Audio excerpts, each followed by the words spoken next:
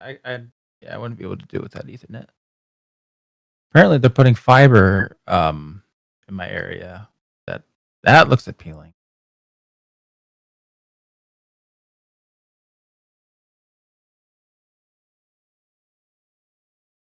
Yeah, I wouldn't be able to do without Ethernet. Apparently, they're putting fiber in my area. That looks appealing.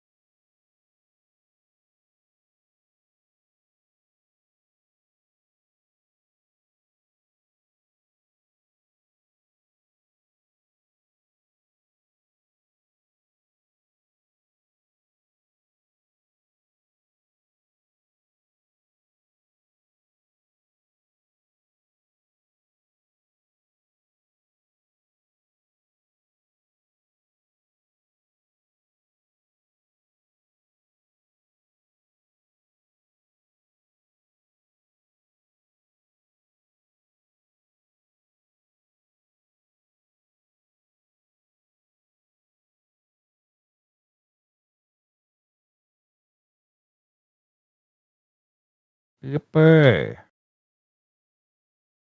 Hello. Yes. God damn me having a bad brain.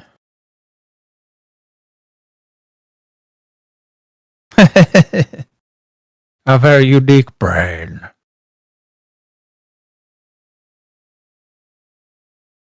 Uh-oh.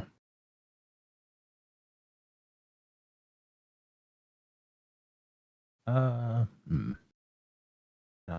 Have the stream open. Check. Okay, now people should be able to hear me. This should be better. It's always something. It's always something when the stream starts. I know, yep. Every goddamn time. I still have no idea how to hear donation alerts. As soon as I figure that out, and as soon as I can change that, I've got a bunch of videos I want to upload, so there's like a bunch of different donation sounds. You know, that are like... Yeah. I would tell you, but I don't remember. I would have to look. Well, because you can hear your you can hear the AI on your end when you do that stream, right? Yeah. I meaning to ask you about that. You'll have to tell me about that after stream or something. I don't know, unless you want people to know. Yeah, that's fine. I can tell you. Oh, dude, some crazy shit's been happening lately, huh? Like between you saw that shit with Helldivers, right? I saw that they tried to connect a Sony account to it and then quickly backpedaled, but they were still banned in 171 countries from getting into the game. If I had a nickel for every time something got banned from over 100 countries, I'd have 2 nickels and a warning. That was good. Man. So you as a Bosnian citizen, you got a true Bosnian patriot, you got locked out of Helldivers for a while there, right? I did. I had to resort to EDF instead. equally great game. I fucking love EDF. I didn't know you had EDF actually. I do. I love EDF. I only started playing it in like last month, and it's great. EDF is fucking nuts. Oh yeah. It's like the exact level of violence I wish Warhammer had more of. Like I think every Imperial soldier should carry like C50. Hi Dorian, good to see you. Hey. What else is happening? There's something else I was gonna talk about. I totally forgot. Just because, like I said, these last few weeks have been totally wild. I haven't had a second to sit down. Yeah, always, been out of my always mind, make sure your videos, your audio's off when you open your phone, kids. Yeah, goddamn though, that was ER in the ER, huh? Not quite, but all good now. Not wishing anything ill on you. No, there's something else. Oh yeah, Elden Ring trailer. There was a trailer for something else I was thinking about. It was like that like weird conservative cartoon that was coming out Ben Shapiro's making or some shit. I've like seen that around. It's totally wild because we were literally talking about weird conservative cartoons. Yeah, and then bam. The next day, it feels like. Have I seen the AK-50 video yet? I'm not 100% certain what you're talking about. AK-50. Can't say. Oh, is that the one where I saw a clip, I think, of some guy showing off a gun, and he makes like a tranny joke or something. Oh damn. Because of the school shooter, and it's like a quick cutaway like gag, like not even really that bad, but I mean, of course that upset us upset people really badly. Yeah. I don't know if they're talking about that. A lot of people discovering that Watch Dogs 2 trans thing. Like that's been coming up on my timeline a lot. The what thing? Yeah, Watch Dogs 2 had like a trans character as a mentor to one of the main characters. It's been forever since I played Watch Dogs 2, but I mean, honestly, I like Watch Dogs. It's just a shame what happened to it. No, there's like a trans mentor character. They're just really weird. I don't know. They look and feel and sound like I don't know how else to put it, like a pedophile or like a Saints Row character. I'd have to find the scene, but like they're so creepy talking to this one kid, and it's like it's just a really it's an uncomfortable scene, but it's not like negative representation, I guess. I don't know. All the tweets I've been seeing about it have been like positive, and I'm like, I don't see what they're seeing. Oh, was that video? There's like this slightly chubby person with like a puff of hair. Yeah, the purple hair. And they approach some kid and like, oh, he's like a little pet or something like that. Yeah. That video. Okay, I only saw a little bit of it, but it's a little odd. That could be just like an out of place or out of context scene, or like their character gets better or whatever, but like I said, it's been so fucking long since I played Watch Dogs. I got flashbanged by that clip. I forgot that was there. Yeah, I never played it. So. I mean, it was kind of cool. It was on that same train of like Assassin's Creed stuff. Oh yeah, that's what it was. There yeah. we go. Right. That's been a thing and a half. Yeah, fucking Assassin's Creed bike stealing simulator. Dude. Here's the thing. Yusuke as a concept is pretty cool, but there were so many other options here. It didn't have to be like this. Dude, it's a nation full of Asians, a market they want to appeal to, and they didn't make an Asian character. This game is not going to be sold in China. They can't sell this. I don't know what it would have been. It would have worked totally fine if you were like a side character. No one would have cared. Yeah, no. Like if he had been like an Easter egg or like a cool side quest or something, that would have been cool. Dude, Hattori Hanzo is like right fucking there. I have no idea how they didn't use that guy as an assassin in feudal Japan. Like, what the fuck? Yeah. The game companies make some fucking confounding decisions. It's to the point where I just browse Twitter looking around for indie games. I found a bunch of cool ones. Shout out to like Sonar Shock looks really cool. There's a bunch of them. I just repost them on Twitter when I see them. Post Void got a physical release. I fucking love Post Void. It's like it's kind of like Quake style. Imagine Quake on LSD. That's kind of how I'd describe it. What's it called? Post Avoid or Post Void? Post Void. It's literally like $5 on Steam or something. But honestly, it's super challenging. I love that game. It's really fun. It's a roguelite. Okay. Oh, wow, yeah. $3. Don't play it if you're prone to seizures. I will say that much. I would. What I am, but not because of flashing lights or nothing. Dude, it might. People say like this and that would kill a Victorian peasant or whatever. That game might.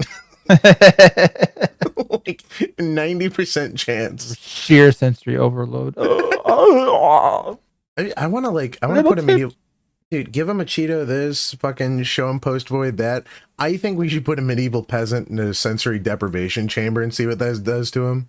I want to see that shit. Dear. Just send someone mad and then send them back into the past. Have you ever been in one? A sensory deprivation tank? Yeah.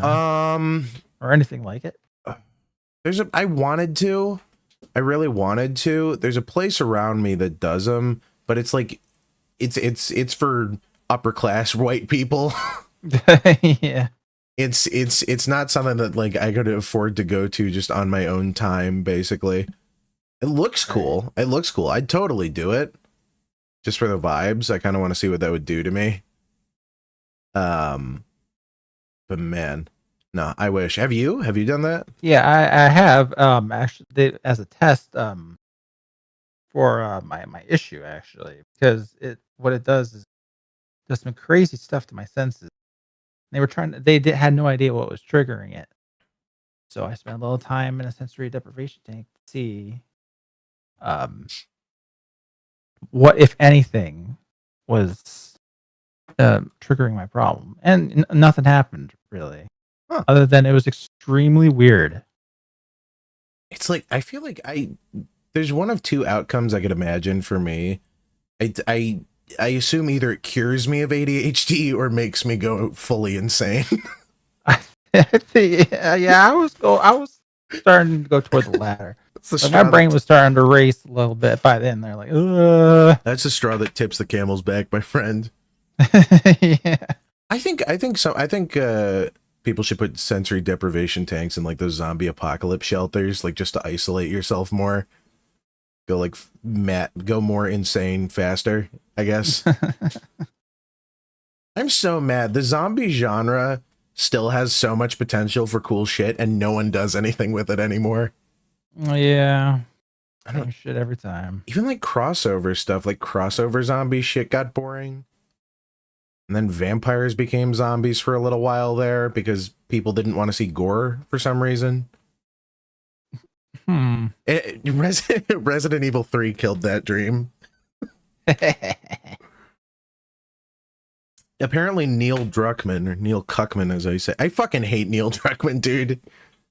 You see what he said about like AI revolutionizing the games industry? Uh-oh. Massive, No, I didn't. massive red flag, dude. He's talking about how it's gonna like make work quicker or whatever. Here's the thing. God. Things that make inconvenient things faster are good. However, when it comes to like an artistic sense, I feel like more human input is necessary. Apparently, there was something. He got such a target on his back. Good Lord, man. Why would you do that to yourself? I read something, and I'm not 100% certain if it's true, so don't quote me on it, or quote me on it if you want, if you really hate Neil Druckmann. He apparently, for The Last of Us, wanted the game to take place in a world where the virus only infected women.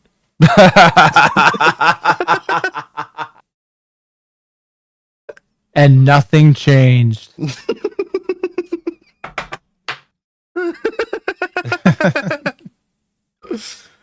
Oh my god, dude. The games industry right now is such a fucking joke, specifically the AAA games industry. Actually, Overwatch 2 is pretty baller right now. All the shitty people left, so they're allowed to make decent decisions again. Venture's pretty fun. Oh. I will say though, this not what I wanted when I wished for a representation of archaeology. What a stupid character. I'm mad. Wait, what character is this? Oh, Venture. Here, I'll throw it up on the big screen. That's right, we're bringing it back, boys. I'm gonna this Venture. One really. Oh. Venture is how to play, yeah. Lord forbid. I genuinely cannot talk recently. I do not know what's up with me. It's okay. That's just my life. She's like a non-binary archaeologist. Or I say she, but you know. Still streaming this to you, right? There we go. Yep. Let me know if the volume's all right on your guys' end. Oh, never mind. Hang on. The screen disappeared. Oh, lovely. That's cool. That's awesome. Don't know why that happened. Mayhaps. No. This is a good stream. There we go. Okay, that should be streaming now. Okay. Yeah, this is Venture. Begin excavation log. Sloan Cameron here on side to Petra. Me and the Whitefinders. Like, she's super fun to play, but she canonically eats rocks. What? She's autistic, non-binary, eats rocks, and is the most recent archaeological excavation. I don't even know, dude. It's something. This is a person. I'd say the jokes right so themselves, quirky. but yeah. I can't even say strong, independent female character because they're not. Not even a bad not even bad gameplay wise. Yeah, the fact that it's just Chomper from Plants vs Zombies, but you know, if anyone played that game, I played it for like 15 minutes. Yeah, Battle for Gardenville or something. I don't remember the first-person shooter one, but it's fun for a second there. Valve is I can't do this anymore. I'm sorry. I just like the I like the fucking tool she has, her gun. Like a rocket launcher drill. And it's like, hey, Venture, can you carefully excavate these artifacts? Sure. Whoops. It's so disappointing. Again, a fun character. It's like Overwatch 1 Doomfist. Okay. Yeah, the burrowing does look fun. Yeah, no, super fun. I've literally just been playing Venture if I've even been playing Overwatch at all. Oh, Oh, the Valve leaked. Well, I guess Valve didn't leak, but Oh yeah, they have their own little new thing. Yeah, just got leaked. It's called I have no idea what it was called. Deadlock, I think. I think so. Yeah. Yeah. People are like shitting on it, and it's like it's alpha footage. Like, Right. yeah. Well, I think it was like all those like bright colors that people are like kind of sick of. I don't Didn't know. look great. It looked. I don't know. It looked kind of muted to me. Like most of it, save for the characters. But I mean, Yeah, the environments looked more Valve-y, yeah. But yeah. I mean, yeah, I thought it looked interesting. I think it works well. I mean, in a first-person shooter, I'd rather have people be visible. Yeah, sure. You know, I don't know. I played Fortnite again, by the way, yesterday for like the first time in, I don't know what year was season 3. I started playing during season 3. I played one game and I left and never picked it up again. I cannot tell you. You're not one of those Fortnite autists. No, I only replayed it on stream recently just because Korra's skin came out, and so I did a stream with a voice changer where I was voicing Korra and playing as Korra, and that was so fucking stupid. But I had fun, and that's really all that matters. Yeah, that and getting those fat sweet donations. Yeah. And a whole bunch of people in chat go, "You what the fuck?" Oh, I totally forgot. I can finally make that. You remember like forever ago when I asked you to send me that green screen footage? Oh yeah. Yeah, I can finally, now that I have the space to do it, I can finally make that video. I just have to get the mocap shit working. Oh, well. Yeah. That's the hard part. Yeah. I got it all downloaded. It's just there's like one thing that's not working and I can't figure out what the one thing is. Yeah. I mean, the main topic I guess we'll move on to today because I can't really... I mean, was there anything else that happened recently? Can't really think of it. The guy from Super Size Me died. Oh, yeah. Yeah. Yeah. I'm not saying... Of, fast food alcoholism. He's in the parking lot, like, drinking a fucking 40. And the doctors come up to him and they're like, "Hey, you're really unhealthy." And he's like, "God damn, must be the burgers." Goddamn McDonald's, they're killing me. It is. That movie, like, single-handedly killed the junk food, like, trade. You couldn't market like that anymore. I think that's when everything started to do the healthier change, you know, granola type shit. I mean, which isn't, you know, a terrible result, but it's not a bad result, but also everything that came in wake of that is pretty bad. I say as I eat the Cheez-It buffalo wing flavored. They're not bad. I'm gonna be honest with you, and I don't like that. It's setting off all my body like "don't eat that" alarms. But also, they're absolutely delicious. So to get you. Can we get a Cheez-It sponsor, you do you think? Would they want to be associated with this? I mean, eat enough of them. I don't know. I fucking love Cheez-Its, yeah! All right. Main topic, though. I know I said it before, but, well, I guess I said it off stream. There is a video out apparently bashing Wendigoon't at some point. I know basically nothing about this video. Because I really wanted to watch it on stream. Because I like Wendigoon't. I mean, I mentioned that before. I really like Wendigoon't. I like his content. He seems like an okay guy. But he also he happens to be conservative, and he's made that clear. Like I think he's Catholic or Christian. I can't remember what denomination. Yeah, I believe so. Yeah. He's not like a bad guy, but I don't know. People tend to have a problem with him, and for seemingly no reason other than his beliefs. It's kind of the same thing with like Scott Cawthon. Oh yeah. Yeah, because it was really funny. He was like, "I'm stepping away from FNAF," and immediately donated all of his shit to the Republican Party. Go ahead, man. Got I'm out him. of the game. He made his money and dipped. What a genius. That's what you do. FNAF sucks, man. I loved me some early FNAF, but like dropped off after 3, I think. Even then 3 kind of sucked. Yeah, not really my cup. I don't know. There's some appeal to it, but not for me anymore, unfortunately.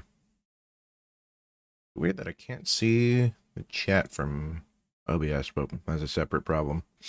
Anyway, so in praise of Shadows, this channel put out this video. It's bad conservative horror movies. At some point, it apparently bashes Wendigoon't, and because he has such a large audience, I don't know, people were apparently coming at this guy. Oh yeah, I didn't even see that dislike the Yeah. like ratio there. Woohoo! The dislike to like ratio on this is, we'll say, skewed. Yeah, a little bit. Wendigoon't here with Grace telling people not to harass this guy, so don't harass him. Oh. I'm always for this. And like, also look at this dude.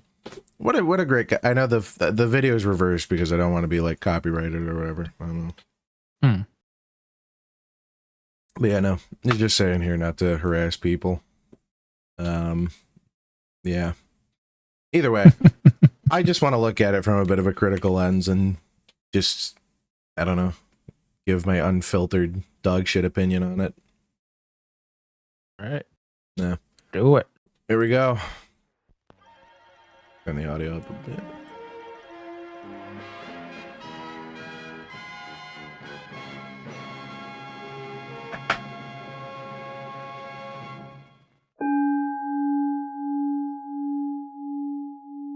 Presentation is You know perfectly well what I'm talking interesting. about. Yeah. If you wish to stay here under my jurisdiction, you will toe the line as I won't say I far as you haven't can, seen it for before, your but sake as well as he mine. does it You have a very in evil a weird way. mind, Aunt Phoebe.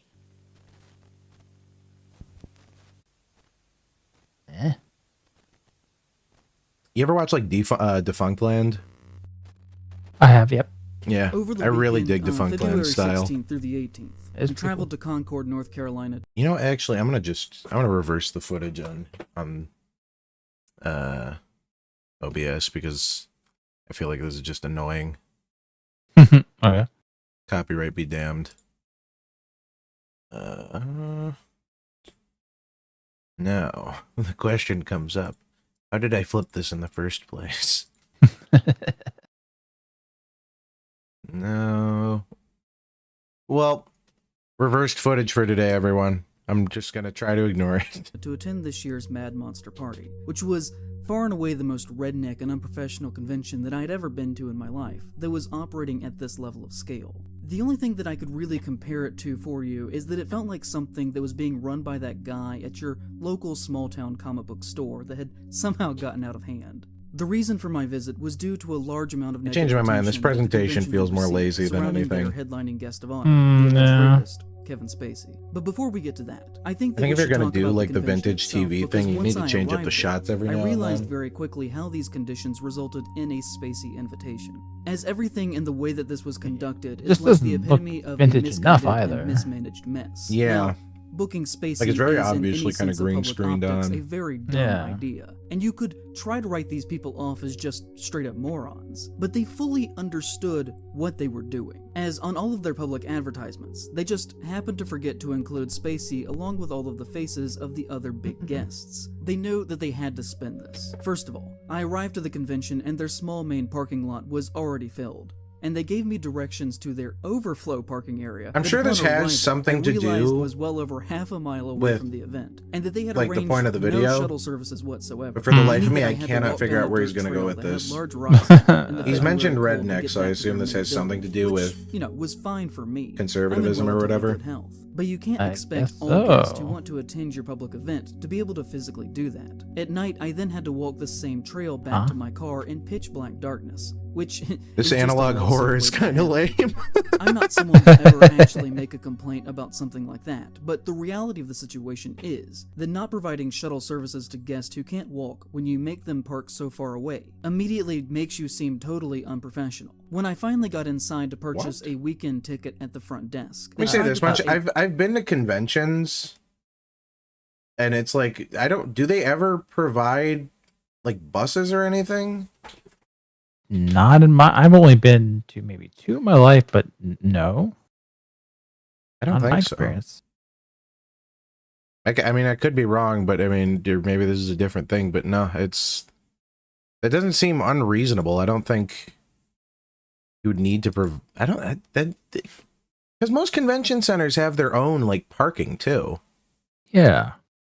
I guess this is a hotel though. I don't know. That doesn't seem unreasonable. I don't think you should be expected to provide that. I think he's grasping at straws already. But... Just a little.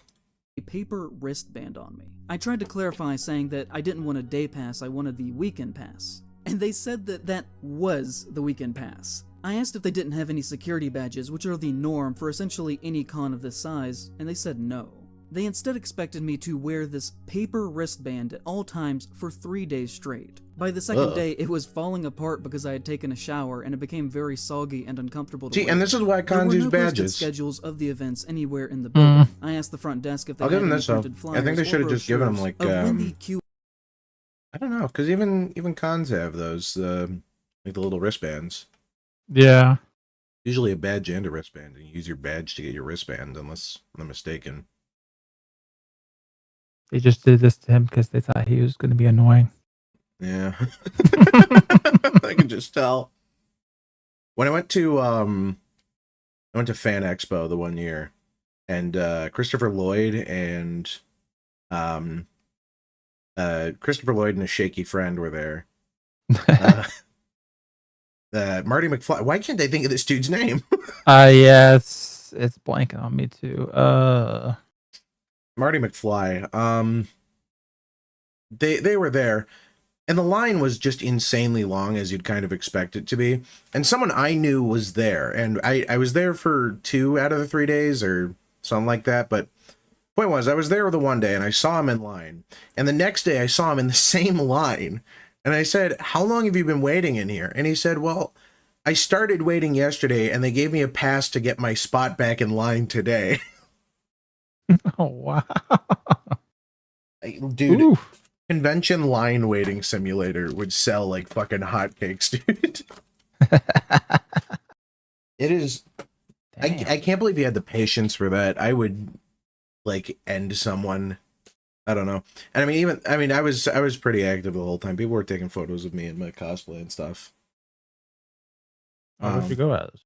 I went as Chainsaw Man. Cool.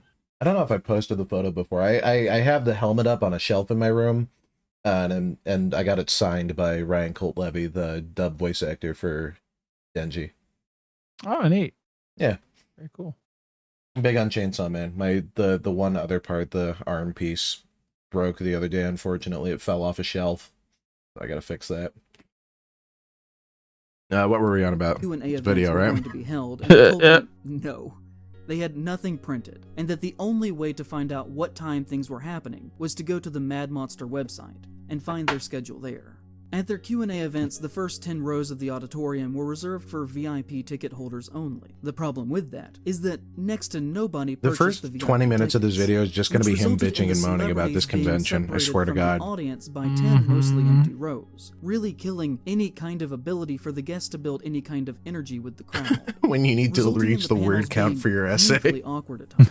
Also because the guests were not actually really that famous, which we're gonna get to. The audience often just didn't have any questions for them because they didn't know who they were.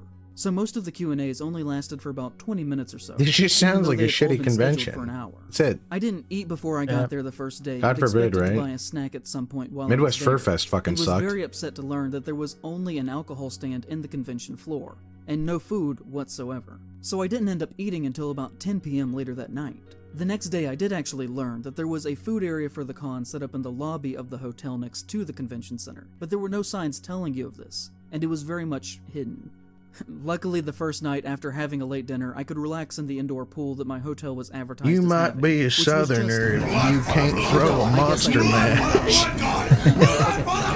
The argument should be made that even if the past 10 years of his life had not happened, Supreme should Awesome Kevin super Spacey chatted himself $2. be the Yo, headlining Gunnar, are guest you of a caught up horror with the manga convention of in the first CSM? place? Most people, if you ask them What horror movie was Kevin Spacey Spacey had been in, would probably space on an answer. Which that answer being is that he has been in exactly Oh, we got a one dono. horror film, Thank you. 7, which was the primary. Yo, Gunnar, are you visual caught up with the theme manga of convention, Chainsaw as Man? They really emphasized Yeah, that they had gotten Spacey as a I guest think by so. having We're all on of the chapter like staff at the 163, convention 164 or being something marked now. by having these bright red shirts on them that I've read, not read the manga "What's in or the seen the box?" anime yet. The photo ops with him were a Pretty staged wild. event with a desert backdrop, where you could get on your knees in front of Kevin Spacey, with your head through a hole that they had cut in a cardboard box that he was. Oh my. That is admittedly a little bizarre. It's You don't want to hear the words "get on your knees in front of Kevin Spacey." no, not unless you're those poor kids. Oh no. Oh no. Oh man. I mean, look, it's like with Kanye, right? He was in House of Cards. House of Cards was good, okay? Looks like you could do with skipping a few meals, TBH. This guy going to a convention and worrying about eating is the only thing I believe. Yeah. He's pulling his box out. Hold it. You can't actually make that up. People were lined up for hours over the course of 3 days to pay Kevin Spacey, whose assets are estimated to be worth between 16 and 20 million, $300 each to get on their knees in front of him. After the announcement in January of his inclusion, Look, at I the mean, convention, Mad he's got to do Monster, as something. most people sadly do when they are being publicly criticized, refused to cancel Spacey's appearance, instead deciding to. Why would double they? You know how down much and money they buckle probably up for spent a on that shit? ride. They stopped Yeah, posting really. on their Twitter and locked all of their comments, instead deciding to focus their promotion on the more pedestrian and less socially vocal social media platforms, like Facebook. This feels less about like. This feels less of a problem of conservatism and more of a problem of just like stubborn people. Because is Kevin Spacey like a Republican martyr or something? Not really. No, I don't know of anybody rooting for him on either side. Yeah, that's what I'm saying. I don't know. It's something to do with the bullheadedness of it. Instagram. Like they're On not. those platforms, like them not they backing reportedly down? began I to don't know. block anyone who said something negative about their decision or the convention. One of which was the drag queen Naomi Monroe. According to WCCB Charlotte, one fan of the convention who had been going for years named Will Kinsler, who you may know as being involved with sports video games, was blocked by the Mad Monster page for expressing his concerns, and would later tell reporters, "I was dumbfounded, right? Shocked. I was disappointed immediately. It doesn't Oh my make me God. interested in attending this time or ever again." Oh, To you know, invite I feel like a somebody- moron. This is probably connecting to this. But again, it feels less like a conservative issue, right? Yeah. these sorts of allegations of sexual misconduct surrounding them into what feels like our home of our community. You know, it was really concerning.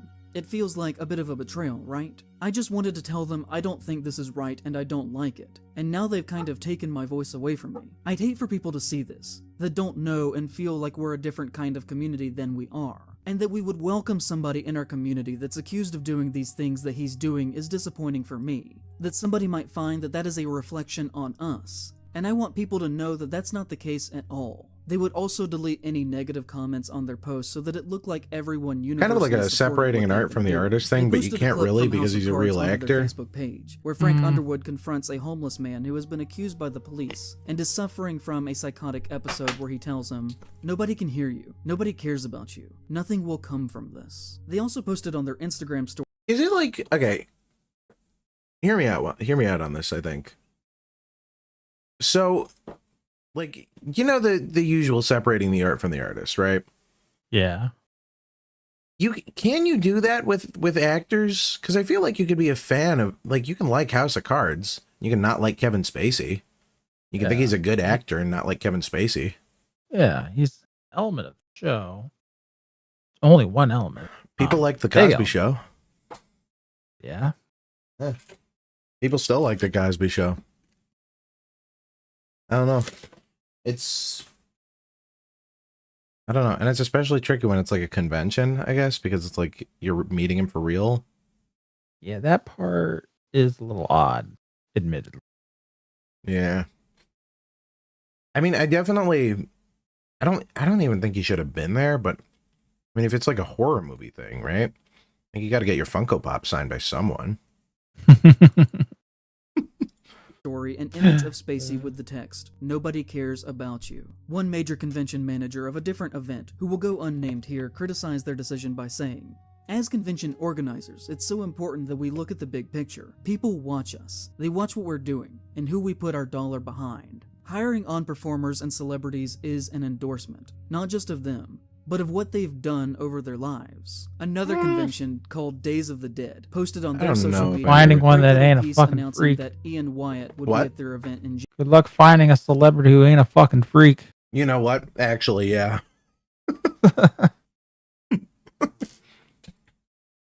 January, saying that he was going to be the only predator at Days of the Dead.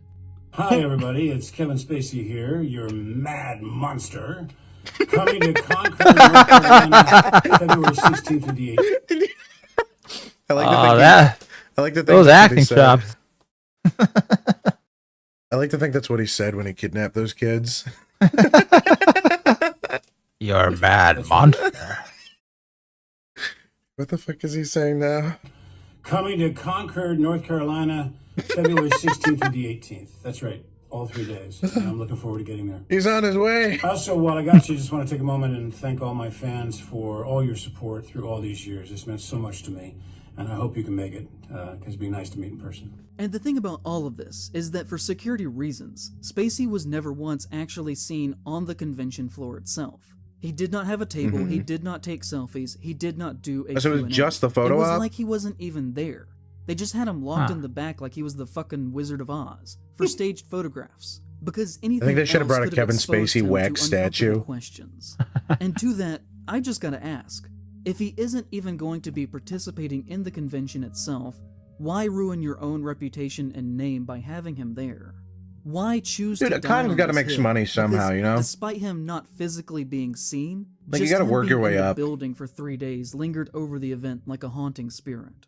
The vibes of this place were truly awful. Because they booked him, it resulted in many reputable vendors or guests refusing to even show up, by either not booking the convention or canceling their reservation. And this drastically hurt the overall tone and the experience of the convention itself. The atmosphere was genuinely depressing. I'm not trying to be an for a asshole when horror I say show? this, I but hope one of so. the biggest guests that they could book was Tim Capello, the featured extra from The Lost Boys that plays the saxophone that is only on screen for a few seconds. One of their Dude, other no major way, guests him? was Michael Lerner, who was not Michael Myers and Dude, I got a Halloween Funko 6, Pop of but that guy. instead was that guy's stunt double that was only used in a few shots in the film. I've talked to both of those guys and they're really nice, and I genuinely mean no disrespect I was to at either. I was at a haunted house in Alabama the one year. I cannot remember the name, but they had what was it? They had the kid there who played Sam from Trick or Treat. If anyone remembers that movie, it was like 2012, 2014, I think that came out. Maybe even earlier. I could be wrong. It could be like a 2009 movie even. I don't know. He was a nice guy, and they had someone else there. I have no idea who he was. He was from some like goth emo band or something, and they did a video together, but no, he's a nice guy. Every single person I've met who's acted in a horror movie, excellent, wonderful people. Thanks for the subscription. But even they would probably agree that they are not horror A-listers. They do not draw in crowds. Because they decided to back Spacey, they really had to scrape the bottom of the horror barrel to get anyone to come to this thing. And despite what they would say about having record numbers, the attendance felt completely dead. It really felt like there were about half as many people as there should have been there on a normal year. I mean, we're talking about a convention that not too long ago had Art the Clown and Captain Spaulding in the same room doing a joint clown Oh man, photo. House of a They used to Thousand have Corpses is so legitimate guests, good. and by comparison, this thing was a total joke. It was They only had 23 guests I don't at know the if you're a show, big horror including guy, you Spacey. are. 5 of them were old Not retired exactly. wrestlers who had nothing Yeah, to do with horror. One was Taryn Manning, House of a who Thousand basically Corpses. has It's nothing to do Rob with Zombie horror. making a They horror had 2 movie. of the It's Dukes of pretty Hazzard great. boys. You had Tom Welling Oh wait, and there he Michael was. There was Sam, Rosenbaum Trick or from Treat. Smallville. You had Chaz Palminteri from The Usual Suspects, who was there because of Spacey. You had Tom Cavanaugh from The Flash. There were only a couple of people who actually had Tom anything to Cavanaugh do from The with horror Flash? at all, like Shannon Elizabeth. The only other big I names do they not got know were most Lou Diamond celebrity Phillips, names. I'm not who caught has up. nothing to do with horror, and Kiefer Sutherland. I don't even know what the who fuck was a only baby there for a Gronk few is. hours on one day. And even though I do love them, and I mean no disrespect when I say this, Felicia Rose and Kane Hodder were both. Oh my also god, you know there. what it is? Here's two different kinds of static. Ah. Here's static on this image of the screen and then different TV static on this. Yeah, I see it. Okay, yeah. It's like, Uh, I was like, why is this so hard to look at? Like, it hurts. do it that way. Hmm. It hurts. Okay. It hurts your eyes if you focus on it too much. You can tell like right here too on this white. This is like white Yeah. noise fuzz. Yeah. Which, I'd say this in the nicest way possible, but they're basically at every single one of these things, so them being present is neither here nor there. So you can see that by booking Spacey, they totally ruined the show that they were throwing, even being about horror, because they couldn't get anyone with any major clout who was both respectable and majorly relevant besides those that I've mentioned within the genre to actually show up. Fellow horror YouTuber Cody Leach was actually also at the convention, and made his own videos on his experiences with it. He's a guy that I have not historically agreed with on most things. He listed Midsommar and The Lighthouse on his worst of list of 2019, complaining Ew. that horror shouldn't be this I agree with pretentious and Midsommar, snooty. His but words, not Lighthouse mine, and should was focus great. instead on being Yeah. entertaining and not trying to be I'm cute still by mad they using cut off the art Willem house Dafoe aspect jerking ratios. off scene. Again, There's supposed to be a his full words, frontal not nudity mine. shot, and we would He have seen also his did not confusingly appreciate large the penis. homoerotic basis of the movie, and complained that it was just weird. It's true. I cannot remember for the life of me what movie it was. There's a movie Willem Dafoe was working on, and he had to use like a penis double because his dick is confusingly large. Well then. Yeah, look it up, actually, like for real, if you're watching, look it up. True fact. We were deprived of that. I want the Lighthouse bigger, longer, and uncut.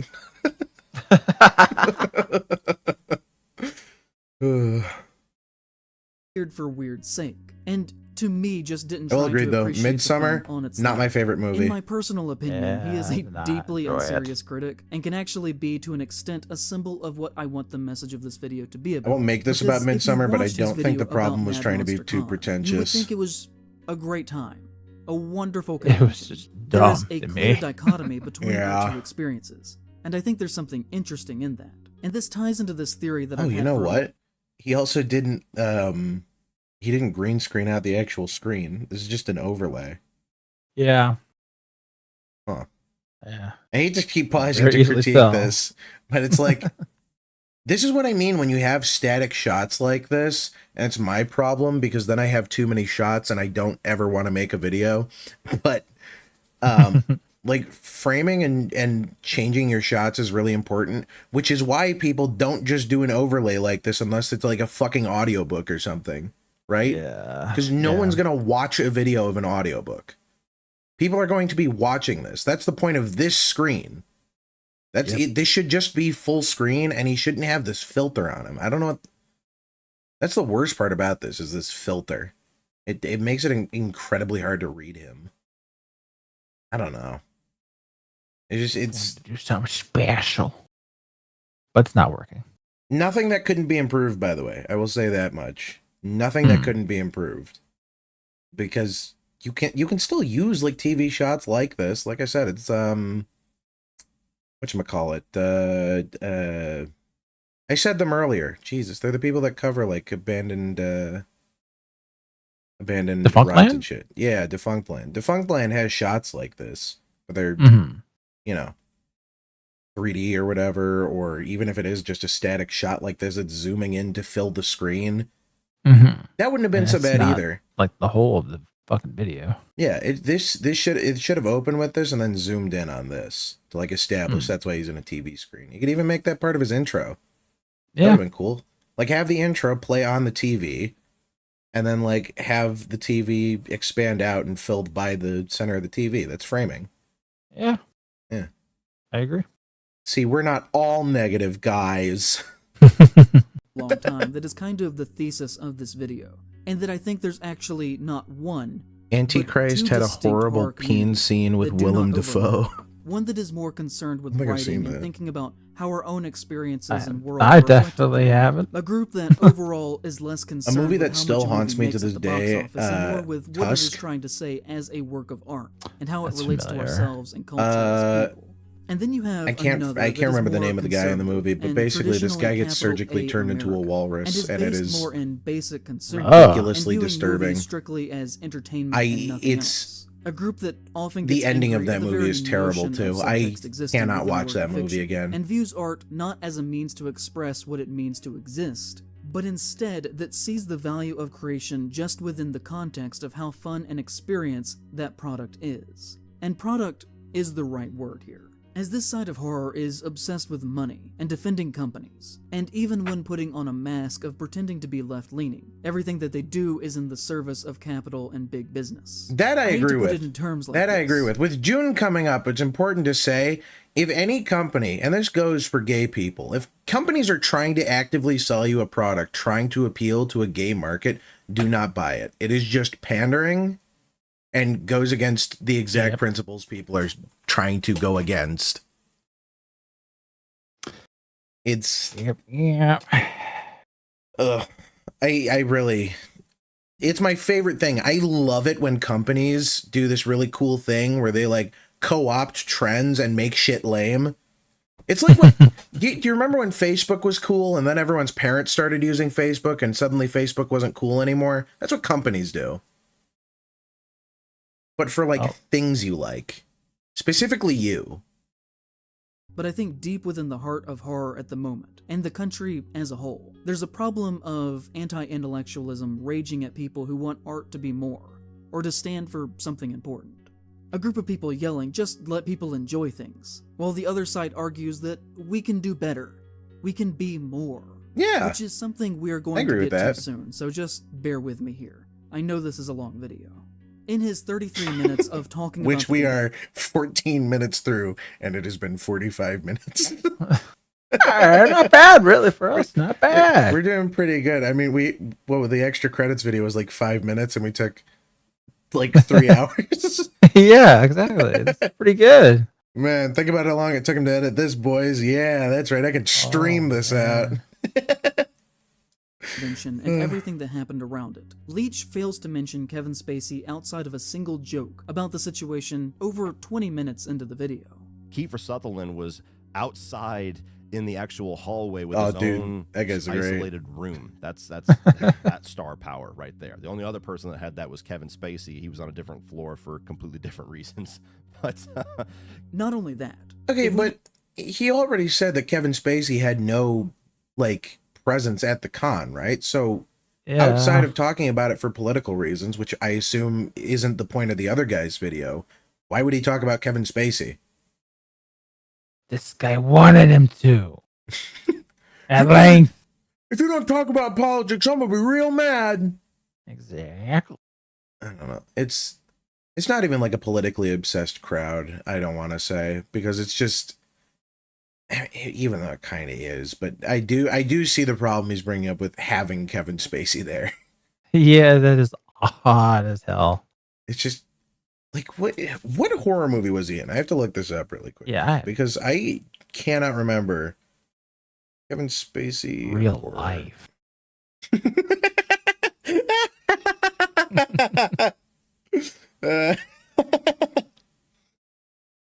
Oh, apparently he's been in he was in 7. That's why he had the box. Oh, yeah. Right. What's in the box? What's in the box? Defoe's massive penis. You're gonna need a bigger box. I had to fold that shit over like a katana.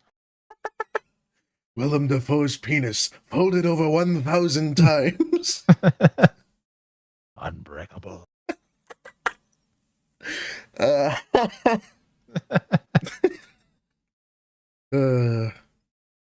These are good. These are bangers.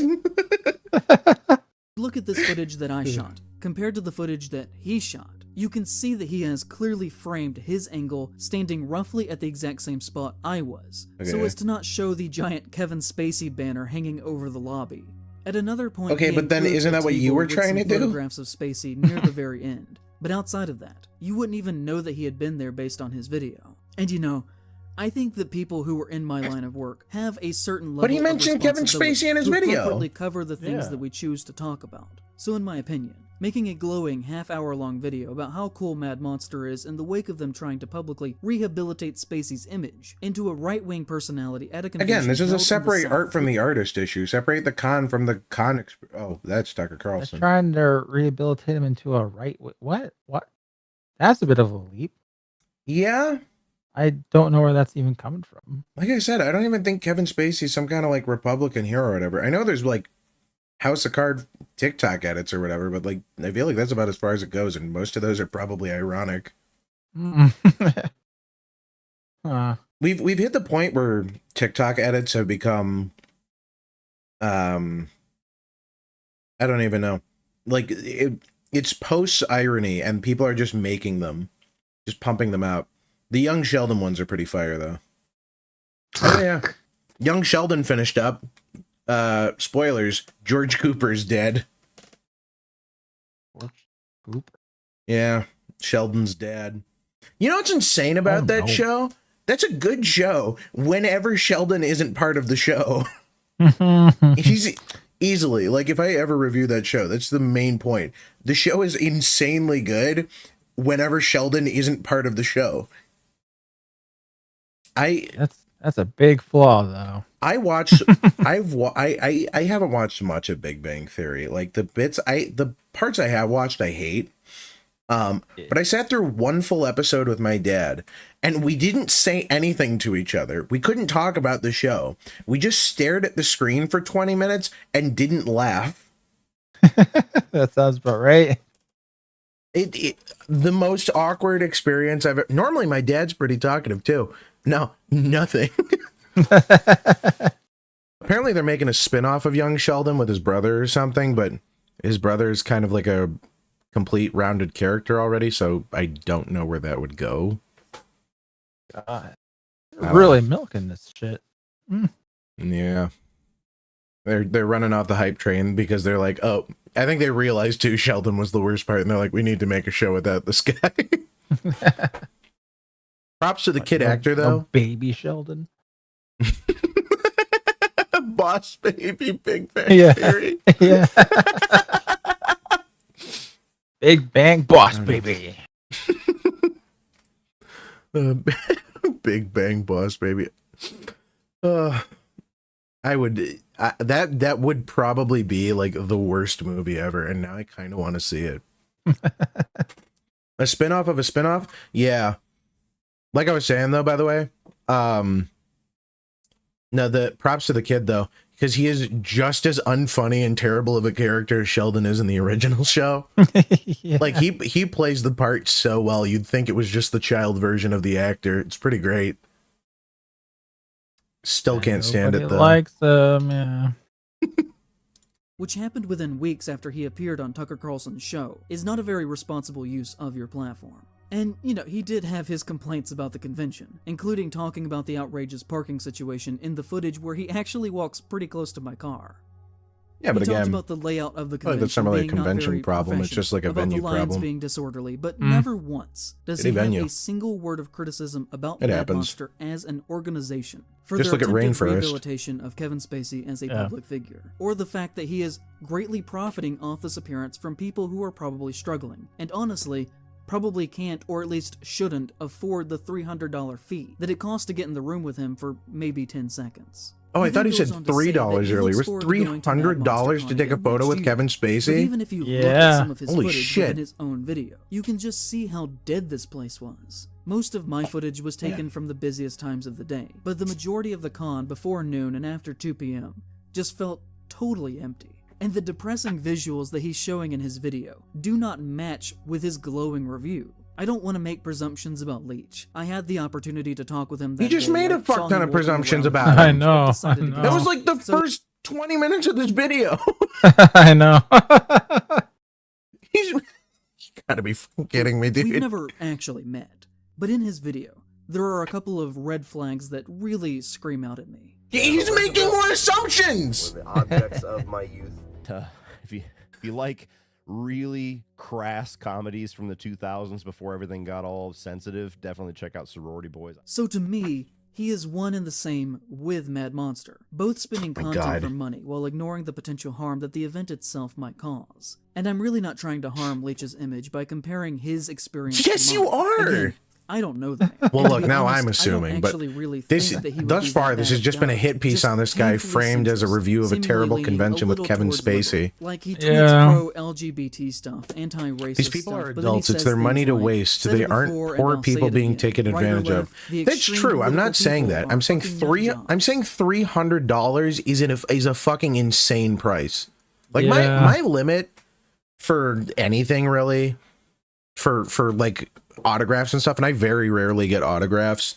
I won't pay too much. I think the most expensive thing I spent like $100 getting some stuff signed by Charles Martinet, but that was totally worth it. And I got something signed by Steve Downs, who's super awesome to meet. I got that poster up there somewhere. Oh, and the stuff by Ryan Colt Levy, but I got my money's worth on that because his signature is literally like 3 feet long.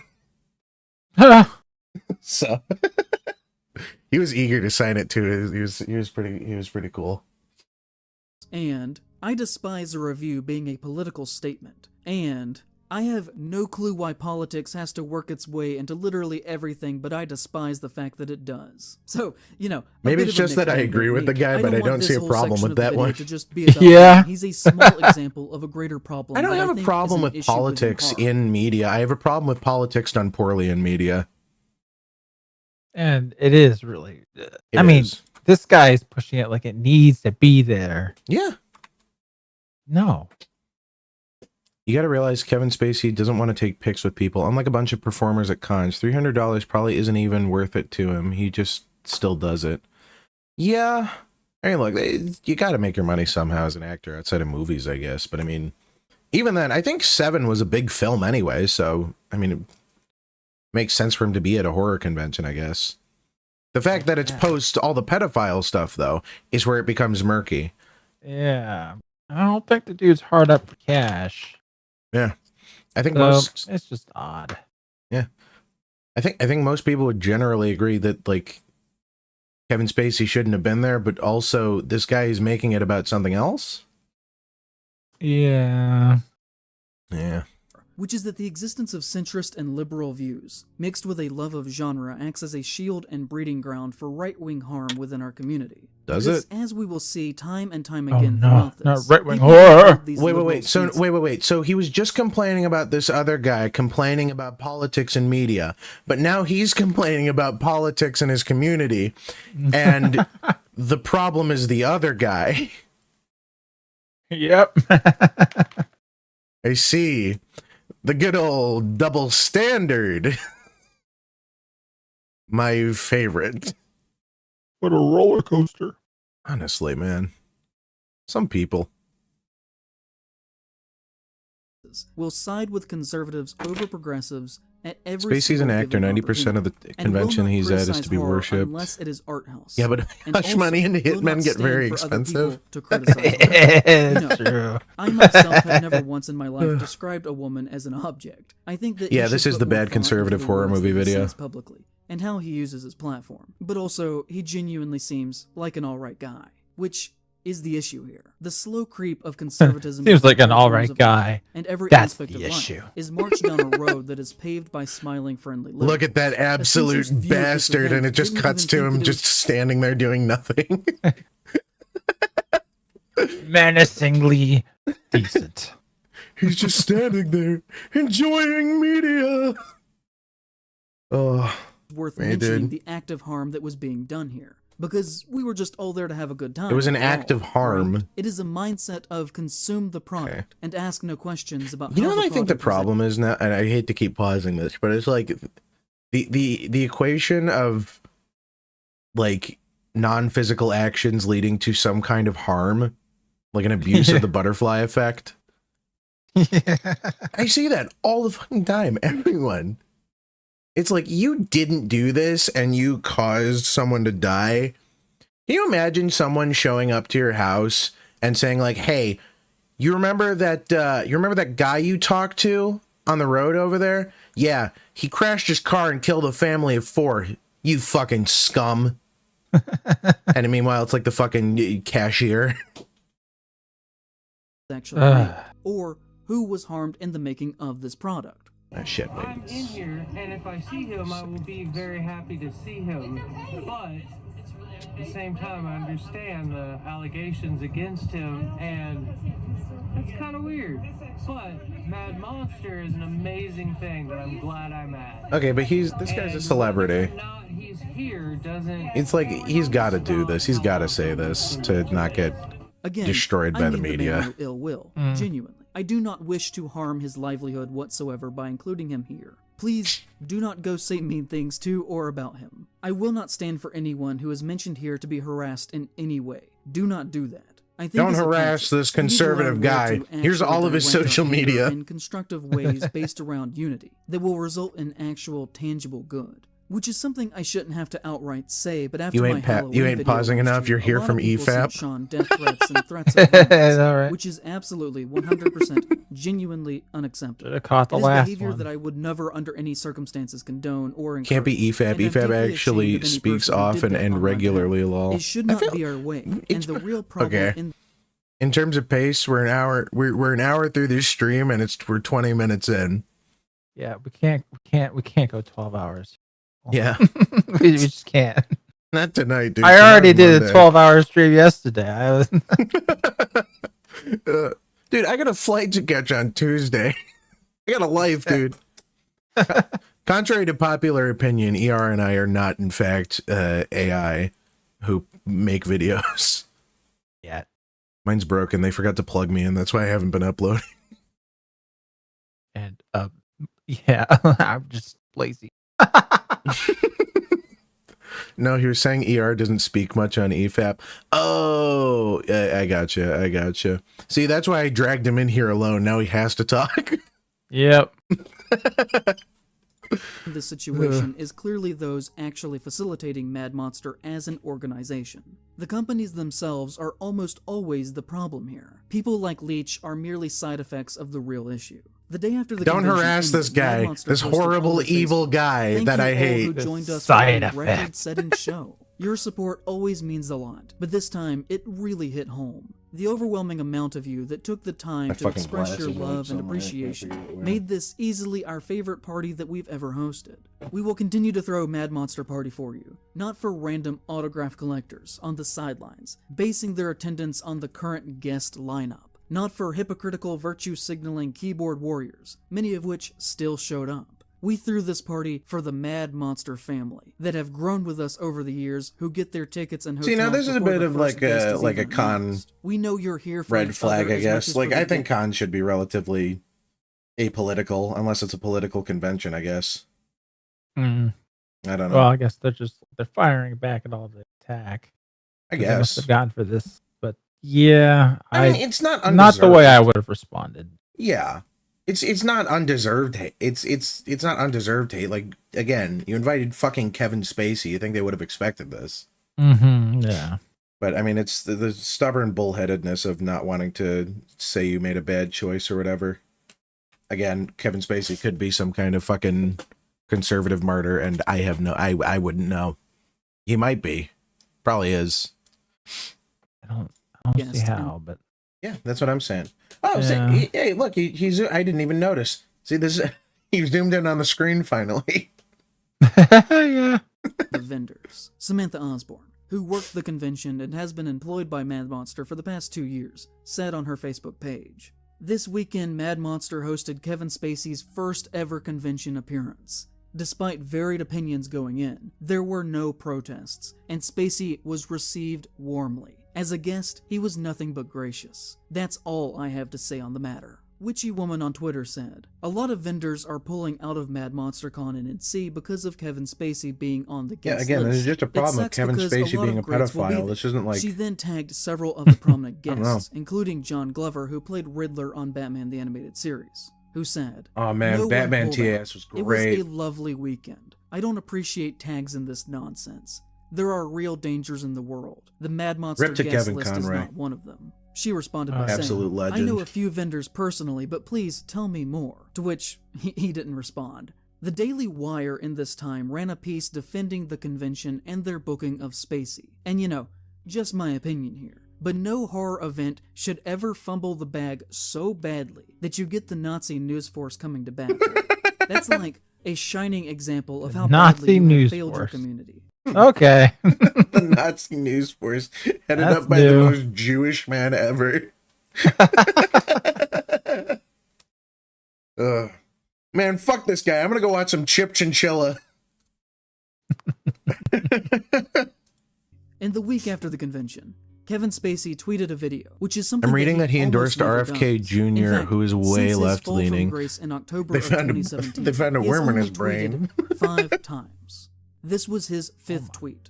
Still can't believe that was real. Monster for welcoming him back into public life, saying that he had a wonderful Yeah, weekend. RFK Jr. went on like an interview and said that they found a worm in his brain, but it was dead.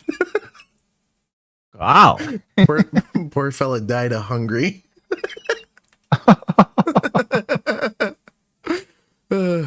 So is this video actually about movies at all? Eventually, I'm assuming once we hit maybe 2 hours and 40 minutes in. Maybe. I don't know how much more I can give my political opinion here, because my political opinion is that I hate politics. Maybe at some point we should just find where he starts going after the Wendigoon't. Maybe. Oh fuck! Look, it's the nostalgia critic. In the world? Snoop Dogg, I guess. That's not Snoop Dogg. That's someone else. I'm certain. Eddie Murphy. Yeah, I think. Did you say Eddie Burbank? No. Eddie Murphy. You? Oh, Eddie Murphy.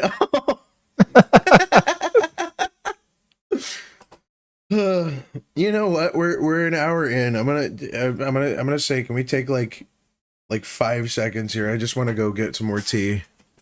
Actually, yeah, perfect timing. I gotta put my dog to bed. I forgot about that. Wicked. All right, people. We'll be back in like, I don't know, call like 5 minutes. Come back at 9, like 9:15, 9:13, something like that. Yep. Perfect. Okay, cool. I want to throw us to the Be Right Back screen. We'll see you all in a minute.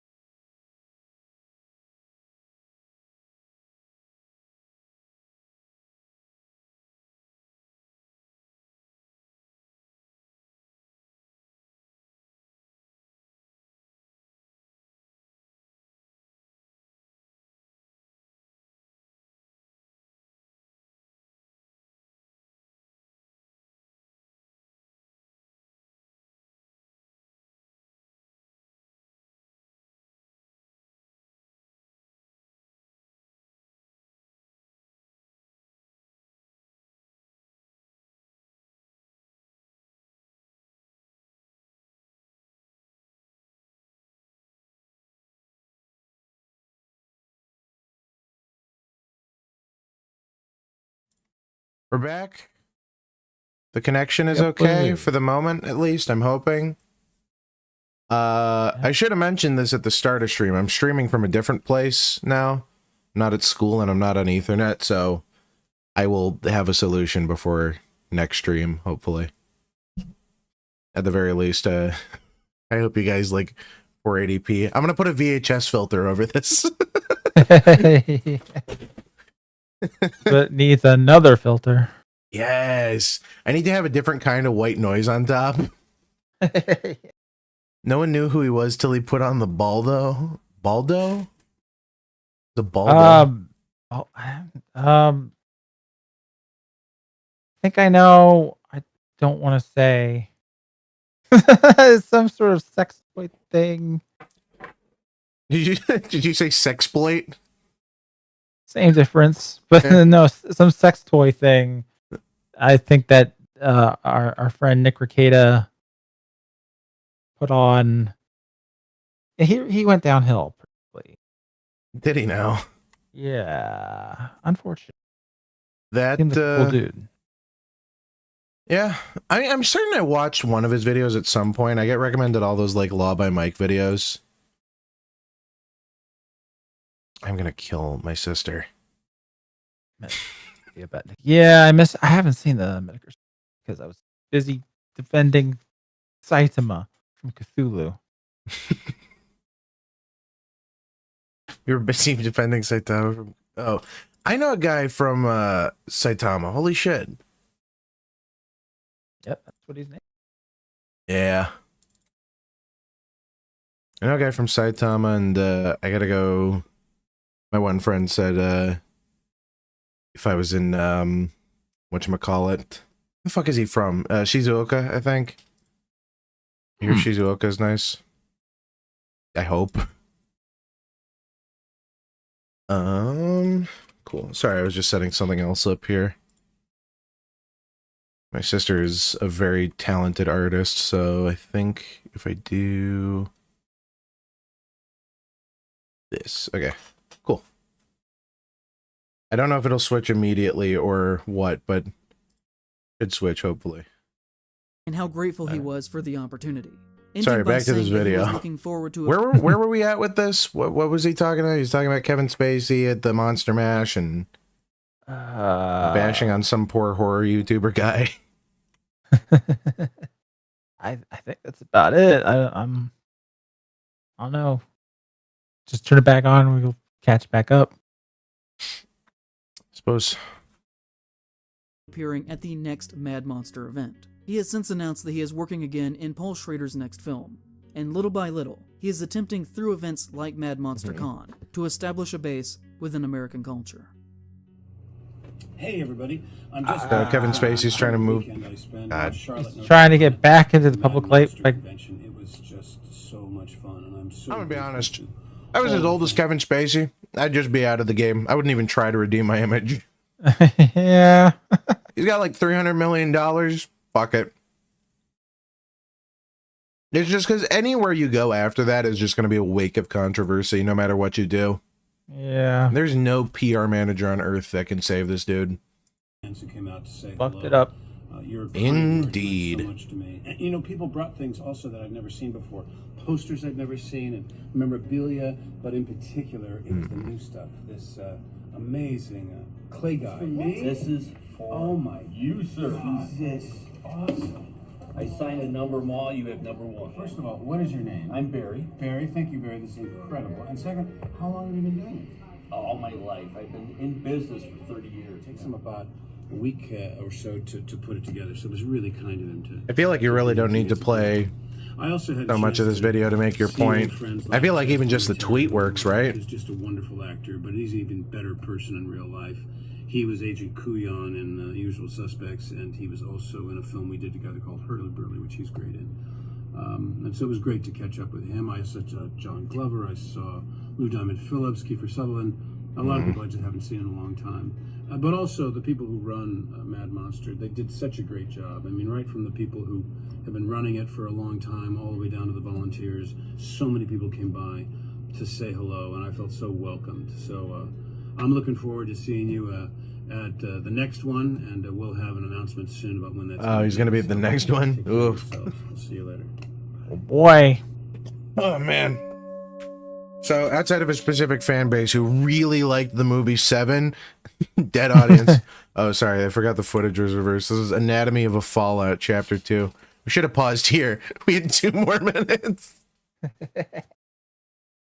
Whoop. Oopsie doopsie. Got a little bit of oopsie. I'd like to talk to you about the worst week of my life. So, what an opening. Previously the worst week of this life. This is probably worse. About The Hills Have Eyes that went very badly. And I've never The Hills Have Eyes is a fucking horror really classic. I don't know if you've seen this, ER. I've seen the movie. Oh, is this the guy that was like, it's the family's fucking fault and the cannibals were the good guys all along? Did he say this? I think this is the guy, yeah. Oh, man. There's going to be a lot to say in this section of the video. We're going to have to do Wendigoon't Part 2.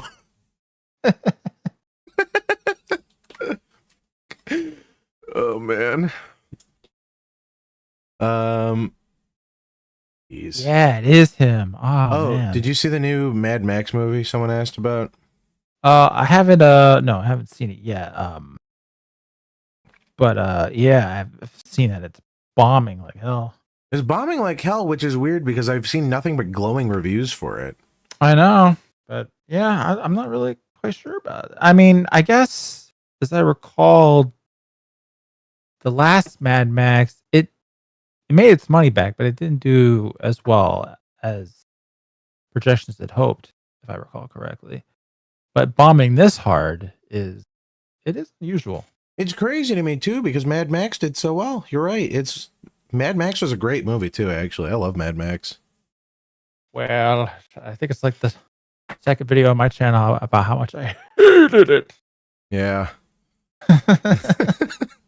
And I guess I might be somewhat vindicated if people aren't going out to see this one for some reason. I'm not sure. I haven't seen it. You weren't even a fan of the any of the original Mad Maxes? I haven't seen your. That's like the. I feel like I've watched your video. Point. That's the biggest weak point of my my video, and I had not seen it. Oh, okay. So you were coming in from like an outsider to the franchise kind of perspective. Yeah. Yeah. And a lot of people give me shit for that. That's always what I'm scared of. Is like. That's why it's. I feel like it's kind of daunting to make a video on something like you're outside of the base of. I have respect for a lot of people who manage to do it, but like coming as an outsider where there's already something established and people have been talking about it is tough. Mm-hmm. Yeah. In hindsight, I wish I had at least gone through the other movies. Yeah. Oh well, I was a kid. To be young again. Oh. I'm old. The thing. You'd be more watching to watch Jesus Christ. You'd be more willing to watch a Fury Road sequel than a Furiosa prequel. I don't know. I thought Furiosa was like. I mean, she was impactful on the film, and Max has already had like a million movies. It makes sense they'd want to like try and branch out. Same reason Marvel has 600 movies on characters no one gives a shit about now.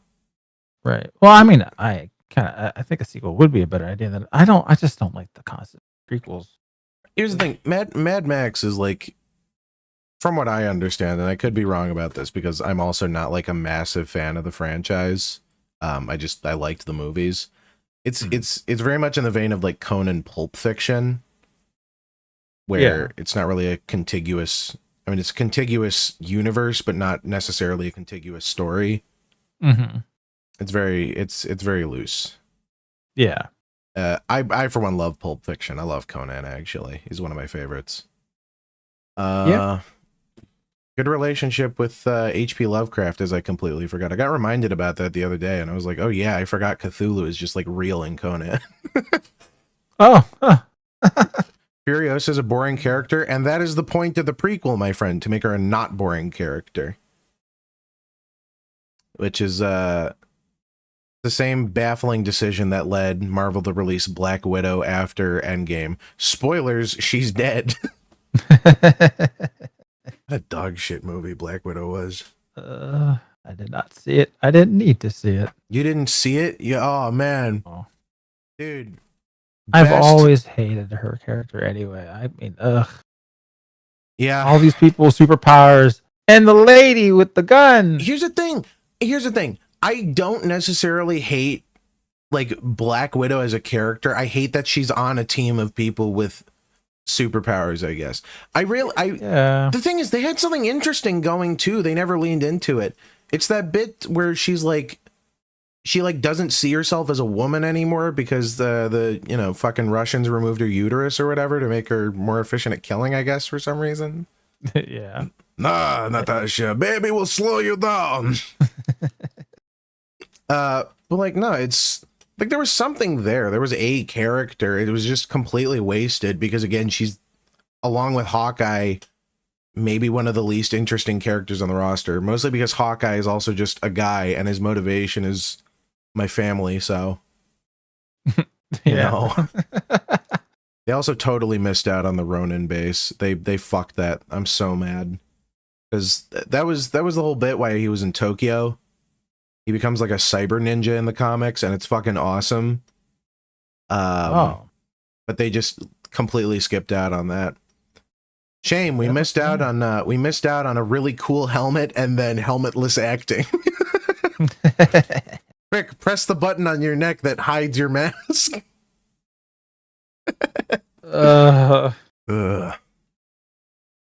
By the way, so I have to ask you this question now. Someone commented it the other like weeks ago now. It was like, why did ER choose to rally himself with someone who uses Troon colors or some shit? Curious. I'm curious. What? Because we streamed Lethal Company, I think, right? And then like, like I'm curious because I just asked you to stream with me over a tweet. Like over a message. Curious, what led you to being here? I just thought it'd be fun, and I didn't make that connection at all. I mean, actually, no. While we were playing Lethal Company, I forget who told me this. I was walking around with somebody, and he just made a joke of it. Isn't it odd that his colors are the same colors as the man's flag? And I just laughed like, oh, I didn't even think about that, and then it just left my brain. It's entirely the fault of the artist, Rizzy, I think. Their link is in my Twitter bio somewhere, but Rizzy Arts, they're great. I literally just said I wanted a picture of a Primaris helmet, and I sent them a photo, and it's red on top. It's literally the lighting. They like the front of it is in the light, and the back of it is in the shadow, so the top of my helmet is the correct color of red. Mm-hmm. I don't want to go through the change because I've branded myself so hard around it. I'm taking those colors back like black people took back the N-word. That's my crusade. When people look at pink, baby blue, and white, they're not going to think trans. They're going to think GunnarGuy. GunnarGuy. Oh, man. Green pilled arrow maxing. What happened to Wendigoon't? I don't know. I don't know how far that is into the video. I'm getting mad at this guy. He kind of looks like Scumbag Dad had a baby with the comedian, the guy who grilled cheese at night. I can't think of his name. Shane something. Oh. I don't know if anyone else sees what I see. Say. For maybe just a couple of times on Twitter. I guess when it happened, I just hoped that it would eventually disappear, but it never has. And I think that we should start here by addressing the elephant in the room far too long after he arrived. So, this is a brief reanalysis of Wes Craven, The Hills Have Eyes, and the internet's general response to some pretty basic things that I said about him and his work about 2 years ago. In the time since making that video, it's like a review retrospective that's going to tie into the rest of the video. Great.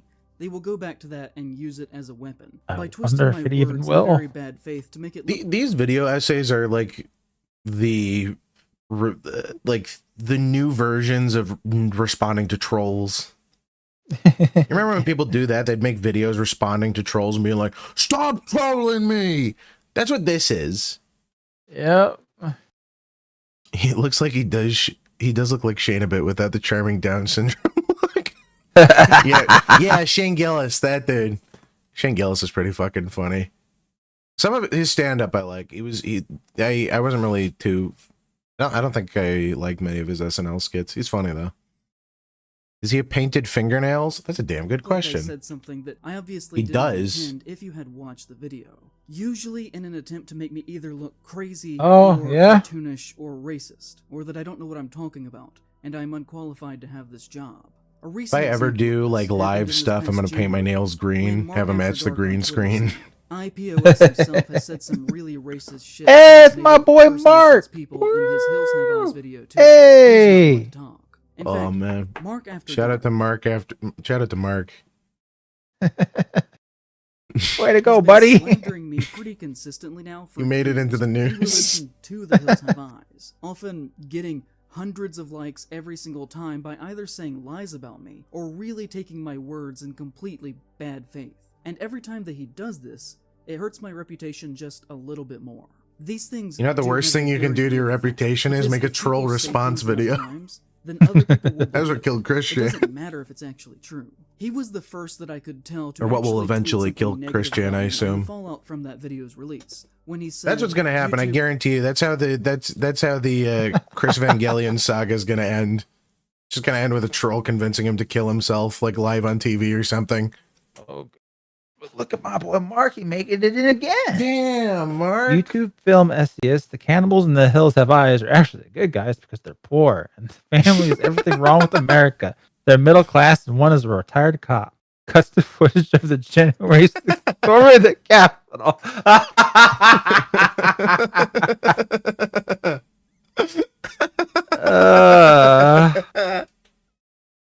Yeah, I can see why some people had some issues with this video. Yeah, it's the pieces are starting to sort of fall into place, as it were. Yeah. You can't like art. I don't know if I necessarily disagree with people who say art is inherently political or whatever. I mean, it's biased in one way or another, but I wouldn't say it's political. Yeah, I would say it's there's always like an angle. There's like, I mean, there's an ideology to it in the original meaning of the word ideology, a worldview that frames it, but like overtly political or trying to push political messaging, nah, not necessarily. Yeah. Like I said, I mean, I feel like it's an opinion shared amongst like most people. People don't have a problem with politics and media. It's a problem with, it's a problem with propaganda. Propaganda in a way. Yeah. How is Picasso political, Lamau? I couldn't tell you. I'm not. I wouldn't say he is this. I'm not a particular I'm not particularly artistic, I'd say. I don't know. I'm the wrong person to talk about that with. I'm gonna be honest. I could probably look into it, but I couldn't tell you. I don't even know if it's even referring to modern art still, but people use art more liberally than I think they should. You know what I mean? Because art is a broad spectrum. Yeah. You can say art with political intentions is political, and you can say art isn't unbiased. That's why we have different art styles, I think, right? Like people prioritize different things. Yeah. Oh, I mean that's my point. It's not political. It's just it's biased in one way or another because people are biased. That's my opinion. Yeah. You're ashamed to say that New Vegas is your favorite Fallout game? Don't be ashamed of that. Just use mods to fix the gunplay. That's it, and then it's a great game. New Vegas is easily the best of them. New Vegas and 3, but they're very different games. 3 is definitely leaning more Bethesda, and you can see like how everything that Bethesda changed in 3 made its way over to 4. Fallout 4 and 76 are completely different games from the early Fallouts. It's astounding. If you want an example of one form of gameplay translated poorly to another, Space Hulk Deathwing, great game. They tried to translate tabletop directly into a first-person shooter, and it works, but at the same time, it really doesn't work. It's fun and it looks great, but you know, not the changes that needed to be made weren't made. I completely forgot what I was going on about with this tangent. Should we get back to this? Sure. Film essayist. The cannibals in the Hills Have Eyes are actually the good guys, because they're poor, and the family is everything wrong about America. They're middle class and one is a retired cop. Cuts to footage of January 6th storming the Capitol. Which, I hope you'll be able to see is taking my basic argument and contorting it to appear as ridiculous as possible, even though it did make sense within the context of the actual video. I mean, I feel like we need a clip from the video. 25 minutes. Reducing what I was trying to get across down to a single one-sentence tweet, of course, is going to make me look like an insane person. You can literally do that with anything that anyone says, but it isn't being done in the fair spirit of argument. It isn't an actual response to what I was saying. It is lashing out. I really like the Temple OS background. Likes with that one. Yeah. I really want to talk about Time Cube sometime. I fucking love Time Cube. It takes a certain kind of crazy to make something that awesome. Yeah. Homeless people are the good guys. Yeah. Oh my goodness, man! He has a vendetta. Yeah, against Mark here. Oh, there's Wendigoon't and his gun. He held a gun. I completely missed his point in this section. I'm gonna be honest. He's yapping.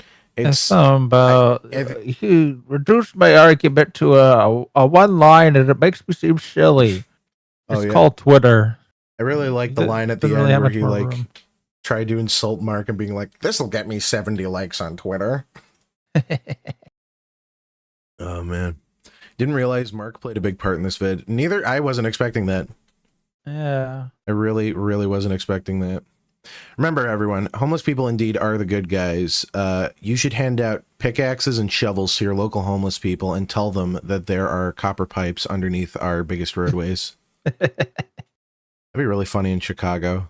Did you know that there's copper under those buildings? Get digging.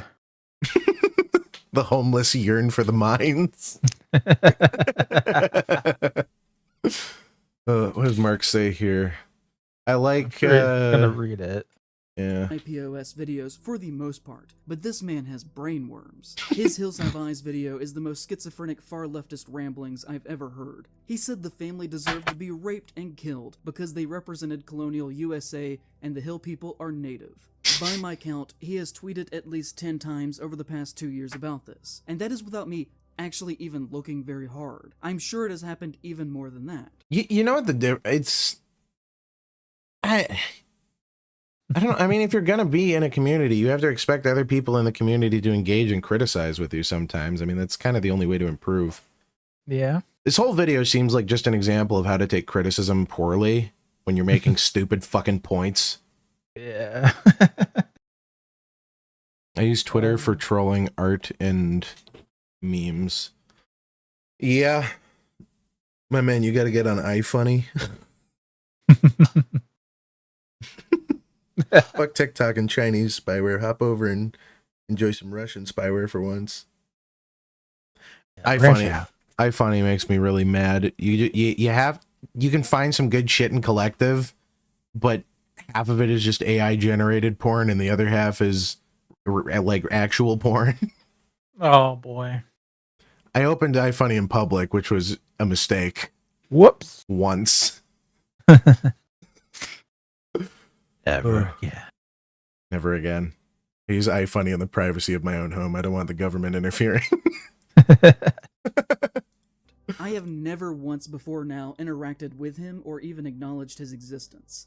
And he's often really condescending with this too. In one tweet saying that I must have forgotten my meds that day. Essentially, I think rape get old Mark. Capitalism is literally a good thing, and that I'm also a racist. Around that same time in January, an account going by Crackhead Clyde said to me, "I don't get how you can show Bro is really beefing with Crackhead Clyde."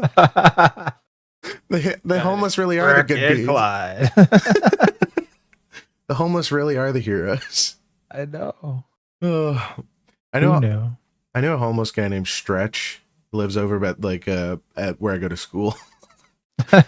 And I was like, what do you do all day? And he's like, sometimes I go to the library and just go on Twitter. It's like, do you play games? And he's like, he plays Overwatch 2. He plays Overwatch 2, goes on Twitter, and uses whatever money he gets to smoke weed. I'm gonna be honest, he's like a modern day Diogenes. Friend him and finally play some Overwatch 2 with him. Oh fuck yeah, dude! I gotta get him on stream. Yeah, get some support from my boy Homeless Stretch on Twitch. He's streaming from the library. Oh, fuck me, man. Cannibals in the hills have eyes than a kid who is defending himself during a riot, or a competing YouTuber who has different opinions from you, which we're gonna get to all this in a little bit, but the kid that he was talking about defending himself was Kyle Rittenhouse. The hills have eyes is their favorite thing to use against me because it is really all they've got. And not that we should be really taking the opinions of Crackhead Clyde extremely seriously, but the issue is the army of Crackhead. I don't know, he sounds like a stand-up individual to me. Yeah, Crackhead. I'm gonna be honest. I trust Crackhead Clyde more than this dude. Dude, he's like, we shouldn't take what he says too seriously. Now let me continue my 3-hour essay about why we shouldn't take this seriously. A single tweet about you and then assume that it is true and hold that against you for years. Literally, there has not been a playing Tekken 8 while listening to this doofus ramble. Oh man, I didn't have I love somebody Tekken. saying something shitty to me about that video. Dragunov main stand up. Most of them have actually even watched it. And I kind of want to look at this, because posting that video was a huge negative turning point in my life. And the way that that one video was received has really impacted everything around me. Guys, I had a really bad opinion, and people made fun of me for it. So that ruined my life pretty much. Yeah. Posted a YouTube video. Oh, last mistake I'll ever make. Dude, it's been a rule of the internet for as long as I've lived that if you post your opinion on the internet, you have to be ready to take some shit. Mm-hmm. Oh my god. I know it. I hate that soft condescending cadence bread tubers have. It's like if you stood 3 feet away, you couldn't hear anything they said. Victor France. Yeah, no, 100%. It's every single one of these guys has the exact same cadence, and it's who was it? Jimmy here, I think is his name. Jimmy something. It's a YouTuber who sits on a yoga ball sometimes. Nakey Jakey. Yeah. Nakey Jakey like revolutionized this exact format, and then someone else, I cannot remember who, because for a while everyone was trying to do Nakey Jakey, and now everyone's doing this exact same thing. You pointed out now, but it frustrates me because there's a lot of great like video essayists I like, but I just cannot get past how they talk. You know what I mean? Yeah. Oh, there's that one. I was so mad. There was this Doom wad that came out, like this map or something, and it was like a cool story behind it or whatever. Like it was like an ARG or whatever. You want to know what the climax of the ARG is? Could never. The gays. The gay agenda. The reveal at the end of this whole fucking like ARG. I watched this whole video on it. It's like 2 hours or something. And you get like all the way to the end, and it's like decoding everything. This guy was married to this lady, but he was really gay, and so he made this Doom mod for his dead gay friend who was really a ghost. That was the whole like wad, and I was so mad because it's such a cool like concept and it's so well done, and the ending is so fucking underwhelming. Is so fucking mad when I got to the end of that video. Would have been more mad if I had participated in the ARG, but I do not have the time for those things. Well, now you know better not to even. Honestly. Not to bother, really. Sounds like somebody got molested. At the end of the ARG, the final boss, Kevin Spacey. Gunnar, you should remind ER about the meat apron. The meat apron. I have such a bad memory. You're probably referring to something I said. I want to be honest, after these streams are over, I don't remember shit. These are just like live notes for me to reference later when I'm writing shit that will go nowhere. House of Leaves, but Doom. Yes! Yeah, 100%. I think that was I think that was what they referenced in the fucking video, actually, because it was house.wat or something. I don't know. That whole, I was so mad though. The build-up was really good though. It was super cool. I was relatively... Oh, the meat apron for the Boogie documentary. Oh yeah! Boogie's fucking meat apron gut. Yeah, you didn't have to remind me of that, good sir. Ugh. It's insane. Boogie's literally round. He has no ass. He's like flat. It's so weird. You know that meme of the guy where he's like, where is someone, and he's hiding under his enormous gut? It's exactly what it's like. I think Boogie should play Kingpin in the next Spider-Man movie. What are you doing here, Spider-Man? Pulls out his gun. Comfortable financially. Shaped like an egg with legs. Wanted to, and have honestly struggled very badly ever since then. If you want to know why I make so many franchise videos now, it's because I still need to eat, and those are the only things that ever get. I still need to eat, guys, and everything else I do dies as soon as it's released. For transparency, this is a graph of my total lifetime views on my channel, and this is the point where I posted The Hills Have Eyes. There is this essay is just complaining after me making that, and at least from my perspective, I'm not really sure if that response was God. fair or justified. I don't think that as a person I deserve that based on my performance in that one single video. I understand that I am not entitled to your time whatsoever or anything You're like entitled that. to my time, apparently. I gotta stream this shit. But if you stopped watching me over the public reception to that one work, then I kind of want to talk about that a little bit here. Because there's not an insignificant amount of people who frequently say untrue things about me, and in the long term it has kind of ruined my ability to make a living doing what I want to do with my own work. And all guys, of this I can't make video YouTube essays online anymore. I'm starving. Poor fella. You ate all my horror movies. Now I'm gonna starve. On a misconstrued idea of what I was actually talking about. But before we get to that, let's take a look at some other movies made by Wes Craven, so that we have proper context to actually talk about The Hills Have Eyes. Because Wes Craven was undeniably an extremely left-leaning filmmaker, who infused that into practically all of his work.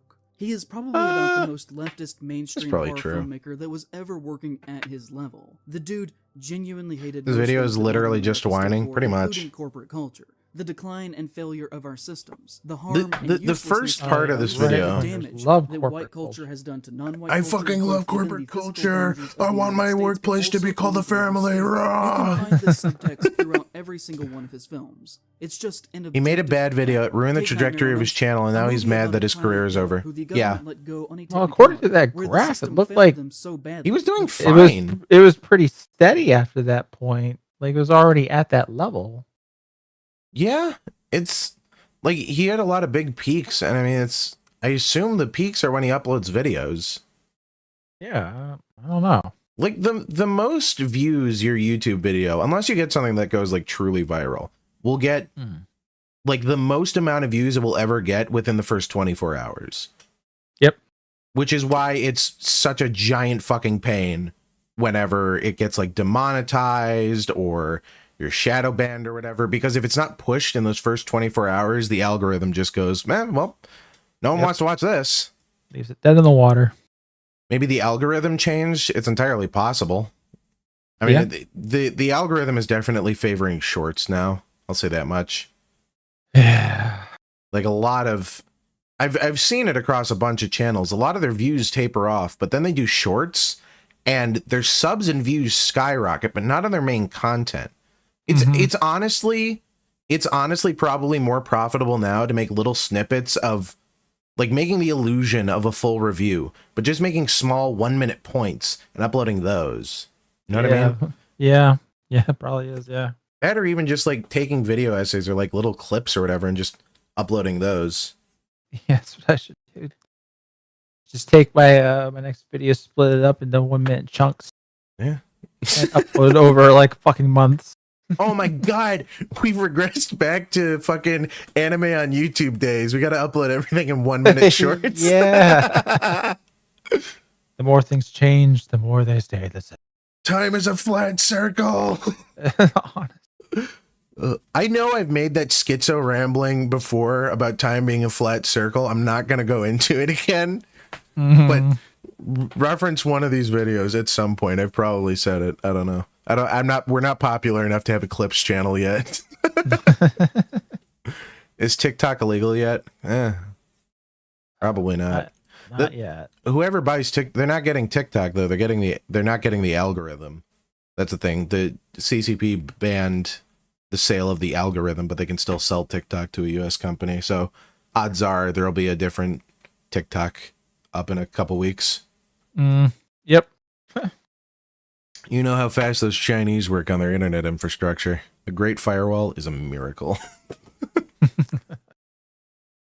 To your point, there have been fake crazy clips from podcasts that just don't exist. It's just a clip channel that can go viral. Oh yeah, that's true. Do you remember those guys who like talk about fucking Skibbity Toilet? There's some guys talk about it. Clips kept popping up and they were like, it was the weird podcast editing where they're having like a fake conversation. That sounds familiar. But they'll talk about like, did you know that Skibbity Toilet is related to Pomni from the Digital Circus? Huh? How? It's like completely set up and scripted, and it's so obvious, but it's framed like it's from a real podcast. That's actually a little bit genius. Horrible, but I don't have the psychopathy needed to sell my soul. Yeah. To make YouTube full time. I'm sorry, to make YouTube profitable full time. Yeah. What's he going on about here? What's he yapping about? Together to form some sort Nightmare of on Elm Street. justice lynch mob because the government is so useless that they have let him slip through the cracks. So Nancy's mother. It wasn't that he was so says at useless. one He slipped through point the cracks. He was a relationship fucking with nightmare demon. free. What's the Finally, government supposed to lawyers do? got fat and the judge got famous. But somebody forgot to sign a search warrant in the right place and Kruger was free just like that. In the end, a teenage girl has to take down the rapist herself while the cops stand right outside on the front lawn listening to her screams, watching and going, oh gosh, oh gee, whatever are we gonna do? Which is something that is still happening in real life. What are they going to do? Oh my god. A running theme throughout every single one. Unless you're like a really fucked up person, honestly, so if anyone has it, send me a source otherwise. I can't think of someone like being raped in front of you and so like a regular person not doing something, especially a cop. Like you got to be a special kind of fucking evil to do that. Well, go to India. You know what, you're right. I was thinking too hard in the US. You know, it's really weird. I was having a conversation about that earlier. It's everyone I know is racist against like Indians, including Indians. Yeah. Oh, definitely Indians with their little caste system. Yeah. They get it. That in North and South India, there's no difference. Yeah. Films is how the cops are incompetent, and never once in any of the movies do they actually catch the killer. And that's not even to mention the criticisms of When do they? That's just a horror 3. trope. If you look at his 1981 follow-up to The Hills Have Eyes, Deadly Blessing, it too has a strong message on the... I actually haven't seen Deadly Blessing. I don't know this The one. main women protagonist is basically begging the sheriff to do something about a dangerous man, instead of just sitting by and watching as bad things happen to innocent people. He says to her, if something happens, I won't be here in time for nothing but cleanup. Vampire in Brooklyn is kind of a strange movie, one that dares to ask the question, what if we cast Eddie Murphy and Angela Bassett to play love Oh, that interest, is Eddie and Murphy. they gave them the same haircut? And also in that it kind of doesn't really have a protagonist, which is unusual for a horror film. Whoever the protagonist is really... I gotta watch this. This looks fucking awesome. Movie that you're at. But we start with Julius, Lord. who is struggling, works a bad job, and has a deep distrust of the police, who weirdly have German shepherds. You know, it seems like Wes Craven liked to use German shepherds as a visual code for racist cops. Anyways, he has an older relative who is what? Is that true? I've seen a lot of Wes Craven movies. I don't know. It's why would German Shepherd be code for racist? I mean, if it is, then I'm fucked. German? I gotta Shepherd. I'm fucked. What is it? I mean, they use German Shepherds because they're an extremely intelligent breed. Guys, did you know in that Quentin Tarantino movie, Inglourious Bastards, that he used Nazi like the swastika things to show off if someone was racist? Did you catch that? Did you guys catch that? This dude is legit delusional. Jesus Christ! Yeah. I mean, Yeah. Maybe he was right. Maybe he did forget his meds.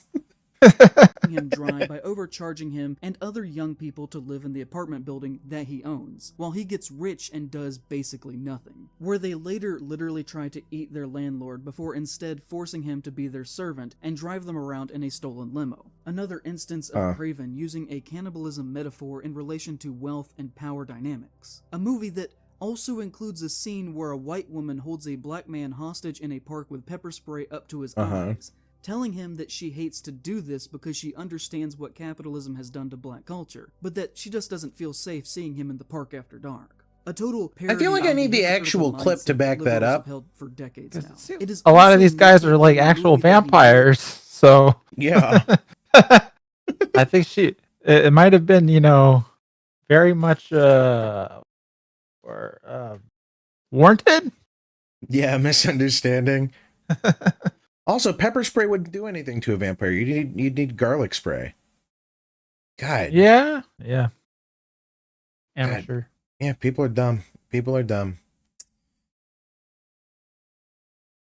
I almost said Van Halen would be disappointed. Issues that affect people. The Serpent in the Rainbow is about an all-white imperialist American pharmaceutical company who sends a tall, white, light-haired, handsome man to try and incorporate himself into the culture of Haiti. Hell yeah! Another victory for Hyperborean space donors. Steal their old folk medicines so that they can market them and capitalize off of them. Midway through the movie, talk about cannibalism in Haiti, Haiti, where they are planning and celebrating this, genuinely having a conversation about violence that they plan to enact against poor black people. Everyone who is at the table is white, and the butler who serves them is black. And because he's okay, so it's like racist or in the same vein as like the Get Out in their culture, and never attempts to understand the Haitians on a spiritual level. Right? He is a cultural leech. And just because he is the protagonist does not mean that Craven is trying to paint him as a good person. You don't let your kids watch Paw Patrol because it's in the Hills Have Eyes. In fact, just because like it's racist. Craven is using Serpent in the Rainbow to show a very complicated situation where both sides have strong issues going on, as the black political antagonist of the film are using excessive violence and fear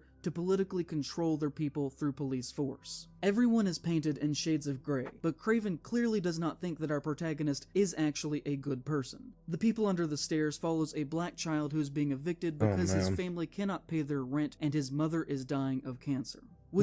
I'm confused as to what's connecting this to the earlier point. Landlords are secretly BDSM. Is he trying to do all this to defend his point before about racism from his previous video or something, like his Hills Have Eyes point? Yeah.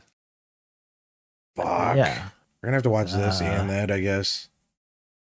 That or maybe I'll find just like the clip for next stream of him saying that. Well, the poor black people. So they're saying that the cannibals in the hills. He's saying that the cannibals in the Hills Have Eyes are representative of black people, or representative of the natives of the area. Well, poor minorities, right? Poor minority. Yeah. I feel like we've talked about this before. Have we not talked about this before? This exact same argument. I'm sure we have, but we were talking about fucking what was it? Extra credits. We were talking about the fucking orc video. Yeah, the orcs. This is the orc argument again. This is an indefensible point. It's the exact same goddamn video. Guys, if you don't see, no wonder it fucked them over. Except this one's worse because he's actively using movies that are making points about racism and not about The Hills Have Eyes, which is about white hillbilly cannibals. Unmistakably. Yeah. This dude. Time is a flat circle. Escape. Time cube. Just because you graduate college doesn't mean you're good at essays. Yeah. Yes.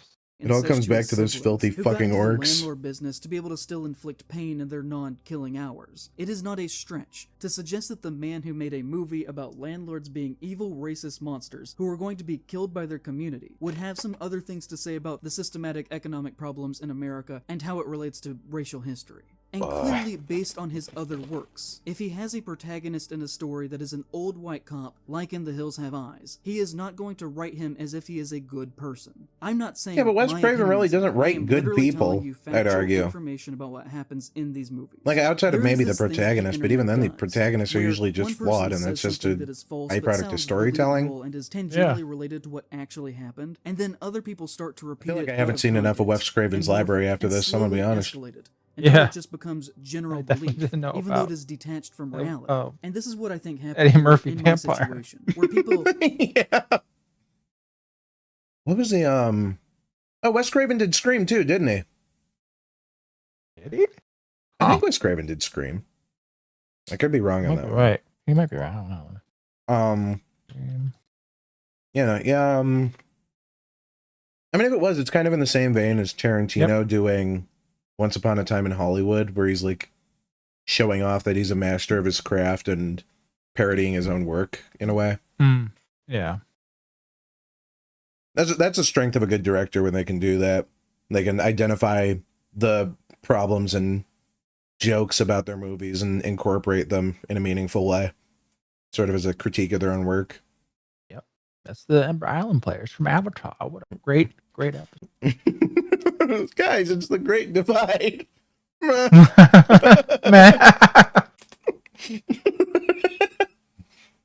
People hate on the Great Divide. That episode's fire. Yeah, I know. I like it. I don't get the hate for it. It's... Oh, well. I get that. It's like fillery-ish, but it's fun. It feels the most fillery of any episode in the entire series, and the characters act completely out of character.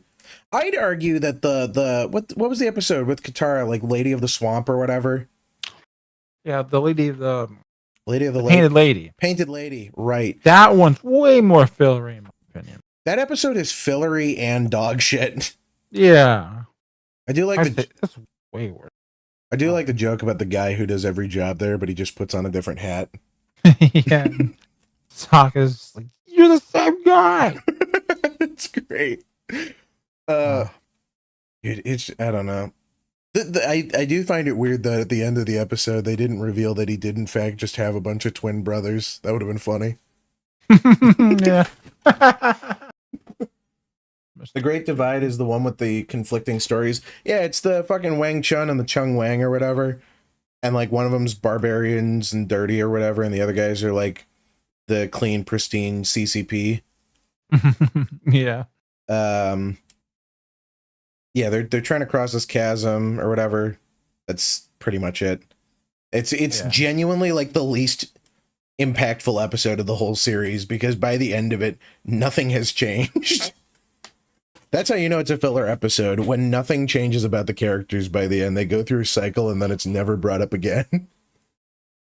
I do like that the ending resolution is Aang just lying his ass off to both groups. That feels so in character, because he's totally like a Sun Wukong type character.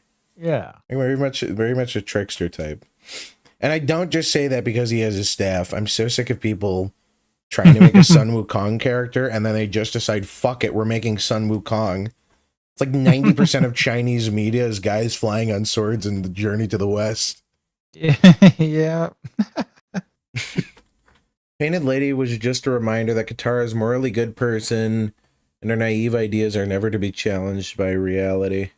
Yeah, we didn't need any more of that. It all circles back to orcs and Avatar. That episode gets some points because of the change up in animation. Did it change? Yeah, when he's delivering the tales of the past. Oh yeah, I was thinking of Painted Lady.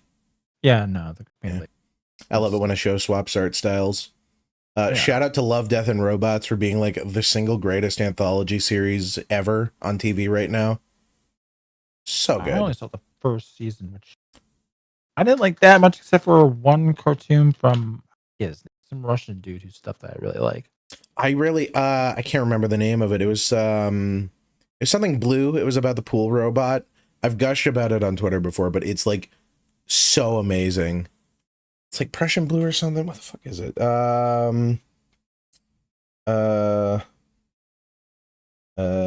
I'm gonna look this up or it's gonna drive me crazy. Zima blue? Yeah, Zima blue. Yeah. Zima blue. Great bit from Love, Death, and Robots. Oh my god, it's my favorite. Right. That and the art style is absolutely insane. There's an artist on Twitter who does something really like it, but I don't know. There's something just so distinctive about it. It always sticks out. It's like that guy who did Oil Boy, and he does those videos now. I can't think of his name. That's gonna drive me crazy too. He's got the glowing glasses and shiny teeth. Oh, I know who you're talking about. Yeah. Yeah. He's super talented. I loved all of his old Newground shit, and he's just gotten better and better as a creator. It's insane. His videos look so good. I know, they're extremely impressive. The fact that he puts them out at the rate he does too is crazy. Yeah. Off topic, but either of you ever watch Lupin the Third? I think I watched the 3D movie when it came out and I liked it. And I've seen a bunch of clips of the older cartoon, but I mean, I don't have a negative opinion of it. I like it. Bad weeb. I have not. Ain't no problem with that. Ain't no problem with not having seen Lupin the Third. Have you seen Sailor Moon at the very least? I'm curious now. Seen a few episodes here and there. Yeah. And then I saw like a couple more because people kept comparing my avatars to what's it, Dr. Tomoe or something. Yeah. Because he pulls that face all the time. Yeah. Oh yeah, no, I see it. I didn't put that together. Not hating on it. Everything I know about it is from ER vids. Yeah. Seen Lupin on Toonami. Yeah. Let's get back to this video. I totally forgot we were watching this. This yeah. Like, he's just yapping. He's just whining. This whole video has just been whining. Like, get over yourself, man. Somehow got the notion that I was a racist, pro-cannibal, pro-rape, and sexual assault weirdo. Which, you know, I find genuinely insulting. It's like some people had never heard of the concept of a metaphor before. So, if we go back to my original video... Metaphorically, those things. Isn't this Schrodinger's douchebag, or am I crazy? It's a serious point until it's not. American imperial machine. Native Americans, any non-white people, really, queer people, poor people, anyone who would stand in opposition to the family, whose father is a police officer. So he's just So he's just comparing them straight up to minorities then. We were right. Racist, demanding, and hostile, who also have a German Shepherd as their chosen pet. They are a family made up of racist red flags. And I what's the guy against German Shepherds? Don't you know German Shepherds are the most racist dogs? My German Shepherd is scared of the oven. That's how I know he's not racist.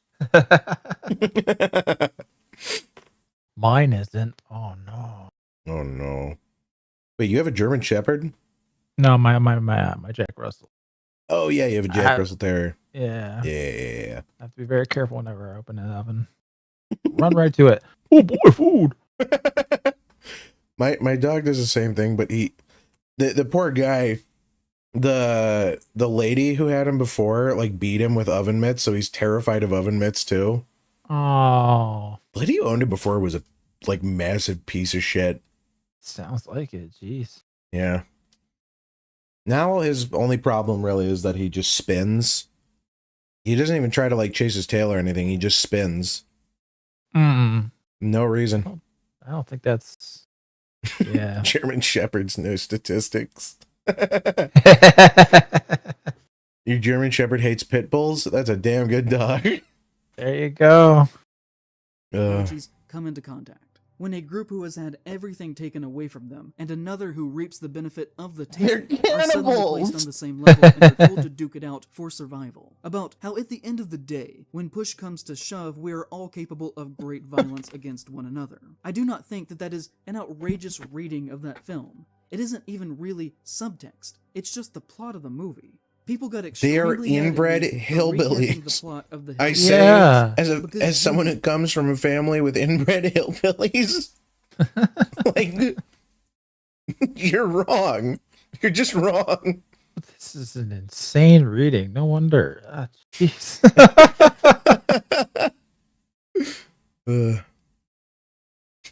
I love my position of anonymity, because I've said crazy shit before. No one will know if I'm telling the truth.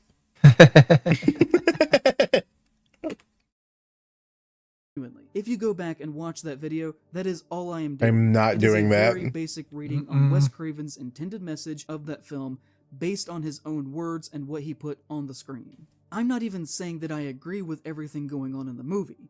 I also certainly did not write the movie. And truth be told, I also think that Wes Craven is a little overrated, and I'm somewhat mixed on his filmography as a whole. Thematically, I think he's guys, I don't like his movies anymore. Level, he was at times fairly weak. I was literally just talking about what Craven was trying to do in his script and how he saw the movie. That's all. Still, I feel like we need some quotes from Wes Craven on this too, because this is just this film and coming away with a conclusion. It's on the burden of this guy to back up his point, because he's making an assumption about a director. Yeah, he's prescribing intent about this dude. Yeah, like as if it's not even his opinion, but the director's opinion. That's you don't want to do that. Yeah. That's why Mahler's vids are so good. Half of his videos are clips that he's compiled to help aid in his point. Yeah. It's not just his opinion, which is like what 90% of this video has been. Sounds like this dude is projecting. That the cannibals are secretly the good guys, and the biggest tragedy is that they didn't eat the people passing through. He stabs him in the heart not to kill him, but to remind him of his place. Or maybe it was just to kill the cannibal who attacked him and his family. I don't know. Just my interpretation. It's I like this guy. For the sake of engagement. Love this channel, but I don't think it was actually fine that these cannibals killed, raped, and ate people who just crashed their car in the wrong spot. Oh, really? And actually, they are the good guys is the take that I would have gone with. You can do without eating people. You have a warped moral compass. Class that, blah blah blah. I like your videos, but the comment is distracting. And the comments good.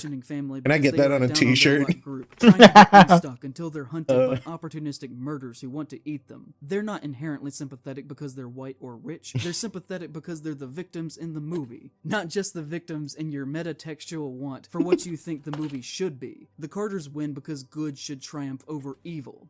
Jesus, Wes is spinning in his grave. It's survival horror. That's the point of the genre. Yep. And again, Wes Craven was very good about making his main characters not good people. That's the whole fucking point of his movies.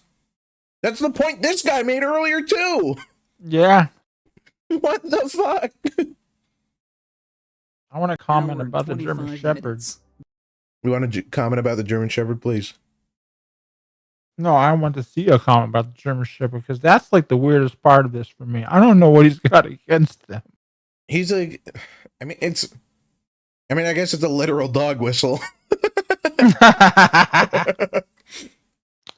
Eating people is part of their culture.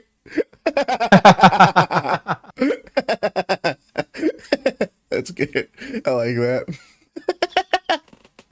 Woke Overthinking presents a woke critique of a B movie lacking any intellectual heft. If I wouldn't say Wes Craven's a B movie. Channel assume something in a film is an allegory or a metaphor, I'd be rich by now. So tiring. I think this dude is gay or some. He can't go a video without mentioning disrespect towards their folks. Also, the hillbillies are cannibals. How are you gonna sympathize with them? I had to stop watching at 15 minutes. I think you're viewing the film through a modern... See, okay, that's the kind of comment I hate, when someone's like, I couldn't even make it through this video. Like, it makes a point about the fact that your video sucks, but also you're missing the point of what he's saying. That's why I'm pushing myself to watch this. Crazy. Yeah, no, he's saying this guy is insane. He might be gay or something. I don't know. The human sacrifices will stop.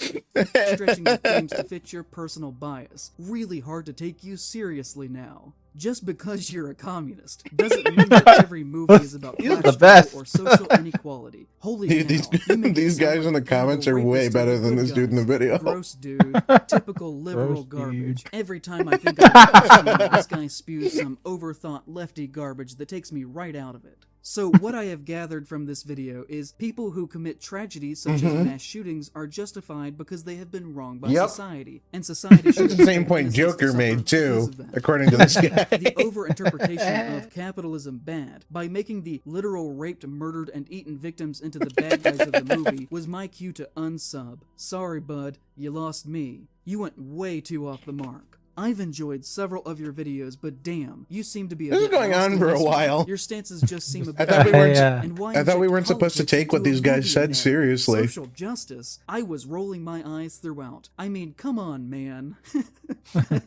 Guys, look, I'm laughing too. Maybe I am gay.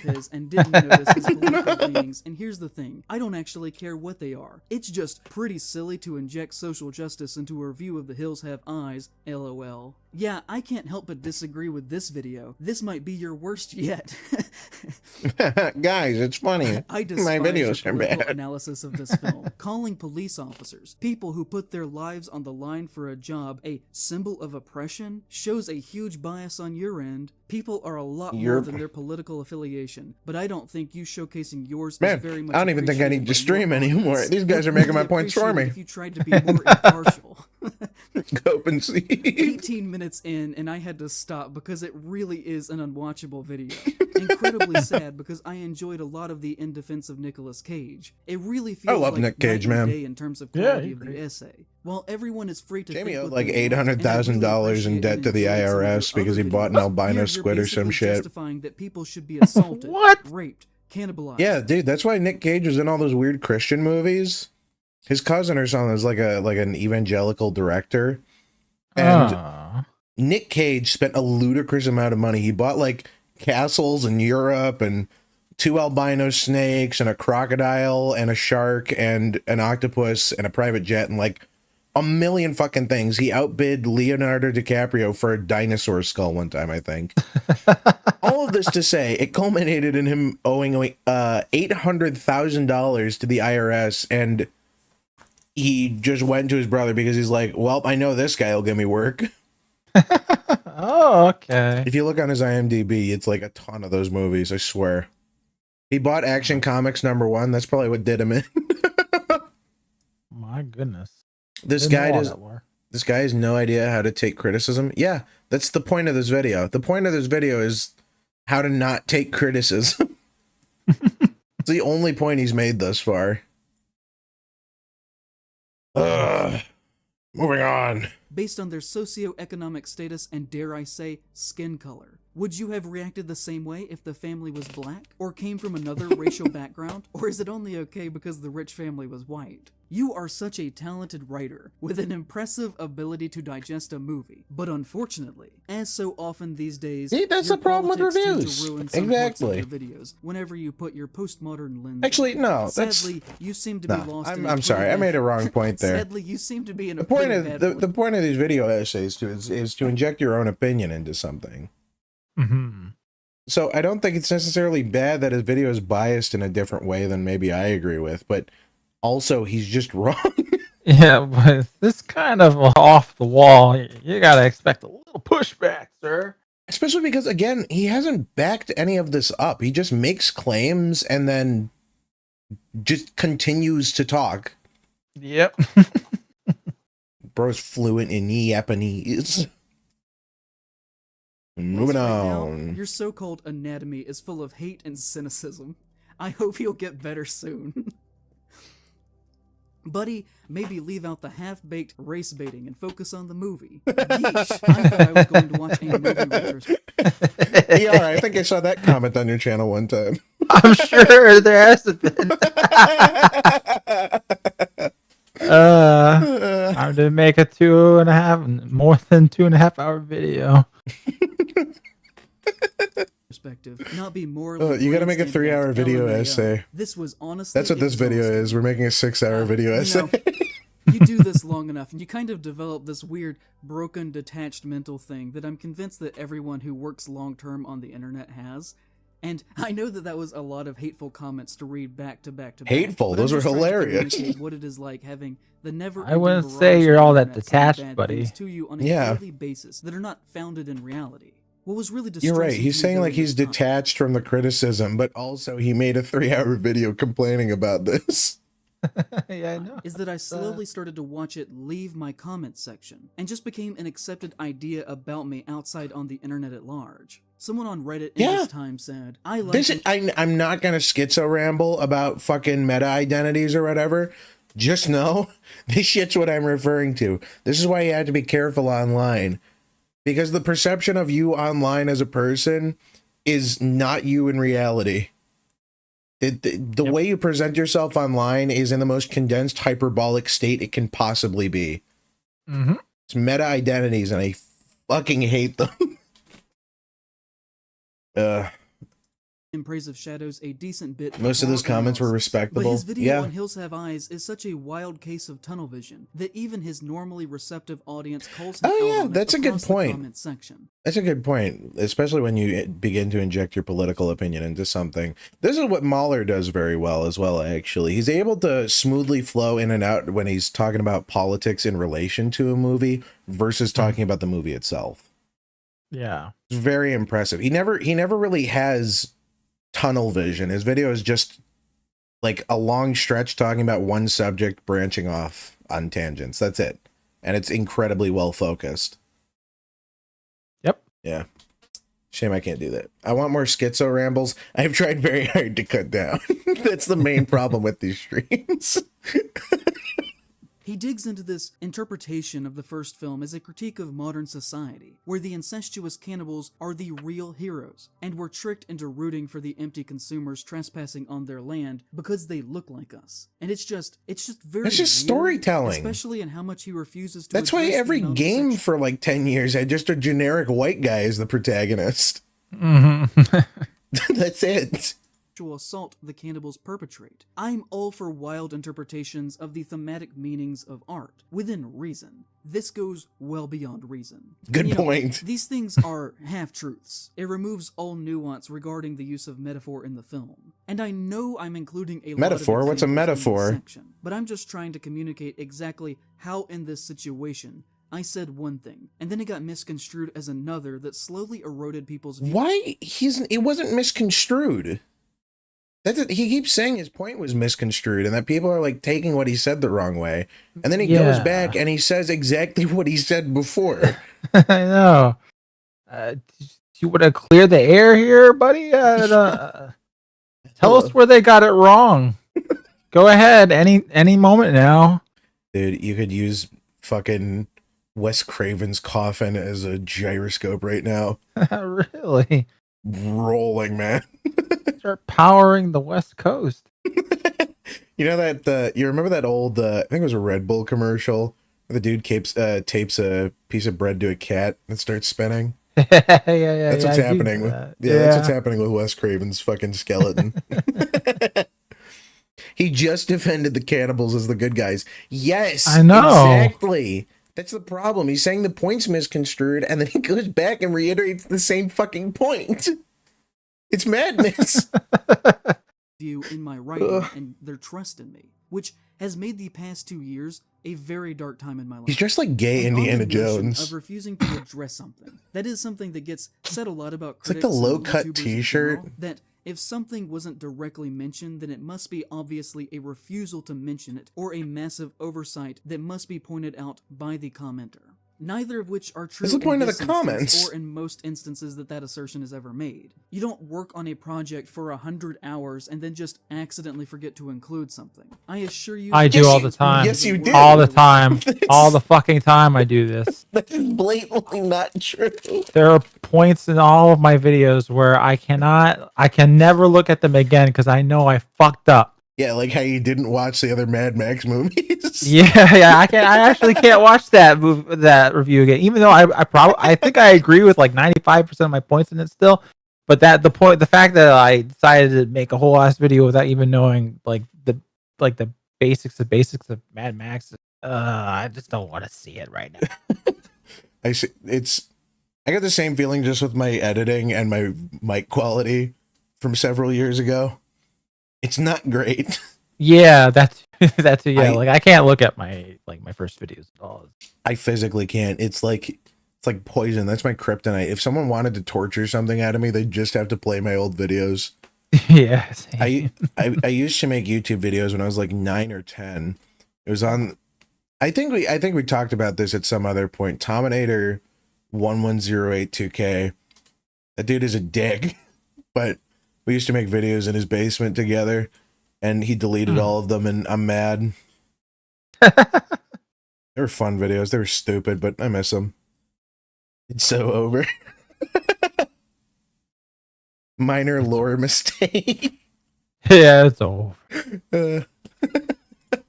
I incorporated all forms of violence into one for that video because the metaphor of the movie is about aggression and revenge, whether that be sexual, outright physical, or even eating the victims. Nummy, my dummy. Expressions of forms of revenge, one and the same. It literally makes no sense to talk about them as if they were three different things within that context, because as far as the movie is concerned, all of the violence falls under the same blanket of metaphorical rage. Awesome. It would only take up time. I'm not going to read out your whole point, but yeah, no, I agree with you. That's called Pulp Fiction. It's the same thing Conan has. He walks in other people's stories. That just would be pointless.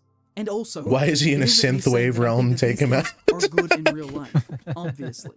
We are talking about believe you mean Temple OS. Like go up. Wes Craven made that up. These are not real people. And I know I normally don't have to go that basic with what I'm saying, but in this instance, I guess it does have to be said.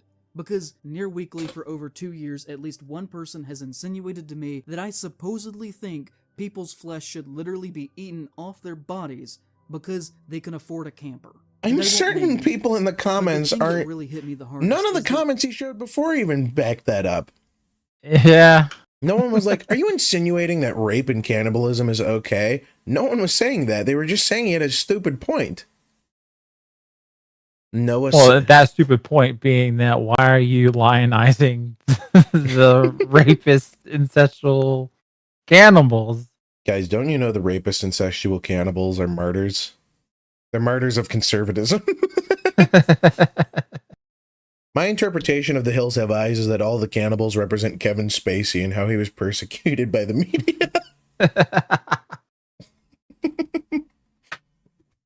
Oh, that's the rich white family. That's why the rich white family. He was metaphorically raped by the media and then eaten.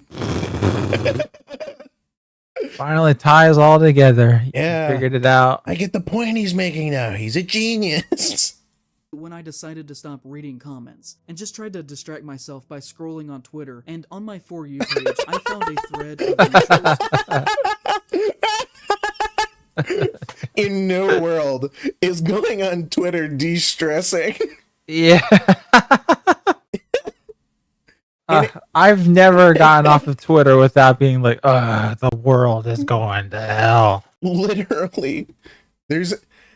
My entire Twitter feed now is just people complaining about fucking Trench Crusade because I can't have one nice thing.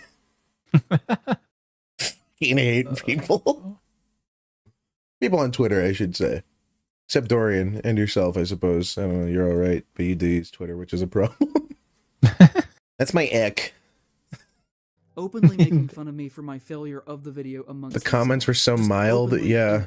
I know. I've gotten worse comments. Stupid, many of which I could tell had not actually watched the video based on what they were saying. They were genuinely just calling me dumb without trying to meet me on my level of what no I was one called trying them to say, dumb. instead just believing At what the worst, other they people just were call saying them about gay. me. And that was so hurtful that I can't even fully communicate it to you. To see this notion escape the comments section, which, you know, it's YouTube. Sometimes it can be a little bit out there, into the more real digital life on the internet and Twitter and beyond, to where even people who knew me were making fun of me in post that the algorithm recommended to me was the lowest point in my career. Again, I won't say who they are. I don't want people to get mad at them for this. I don't want people to get mad at them, but here's all their Twitter accounts. I will always see those people differently from now on. Here's their handles. If you have to keep reiterating that people shouldn't go harass someone, maybe you shouldn't be making this. It's like when people say that, it's like an open call out to go harass someone. You know what I mean? It's like, yeah. And there's not even really like a good way to do it. I know Mahler's done it a couple times too. Mahler's been like, even you've like, I feel like a lot of people at some point have had to say that, but at the same time, there's no way to say it without encouraging people to go over there. I don't think I don't really attack people. No, I didn't say you were attacking people, but like, I don't know. I mean, I could be mistaken. Probably it. I make fun of Hassan Piker occasionally. I think that's about it. Yeah, but I'm okay with that. Fuck Hassan Piker. Yeah. Like that dude. Well, if there's one thing I agree with him on, it's that streaming is hard and I'm tired. Oh, that dude. Why does he look like Vinesauce with a mustache instead of stubble? I don't know if I'd go that far. Vinny is pinnacle of humanity. Right up there with Germa. I decided then that I was never just going the to hat. acknowledge that this was happening. It I was is. just going to go on about my life, keep making videos, and hope that things would be fine. But they weren't.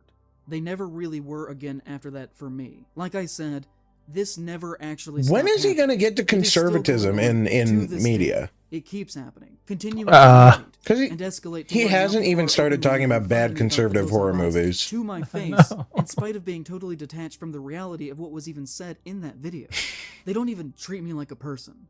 Recently, I said something related. You're to not. You're on a the YouTuber. internet. You're not. Yeah. You're a product. Live with it. We're all little e-jesters dancing like monkeys for people online. Yeah. Most of us do it out of masochism and others do it for money. Or both. Ah, yeah. Masochism or money, which way, Western man? The Daily Wire just made one. The Daily Wire made a horror movie again? Oh my.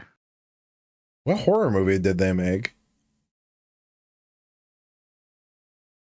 There was do you remember the one a couple of years ago about the school shooter girl? Or the girl surviving a school shooting or whatever? I think the Daily Wire did that one too. I don't.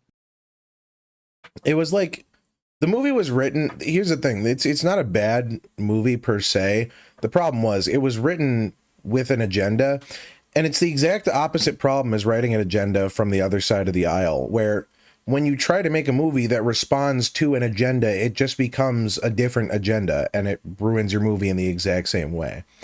So they were, it was like a clapback at like strong female protagonists or whatever. So they wrote like a quote. Okay. I don't remember like anything about the movie, so I can't comment on like the quality of that, but that it got a lot of flack for that exact reason, was pushing an agenda just from the opposite direction, which is for the most part hypocritical, if not understandable, I suppose. Something we are going. Sorry, were you going to say something? Yeah. I heard you smack your lips like you were getting ready to make a Oh no, point. I just To get to here. No, in a I little just bit. do that because I'm And black. Somebody said to me, "Hi, I live in Oklahoma and am a Native American. Go fuck yourself." Like, what do I even do with that? My life said something negative. You go fuck yourself, evidently. Yeah. People who treat me with open hostility over a perceived belief that I said something awful, when all I did was talk about something that somebody else had said. Another example for you is when one woman last year said, "He is up his ass and has been for several videos now, and he apologized rape in media as art." What do you expect of someone who calls himself an artist on every video? And now, you know, I normally have a rule for myself of refusing to engage in purposefully combative comments, but this one made me really mad. And I said back to them, "I can assure you that I have never done that. That accusation is disgusting to me, and putting those words in my mouth is in extremely bad faith."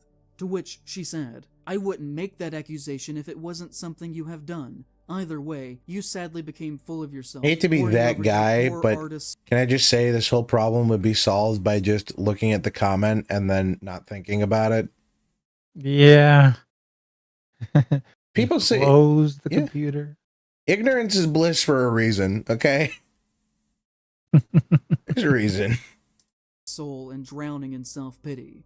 This is brilliant satire, even if you didn't mean to. Yeah. That I was just some crazy person with outrageous fringe views who shouldn't be taken seriously by this unjustifiable snowball of a reaction to me saying that maybe Wes Craven liked to write horror and metaphors and enjoyed using visual shorthand symbols within his work, which is what most people who write horror do. And that maybe that's not. I don't disagree with that. As his narrative symbols. Your idea of the metaphor was a little was commonplace in the 1970s. nutty.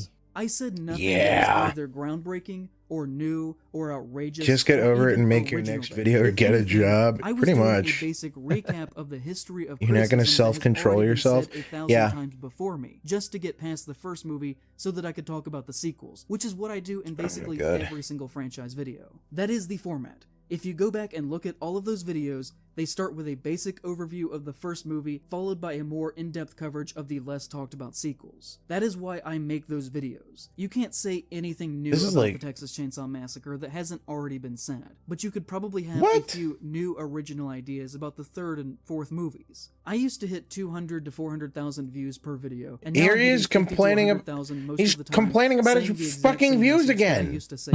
He had, how many subscribers does he have? It's 396,000 subscribers. 50,000 views is not bad for that. That is a large portion of your audience there. Yeah. I mean, I don't know how it is for you, ER, but like on my end, I don't get a lot of views from subscribers either way. It's like the majority of views I get, if I get any at all, are from people who've never watched me before. Especially when it comes to shorts. 23 super chatted $5. Super chat to blast your loud notifications super over chat this to bozo. blast your loud notifications over this bozo.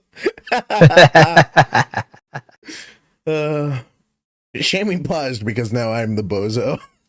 The best thing this dude did was making a Wizard of Oz video. I'll have to watch it. He only uploads 5 videos a year though. But now I guess, but again, that's kind of expected. YouTube is no three longer more than me. The comments are often swamped with people still living off that meme of an idea, who only show up to say started uploading more recently. It all started well, with I'm trying. I used to not have that happen. I have to put in an active effort, and I do not have the brain space for that right now. I wish I did. Maybe 2 to 3 minutes of posting a new video. Say if you were to go. I am going to be in a bunch of projects though. I have like 3 or 4 things that I can't announce yet, but they're super cool, and I'm just waiting. I'm biding my time. I'm biding my time until the guy I'm working with lets me announce it. Oh, well, that's cool. Hey, yeah. String. Within a minute of the video coming out, a man had posted, "I'm Probably just here to see LA. how long it takes him to whine about the racist patriarchy." Aren't you complaining about your video count and being able to make money on YouTube, ER? I don't think I've ever heard you complain about either of those things. I'm not even complaining about view count. I'm just making a point because my view count's fine. Yeah, I've no complaints. Yeah. Oh, I like in the past. My sub count, I'm pretty sure is being slightly fucked with, but I don't really care that much. It's being fucked with like very minimally. I don't. You remember that bug that was going around forever where YouTube would just randomly unsubscribe from you?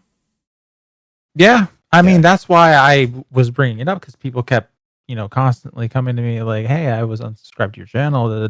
Yeah. Like day after day after day, people were telling me that. I'm like, okay, something's going on. Yeah. I mean, what can I do? So, oh well. Yeah.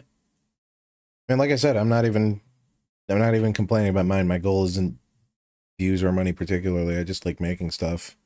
I'm saying he's not doing it. Oh, okay. All right. Oh, yeah. GunnarGuy is going to be working with Henry Cavill's Warhammer show. God, I wish. Love me some Warhammer. He isn't from LA. He's Canadian accent. Someone else. Canadian YouTubers are all like this. Instead of watching something Love you, Eddie Burback. To which he said in return, "Because I'm a dick." This meme impacted my work, my sense of self, and the videos that I am able to make. And I don't really think that that's fair.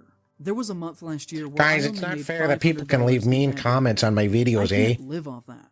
The amount of times I wish there was just some kind of delete button. since then has been almost monthly. I've I wish YouTube would make a button to delete comments, eh? Most months for the past year. The cruel and untrue things that you say about another person do in fact have direct impacts on them, and the way that oh my god, he's doing the thing again. He's conflating words to physical harm. Annoying as fuck to do, because it is literally the only resource that is. Oh, did you hear that? He subtly snuck in his Patreon. Is it linked in the description? I'm curious. Yeah. Hey, $2. Thanks, Infinity. Enjoyed you on the last EFAP PR. Fun but messy. Yeah. Quite the ride. I didn't get a chance to watch, unfortunately. Super chatted $2.17. Enjoyed you on the last EFAP. Are fun but messy. DW is Kirby beats everything in the universe. Except for like Unicron. Are you sure? I don't know. Kirby's killed like elder gods and stuff. I actually forget who won in the end, Unicron or Kirby. But they were like the last two. Honestly, people forget how fucking crazy Kirby is. Kirby's a contiguous story, I find it. My sister loves Kirby. It's like every game has a timeline. It's like the fucking Zelda timeline. Yeah, evidently, yeah. Which means that's how you got so far. Canonically, every version of Kirby, being the same Kirby, has killed multiple elder gods. I wager that he's one of the most powerful characters in the universe. Oh yeah, my bad. I forgot Boogie one. That's what happened. I forgot. Yeah, I was so half out of it by the end, but yeah, Boogie cleared.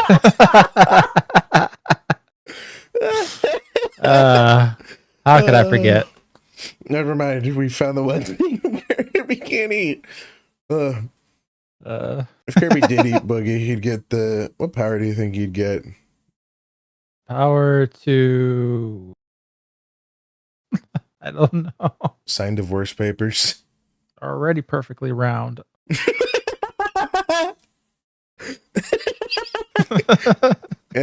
He gets a meat apron. Oh God! No. No wonder Kirby lost. He couldn't take that. That's fucking great. Unicron is weaker than Galactus. Somehow Galactus got eliminated, but not Unicron. Yeah, some of them. it was an odd setup. Power scaling is bullshit. All right, ZBZ told that to me. Because now we're on fucking God Key and Piccolo's orange or something. I don't know. I'm so mad about that reveal. Fight was like... It's just such a nothing fight. Mad. And then the guy they fight just becomes good afterwards. I wanted to see Piccolo like rip some guy's fucking head off. The classic DBZ.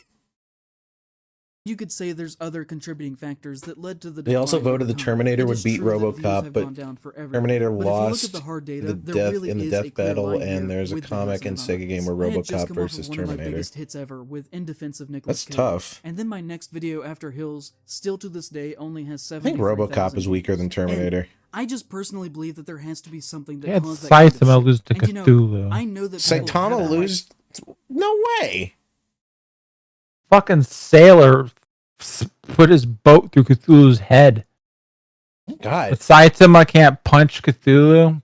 Whatever. Cthulhu is a thought, number one, but also Cthulhu 100% has like a physical form. Saitama's killed. I think. Did you guys? Okay, are you guys caught up on One Punch Man? Because I don't want to spoil anything.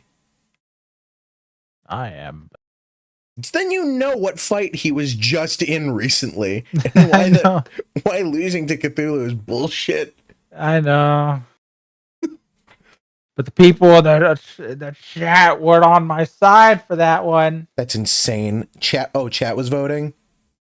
I don't think that they voted on that one, but most of them were not on my side. They were like, "I'm crazy." Yeah, but can't be killed physically. Yeah.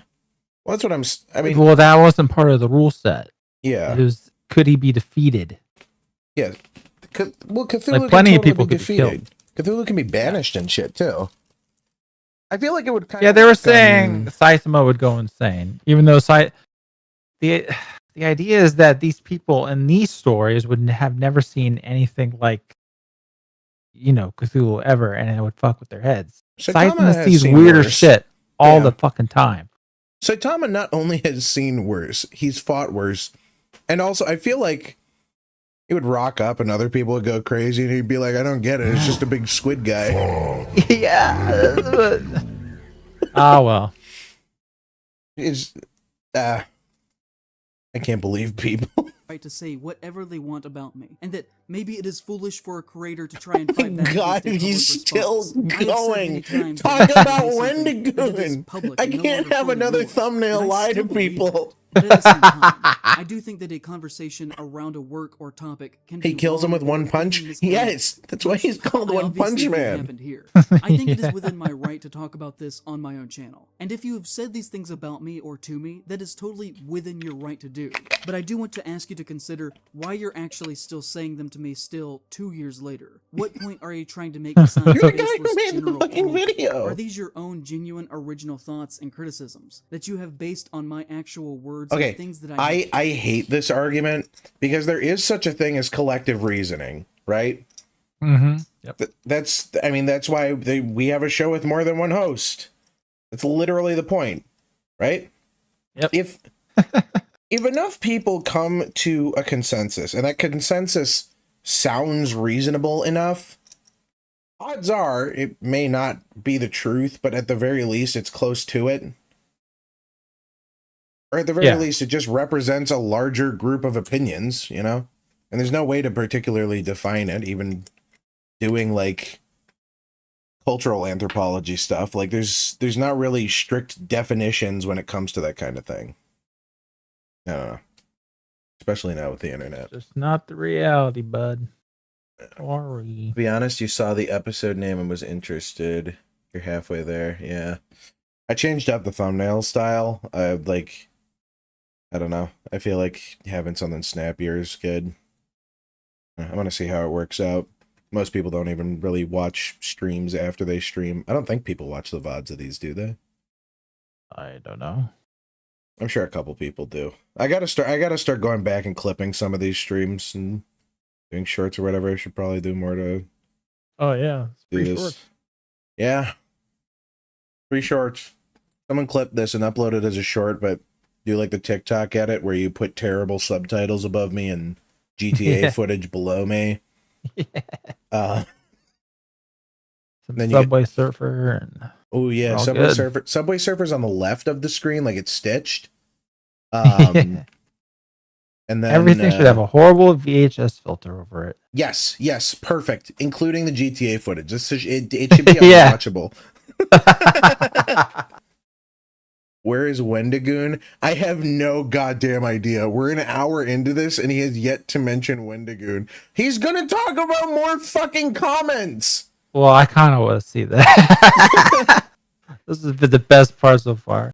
Done? Or maybe did you read something? He'll put Family Guy funny moments over me. Thanks. It was not actually true, and have latched onto a meme that was not. Can you put Family Guy VHS horror on it, like analog horror? Pro-cannibalistic extremist. I have always and will always speak on the idea that horror is about love. And I think Peter Griffin steamrolls Cthulhu. If you somehow took away that I actually think that it's a good idea for people to be eaten alive, then he'd beat him in a cutaway and be like, man, this is worse than that time I had to wait in the DMV line. We don't speak the Some same shit, language. I don't know. I would argue that maybe you are the one who has changed in their values, and not myself. Or that maybe you haven't thought critically about what you were reading online, about other people. People often say to me when talking about my Hills Have Eyes videos, when there's Wendigoon't, and that they liked my older work before that. I'm waiting, man. Citing my Return to Oz one, which is always very funny to me, because I talk about Gilded Age capitalist rot, and the benefits of communism, and the tragedy of the genocide of the Native Americans in that video. Boy. In fact, I feel like whether it was my video on witches or the treatment of women historically, my video on Lovecraft and queerness, Beksinski and the Lovecraft Holocaust, and queerness? Also, that's why Cthulhu won. Cthulhu had the power of the gay agenda on his side. Yep. Saitama just couldn't comprehend. Why do they want our kids? Cthulhu would go and say, Cthulhu would go and say, yeah, no. A whole month? I don't get it.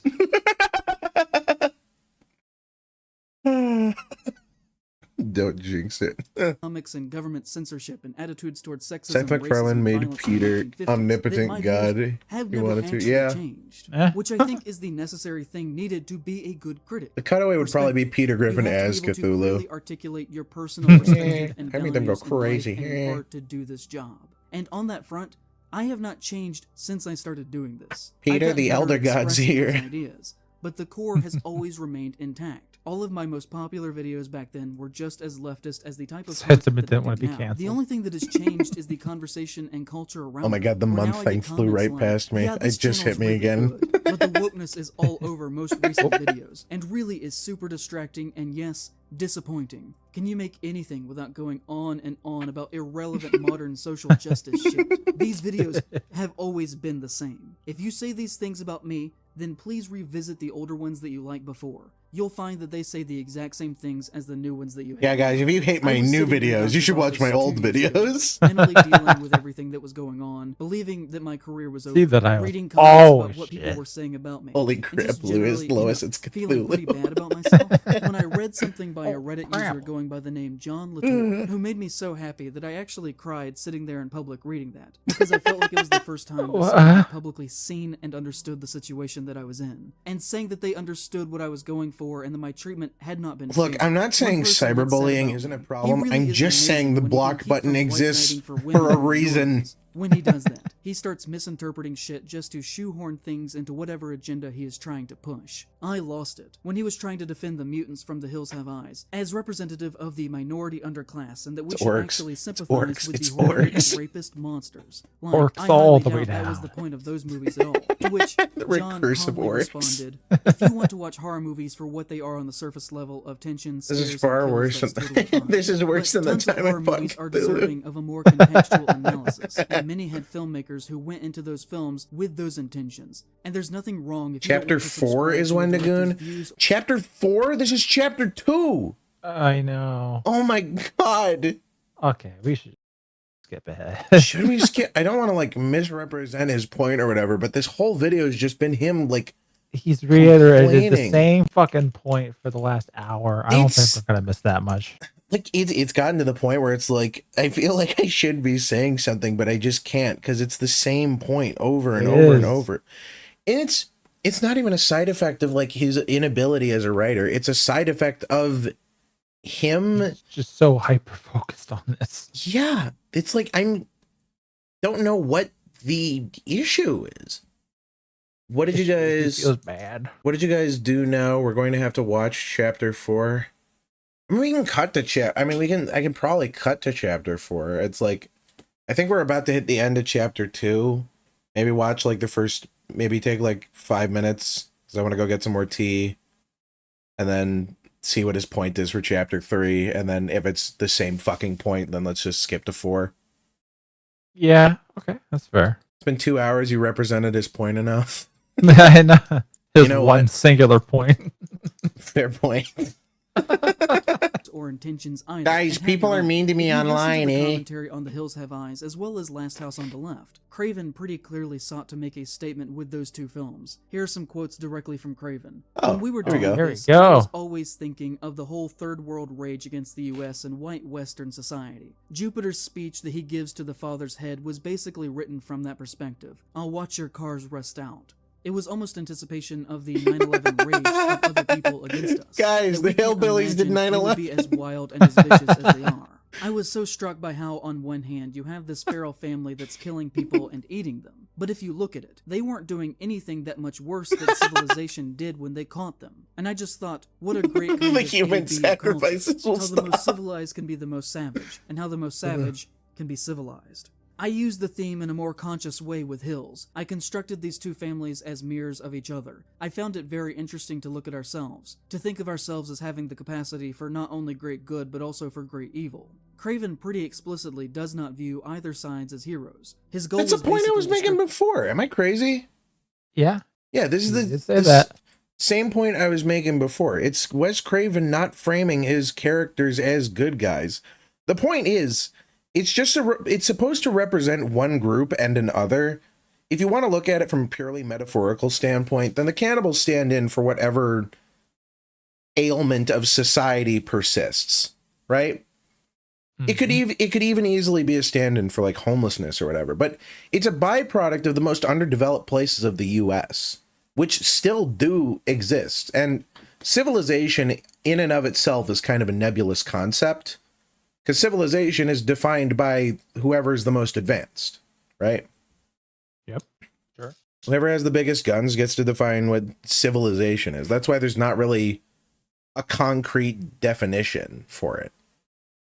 So yeah, it's, I guess my main point is that Wes Craven, it seems like, from my perspective, from a metaphorical position, they simply represent an other, and it's the same either way. You can relate to the main characters, or you can relate what you want to the cannibals, but at the end of the day, the point is, no one's good. The main characters are bad people, and they're just as bad as the cannibals. They're just bad in different ways. I don't know if they're just as bad as the sexual rapist cannibals. I will say, not to conflate the two, but guys, being a landlord is basically like raping incestuous killbillies.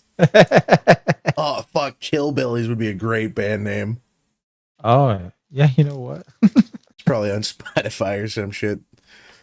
Oh, let's keep going. Or like, what group is that guy in with Travis Scott and Cactus Jack would fill in there? Some guy named Killbilly. I could see that. SoundCloud rapper looking ass. Possessions to show that we are both capable of the same brutality. Let's not forget how we are really introduced to Bob once they are actually standing with Bob saying, 25 years I'm a cop, and the worst goddamn precinct in Cleveland. N-words shoot arrows at me, and hillbillies throw dogs off the roof at me. I'm even shot on 2 separate occasions by my own men. But none of these bastards ever come as close to killing me as my own goddamn wife and her goddamn roadmaps and her wrong turns and her goddamn hysterical screaming. That doesn't sound like a hero to me. Anyways, my whole point is that nobody is wrong for how they watch horror movies. Whoever, I wish he credited this commenter, because this guy is fucking, yeah, this guy is the points. Some of these films are trying to say about society, and how they can turn a mirror towards us. Horror has always rode the line between entertainment and a reflection of our own sociological. Damn, Killbillies is taken. And that's why the genre is great, because it has a lot to offer all of us. At least cannibals believe in what they're doing. I recommend In Praise of Shadows, and hope everyone here has a great day. And John, I don't know you, but if you're watching this, I just want to say thank you, because I was in a really dark place in that time period. And what you said there, I know you never thought that I would actually read, but I did. And your words mattered to me. It made such a difference for me that I still think about it. It is still one of the most important things that a stranger has ever said to me about my work. It's the same point everyone else was making, but he just made it better. I needed you to hear that, so... And didn't call him gay. There goes my dog. Chapter 3, Bad Conservative Horror Movies. Oh, wow. The title of the video. An hour to get to that. Guys, he said it. He said it. He said the title of the video. Oh my God. All right. I'm gonna take an executive decision here and say we're gonna take another 5 because I want tea, and I don't know. I assume ER needs to reset his mental modem. I can stick around and talk to chat. All right, wicked. In that case, I'm just gonna throw it up onto the main chat then, and I will be right back. Peace. All right. How's it going, chat?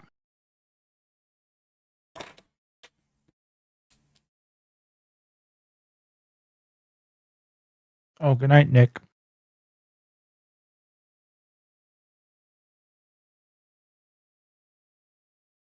Hey, Wes Craven's more of a rule cool guy. What I've gotten from him. Same thing with John Carpenter. Probably true. Crewman time. Time to make more Hitler Youth while I have the chance. Hey, are you in good health? Yes, I am. I was always in pretty decent. I think people kind of took my community post a little more dramatically than I meant for it to. I was already on medication to fix my problem. I just needed to stabilize on it, and I have. So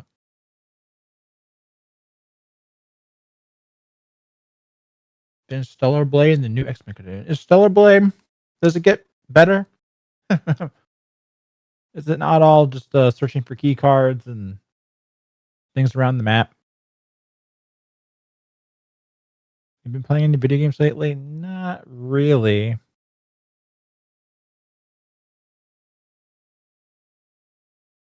Playing a little bit of EDF, but that's it. And tomorrow, we'll be I'll be streaming playing something with the members. Probably some Jack in the Box stuff. Should I make TER? Yeah, if you want it. I think he's gay, but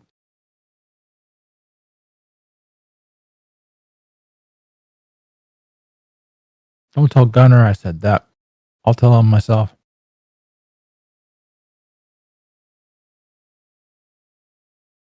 My opinion of what I've seen of Stellar Blade wasn't high, but at least the lady's pretty. That's true.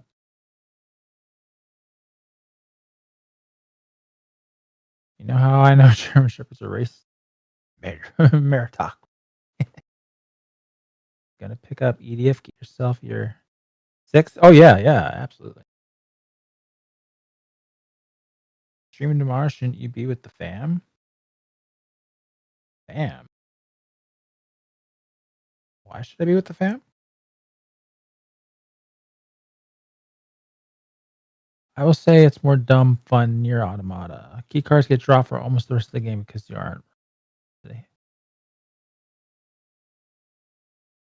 Key cards do get dropped for. Oh, they get. Okay, cool. Well, then maybe I should return to it because that's what was really just boring the hell out of me. It's Memorial Day. Oh, I see. Well, I've been with my family over Friday and Saturday. So look, I finished near Replicant. I love Replicant. I don't know. Actually, not so much the gameplay as much, but I love the story a lot more than Automata or Automata. I never know how to say it. Last game release I was excited for was Daggerfall Unity 1. Daggerfall. I don't remember that. Oh, that a bit ago. Can we play Pokemon tomorrow? I actually wanted to do some Smash Brawl or Melee. Setting that up is kind of a pain. Maybe next week if I can get it set up in such a way that it's easy for other people. Too much to set up now.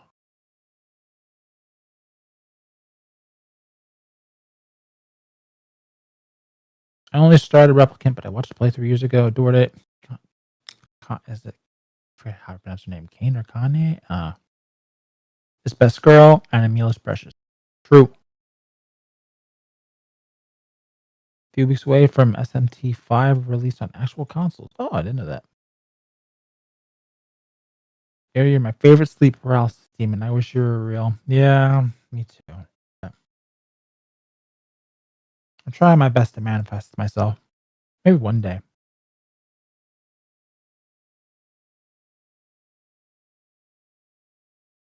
I can play as Pikachu. No, man. I gotta play as Kirby, the most powerful being in the universe.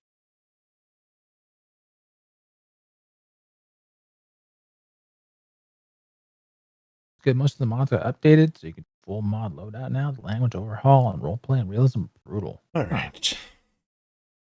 Okay. Hello. I've returned. Oh man, what did I miss? Mainly talking video games. It looks like. Ooh, games. What have you been playing recently? Did you you played Stellar Blade, right? I played the beginning of it. Yeah, I wasn't incredibly impressed. because a lot of it was like a lot of fetch questing to open doors, lock doors, and forced the fucking hell out of me. But evidently, that's not the entire game. So maybe I should return to it. Everyone was comparing it to Nier, but it looked more like it plays like DMC to me. Yeah, I would say that's pretty on point for the boss fights. Yeah. You know, I'm looking closer at this artwork my sister sent me, and it's evident she forgot to draw arms. My sister is a very talented artist. I'll have to link her in the description at some point. She's very good. Cool. Yeah. What are we talking about here? We just got the fucking chapter 3 of this, right? Yeah. Bad conservative horror movies, the title of the video. It's taken so long. Oh, actually, shit. On games, I've been playing, did you, ER, have you ever played Heroes of Might and Magic? No. Oh, okay. How do I explain this to someone who hasn't played it then? It's kind of like StarCraft, but on a chessboard. Okay. It's kind of the easiest way to describe it. But Songs of Conquest, great game, just hit 1.0. Holy crap. So fun. If you're like craving like an RTS or whatever, honestly pick it up. I think it's on sale till tomorrow or whatever. But it's totally worth it. It's like $30 and I've had tons of fun. Okay. Yeah. I'll look into it. Yes. Mayhaps if you get it, we could stream a 1v1. We will see. Ah, that's cool. Okay. Yes. I gotta get back into streaming games. I gotta see if Colin and everyone else is available. I'd like to stream games again. Games are fun. Indeed they are. Oh, and there's that new Lethal Company update. There's a new planet. Oh yeah, I did hear about that. Yeah. Yeah, I love me some Lethal Company. Fun. All right. Jumping back into this then, I suppose, yeah. All right, let's see. Bad conservative horror movies. 58 minutes and 4 seconds in, and we're finally at the goddamn point. It's the start of it. Supposedly. Oh. Yeah, my dog is... Poor Papa. Dog is going crazy. Ugh, here we go.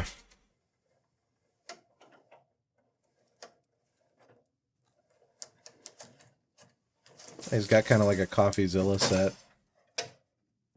In March of this year, Late Night with I the like Devil how was he released- framed it like that, but you can tell it's a blue screen.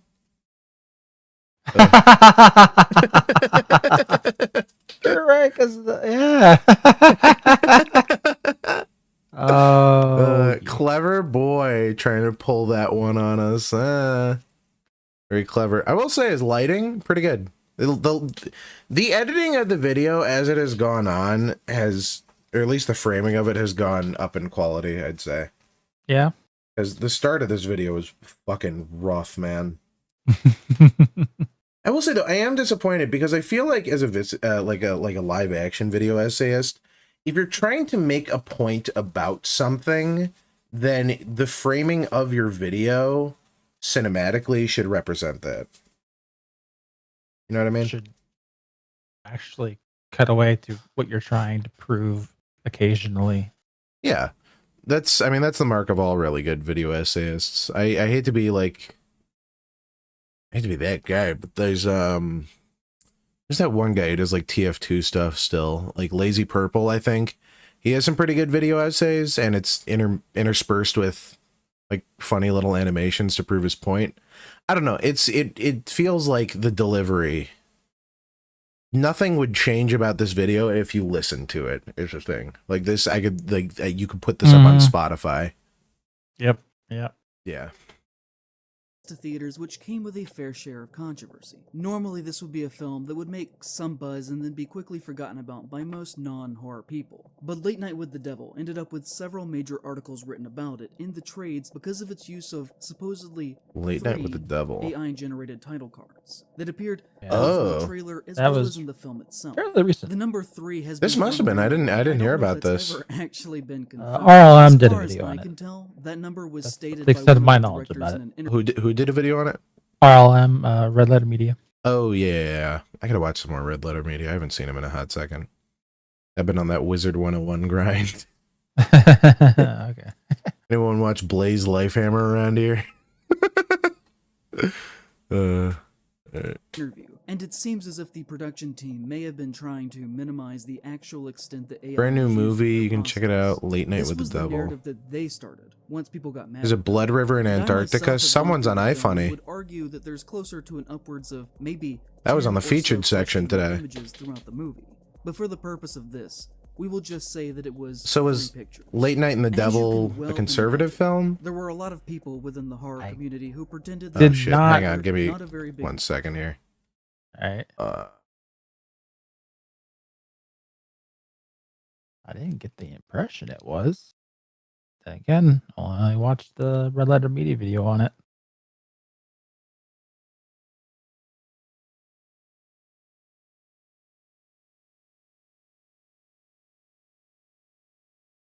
Sorry, that was my sister. Sorry, what were we talking about? Late Night with the Devil. Oh yeah, potentially conservative. I don't know. Potentially? Didn't seem like it to me. I I don't know why else would he be bringing it up, but yeah, see. Conservative film. Okay. Oop.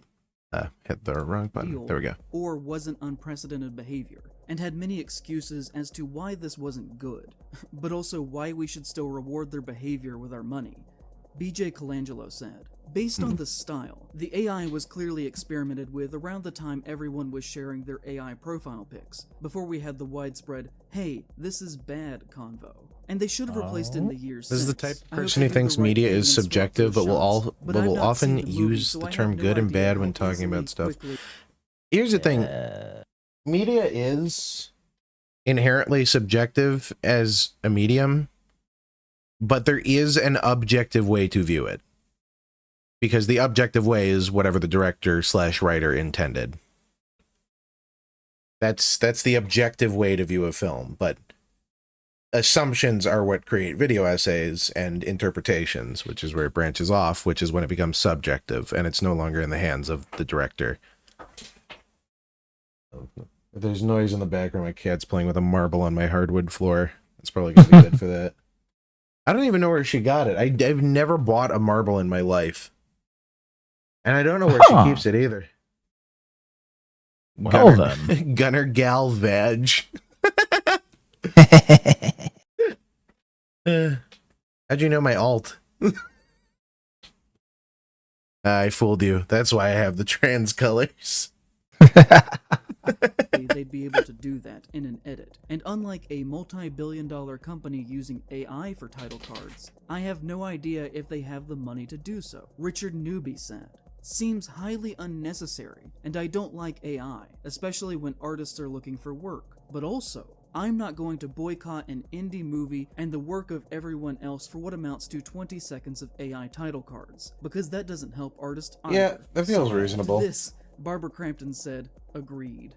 Brett Goldman said, AI-generated imagery, it's not art, is a scourge to creativity that has the potential to harm the film industry. But I'm not comfortable I don't with know, I've seen some dismissing funny all the AI work shit. people put into Late Night with the Devil. I wouldn't call it art. Especially those who had nothing to do with the decision. The creepy thing is that AI generation, I think, is like the closest thing we have to like dream simulation, you know what I mean?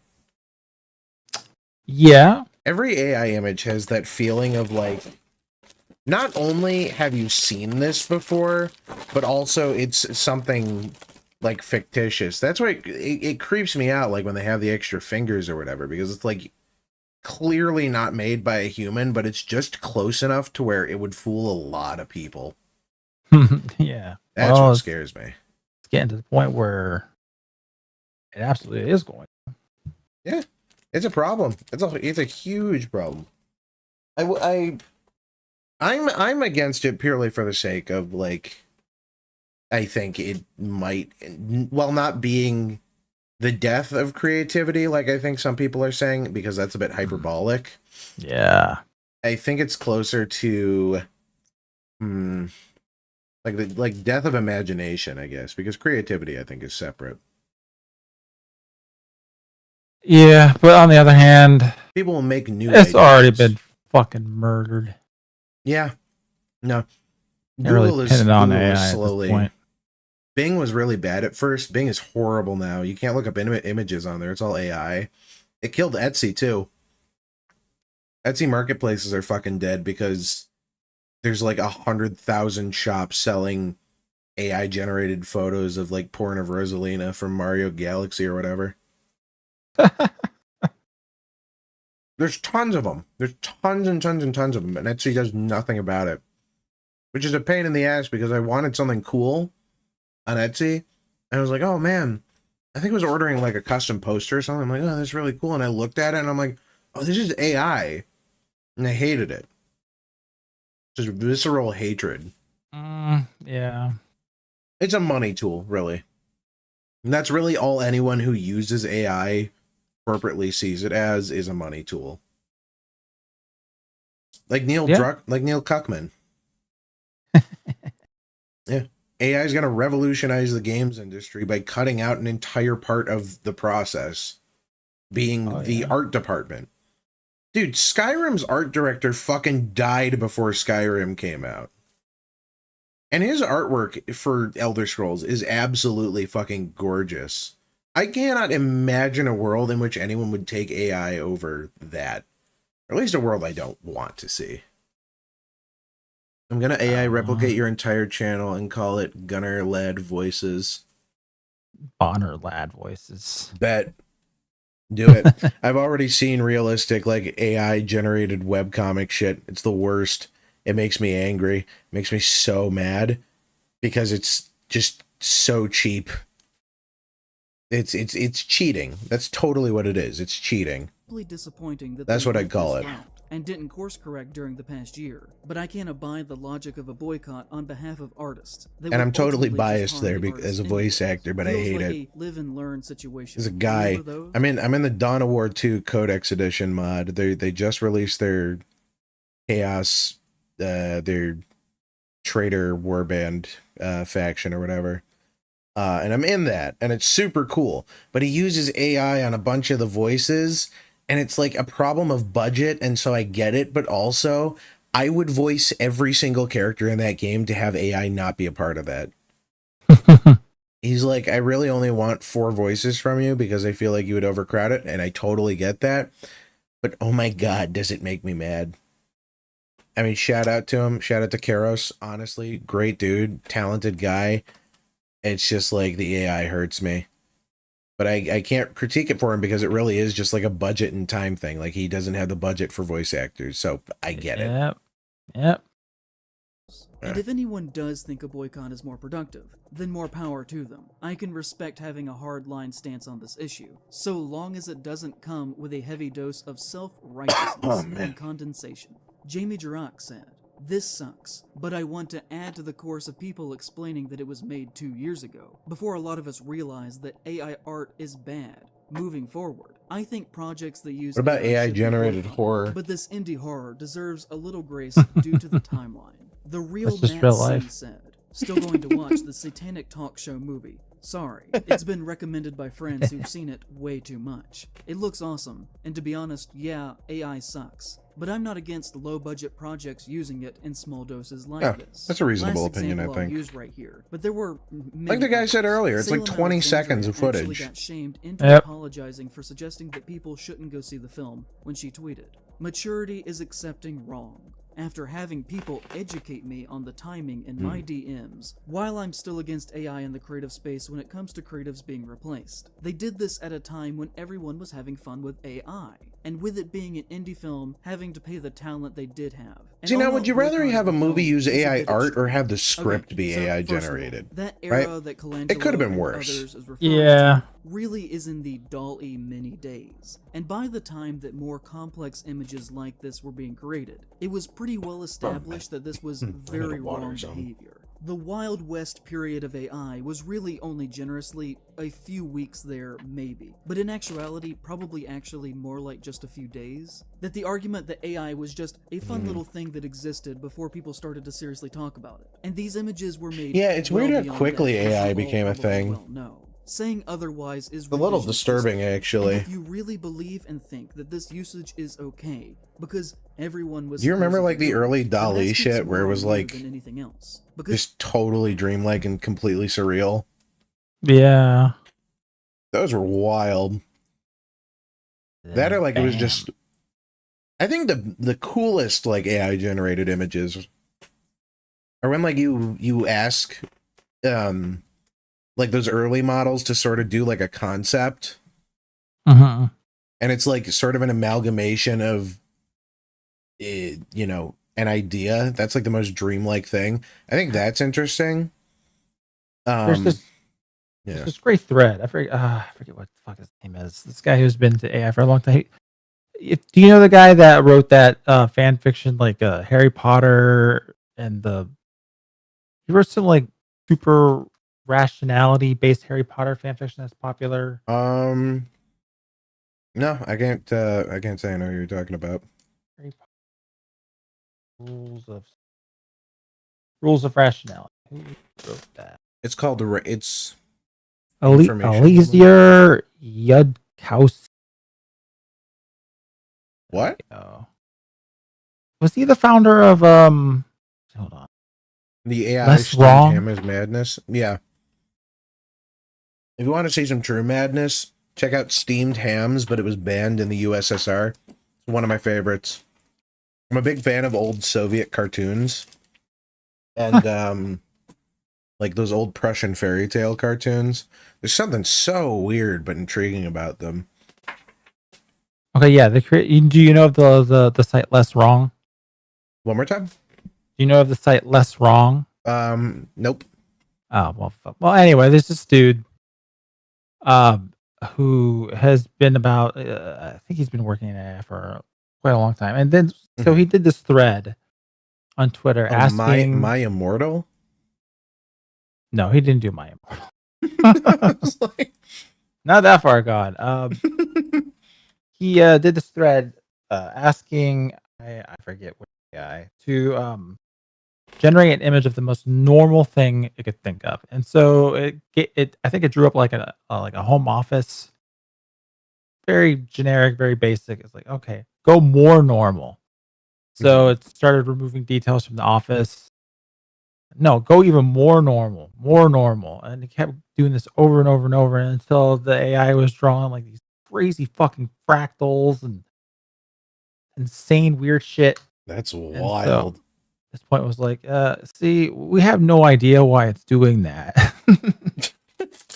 We need to be a little bit careful, you know?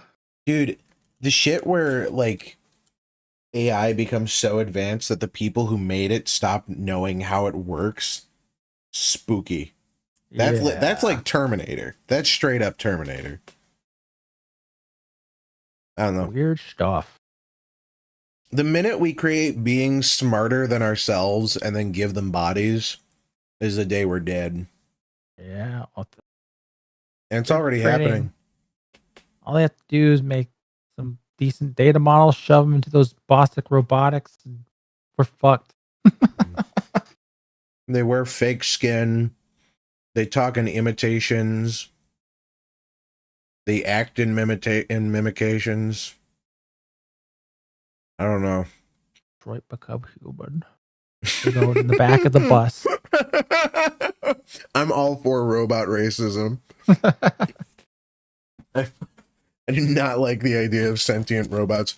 I don't even trust a fucking Roomba to be in my house.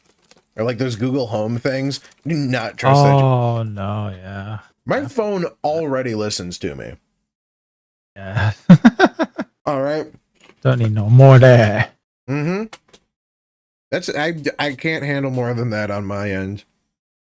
I'd love to have one of those cool smart mirrors, but I wouldn't trust those. Like, just put a Google Home in it and attach a Raspberry Pi to it. Fuck that. No thanks. I do not want that spyware. Mm-mm. Roombas make like a fucking 3D map of your house. Yeah. You guys don't want your anime waifu? How dare you? Can't wait to have my anime AI waifu. I hate those apps. I hate getting ads for those apps where it's like, here's your AI generated girlfriend. we can talk to you and sell you a subscription. Yeah. It's all the same art style. It's all from the same place. It's like actually maddening. The internet is becoming an increasingly fake world. Absolutely. It's disturbing. My friend's kid named their Roomba something, and I was like, that's bad. Yeah. I can't read the comment. It's like, it's blocked behind the stupid fucking heart button. That I know. I think it. it's just name their Roomba, and I was like, that's bad. Name their Roomba. Does that say ass and? No, it didn't say anything. My friend's kid named their Roomba, and I was like, that's bad. Oh, okay, I see. It's an AI app that lets you talk to dead pets, Lamau. I hate that so much. Fuck, man. Same problem I have with like psychics, where it's like just exploiting sad people. We're done as a species. Yeah, this is the great filter. It really is. It's a hell world. It's a hell world after all, yeah. It's a hell world of our own making, because again, we've created we've perfectly figured out how to engage the human brain in such a way as to where we can constantly sell them things. Yeah. It's a cycle, and I hate it. What were we talking about this video? Bad conservative something? I don't know. Yeah. Guys yapping. Except for some reason it's about AI. Who were essentially quite vocal. Oh yeah, we were talking about that movie, The Late Night with the Devil, this right? Was pure and simple, a way to cut corners and test the waters on how much audiences would tolerate the slow removal of creative people in the creative process, in the making of films on all levels. There is no other way to look at this that is ethical. And in the weeks following, other companies I don't know about that. We just talked about it. Such as A24 and their horrible Civil War posters. Now, for full ethical AI use is an entire field. Yeah. Myself did post one single tweet that was positive about AI, which was clearly when it was still in the DALL-E mini phase, when it was just a strange curiosity, and when in the days following, time to cancel him. To the conversation and realized this guy used AI in his video. There was AI in that tweet. And have never this guy sucks. Large company I hate his point. It really is that easy. Secondly, yeah. Of course, they have the money to pay for real title cards. They just decided not to. The AIs are taking away the psychics who can solve cases, and I can't stop thinking about that South Park episode where Cartman believes he got psychic powers. They don't know any visual artists themselves. This narrative is insane, and probably disingenuous on their part. Critic Rebecca Johnson said, "It is disappointing that they used AI artwork."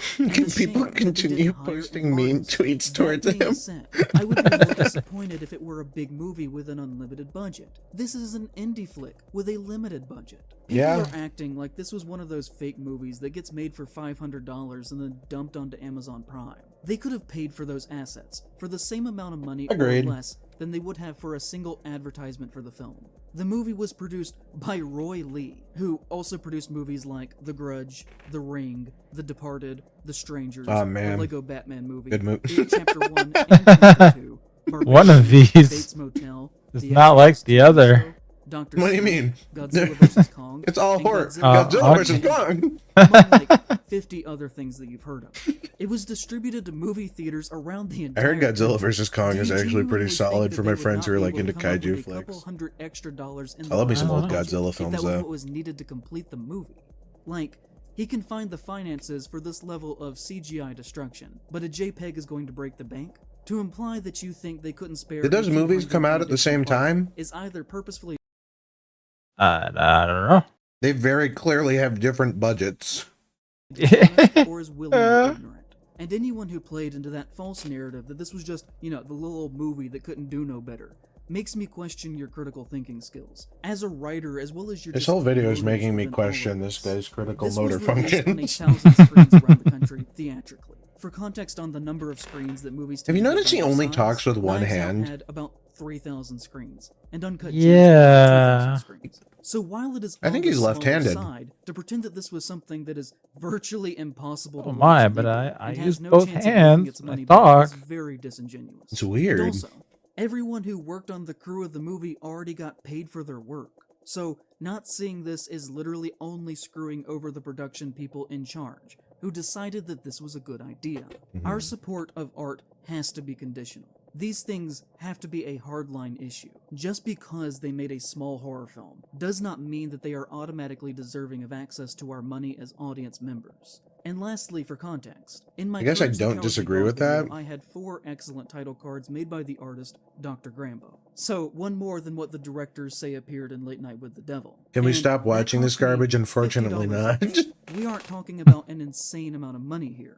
That is just the cost of a few tickets to your movie. If my YouTube channel, which as we just This covered, whole has point been is just failing like for they 2 could years have now, bought the can money. afford They to could have hire bought the artists, art. then I guarantee you that a Why feature didn't they film buy production it? attached to Shudder that is owned by AMC could spare a few hundred. Oh, it's making a mountain out of a molehill, Let's I not be think. silly here. Weirdly enough, Roy with us Lee. initially Oh was yeah, he maybe did criticizing produce the film live action saying, Death Flick. Did you shell out a few $100? No. Do you know the Ah, good catch. I forgot about that. I remember that now.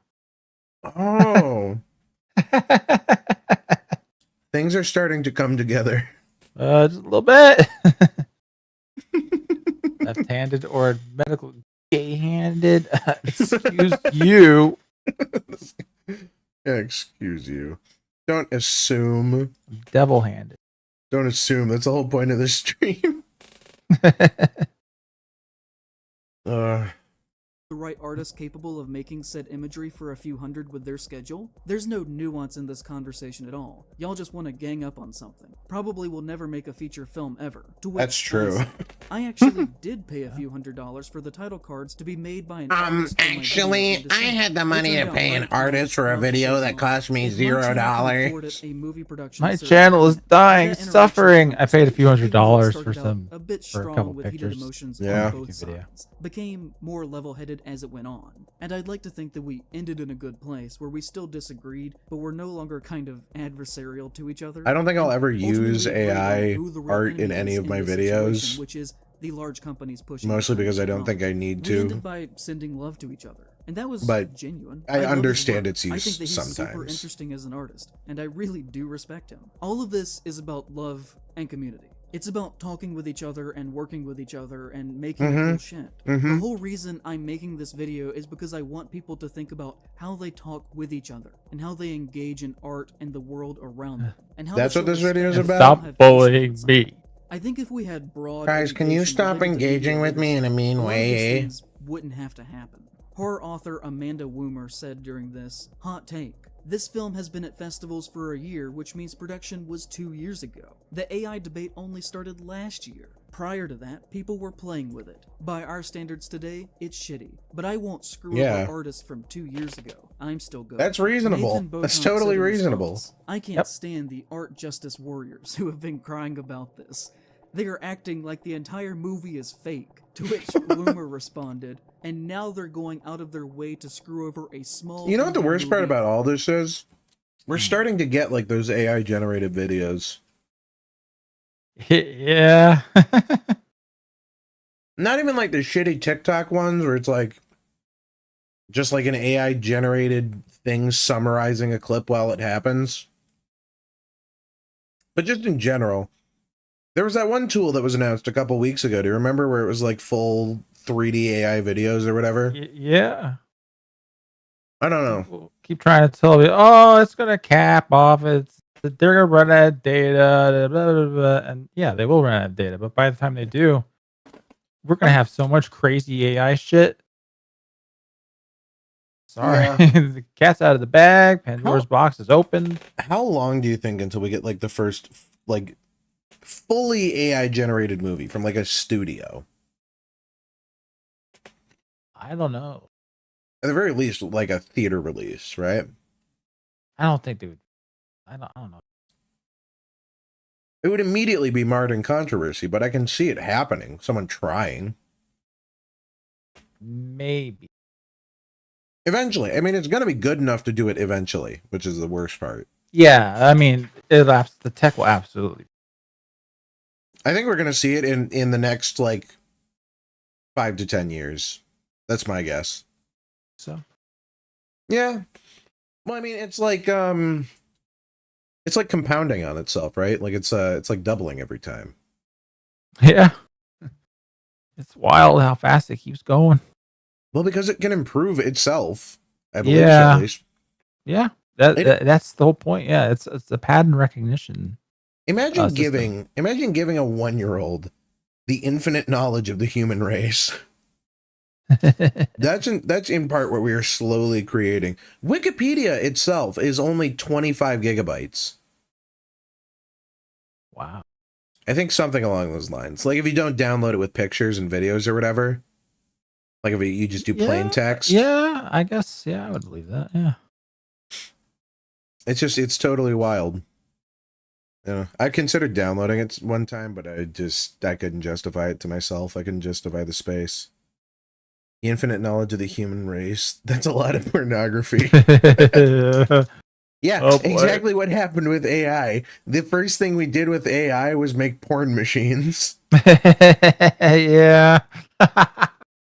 Day one. That's why women are worried about the fucking AI girlfriend robots or whatever. Yeah. It's disturbing that it fills a void. I don't like the fact that those are successful enough that more of them pop up.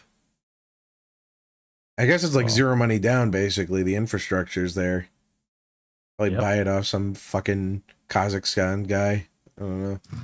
That lots of artists, writers, guy from Kazakhstan? What do you call them? For the Kaganates? sake of 3 AI images that were then edited. I don't see Kazakoid? At Little Leah 78, who describes herself as a one-woman creative agency, full-time smartass, and harlot of horror, said to this, honestly, people don't beefing understand with how Leah. films are even made or the budgets that go into them, or that lots of people use AI in everyday life and don't even realize it. Famous Vegetable once said, in the future, all entertainment is randomly generated. Does not know how movies Randomly generated, randomly generated. The filmmakers could have very... Have you seen that punchlines.ai website? I have not. It's dog shit, but it's an unfiltered comedy AI. Okay. On occasion it pops out a banger, but most of the time it sucks. Kazakhstanis. I'm gonna call them Kaganoids. No, yeah. Easily read the this guy is making me actually mad. From the trailer, and they still decided not. So far, we haven't hit a single conservative horror movie. Chapter 3, everybody. Movies are getting tweaked all the time in the final weeks. Look at the chapter breaks. That is just very normal behavior. And it was a deliberate intention to not do that here, probably for the attention that it brought to the project. And if it is a budget thing, again, if your movie can't spare a couple $100, then it either isn't a real movie, or you need to fire your accountant. Filmmaker Aaron Kuntz said, indies rarely have the budget to hire multiple artists. It's usually 3 or 4 art leads that source everything. They're overworked and underappreciated. Yeah, if over 2 that's a fair years ago, assessment, one I'd of say. them used an AI image, that's not taking away a job. It's giving them time to breathe. Where are we at which, in the video? you know, I also think is the wrong We're way at to go about this. Like, the let's title of the pretend video, that Bad Conservative Horror Movies, and he's talking about AI images. Okay, executive order vote time. I say we just go to the Wendigoon't part. He's never getting to anywhere fast. I can't do reiterated this the anymore, same dude. AI point Does he- for what now? The last 20 minutes? Literally, the chapter 2 was like here. Yeah, it's been like 20 minutes. That's ridiculous, dude. Yeah. Let's All just right. go to what the people want to see. Indeed, I'm for that. Oh my god, and he talks about this for a while. Laud. Oh my god, I just gotta skip away further ahead. I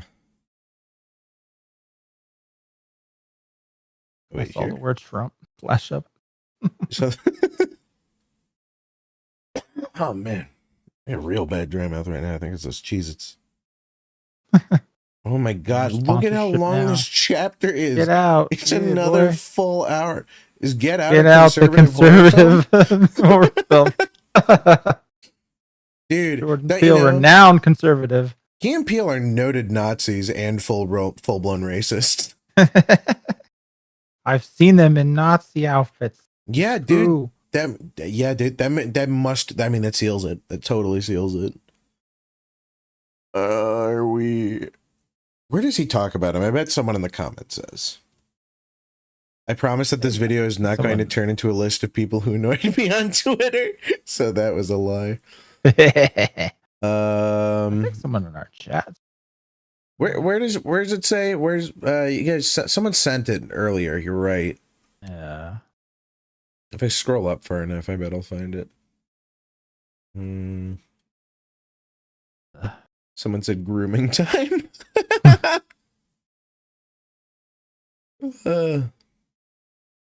The timestamp is in Praise of Shadows, Slandering Wendigoon't, full segment re-upload. Oh, okay. Someone just sent the, we'll just do the clip. Oh, okay. I mean, either way, I'm glad we like made it through most of that, I think. Yeah. I feel like we got the point. Yep, the 2 points. This is a commentary guy. Another commentary guy. 30 minutes have been cut from the video. Oh. Oh. Tricky. Oh. Just like hello future me. Oh yeah. Wait. Oh yeah. Wait, what did hello future me edit out? He went after a bunch of YouTubers for I forget what.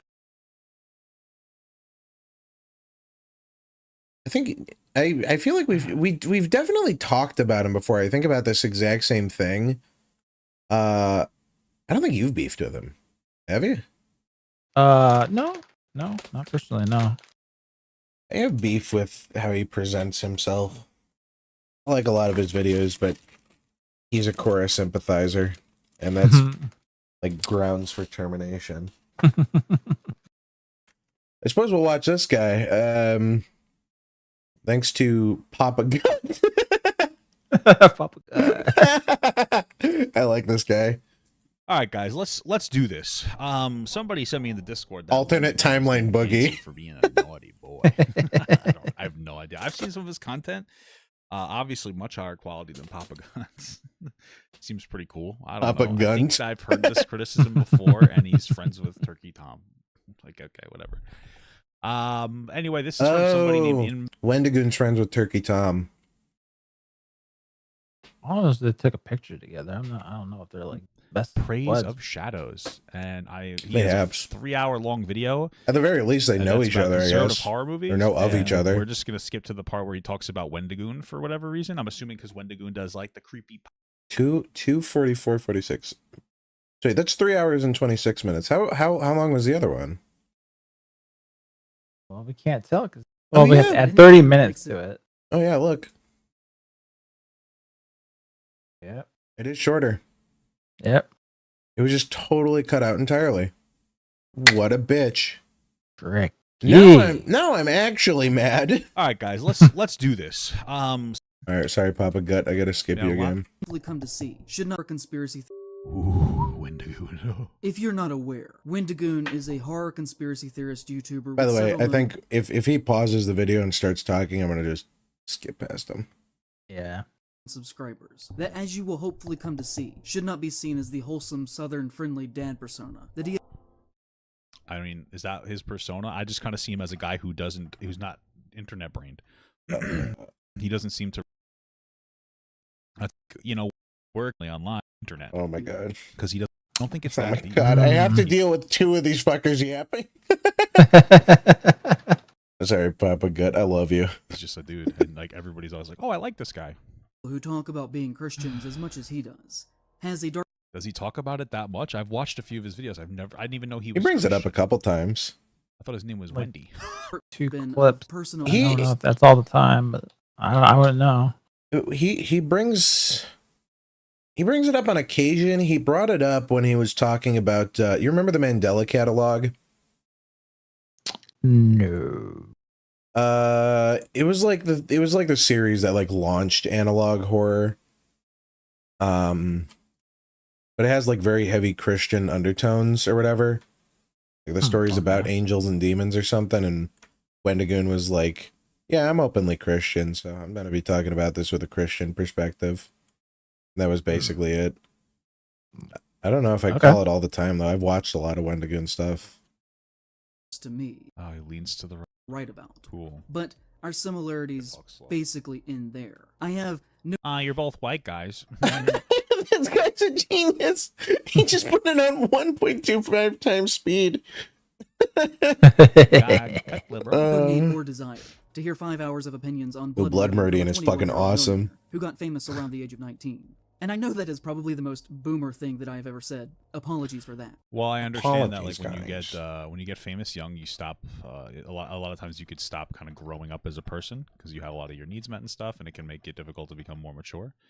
Is that your criticism? I guess that's fine. Okay. The right way until we are. I get this is frustrating. This guy is. I want to see if is there. Oh wait, I'm not showing my. I'm showing that to you guys. That's my page. Let me see here. Oh no, wait, I forgot I was on this account. It's basically just clips from Venture Brothers. Let's see here. In Praise of Shadows Wendigoon't segment. I wonder if I could just find the clip. Would be nice. Wendigoon't. I mean, he has it. He definitely. I mean, he. Ooh. So it must exist.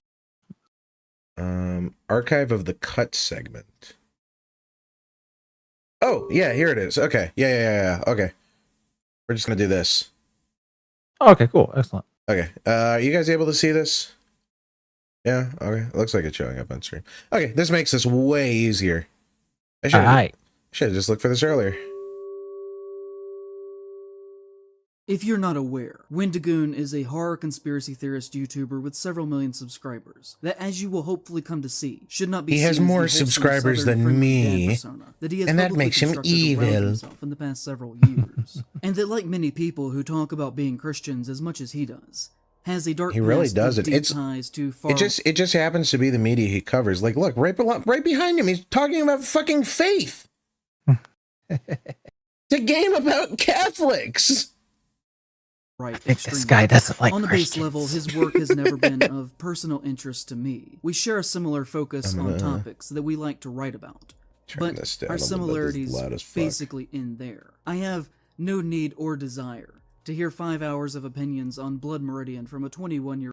Oh, but your audience has a desire to watch 3-hour videos about you fucking complaining. Jesus Christ. He has more subscribers and he has a different political view, so he is evil. Correct opinion inferior. Who got famous around the age of 19. And I know that is probably the most boomer thing that I have ever said. Apologies for that. But apologies, I say that to argue guys. that I really do think that there are some works that are really not intended to hit the right way until we are older.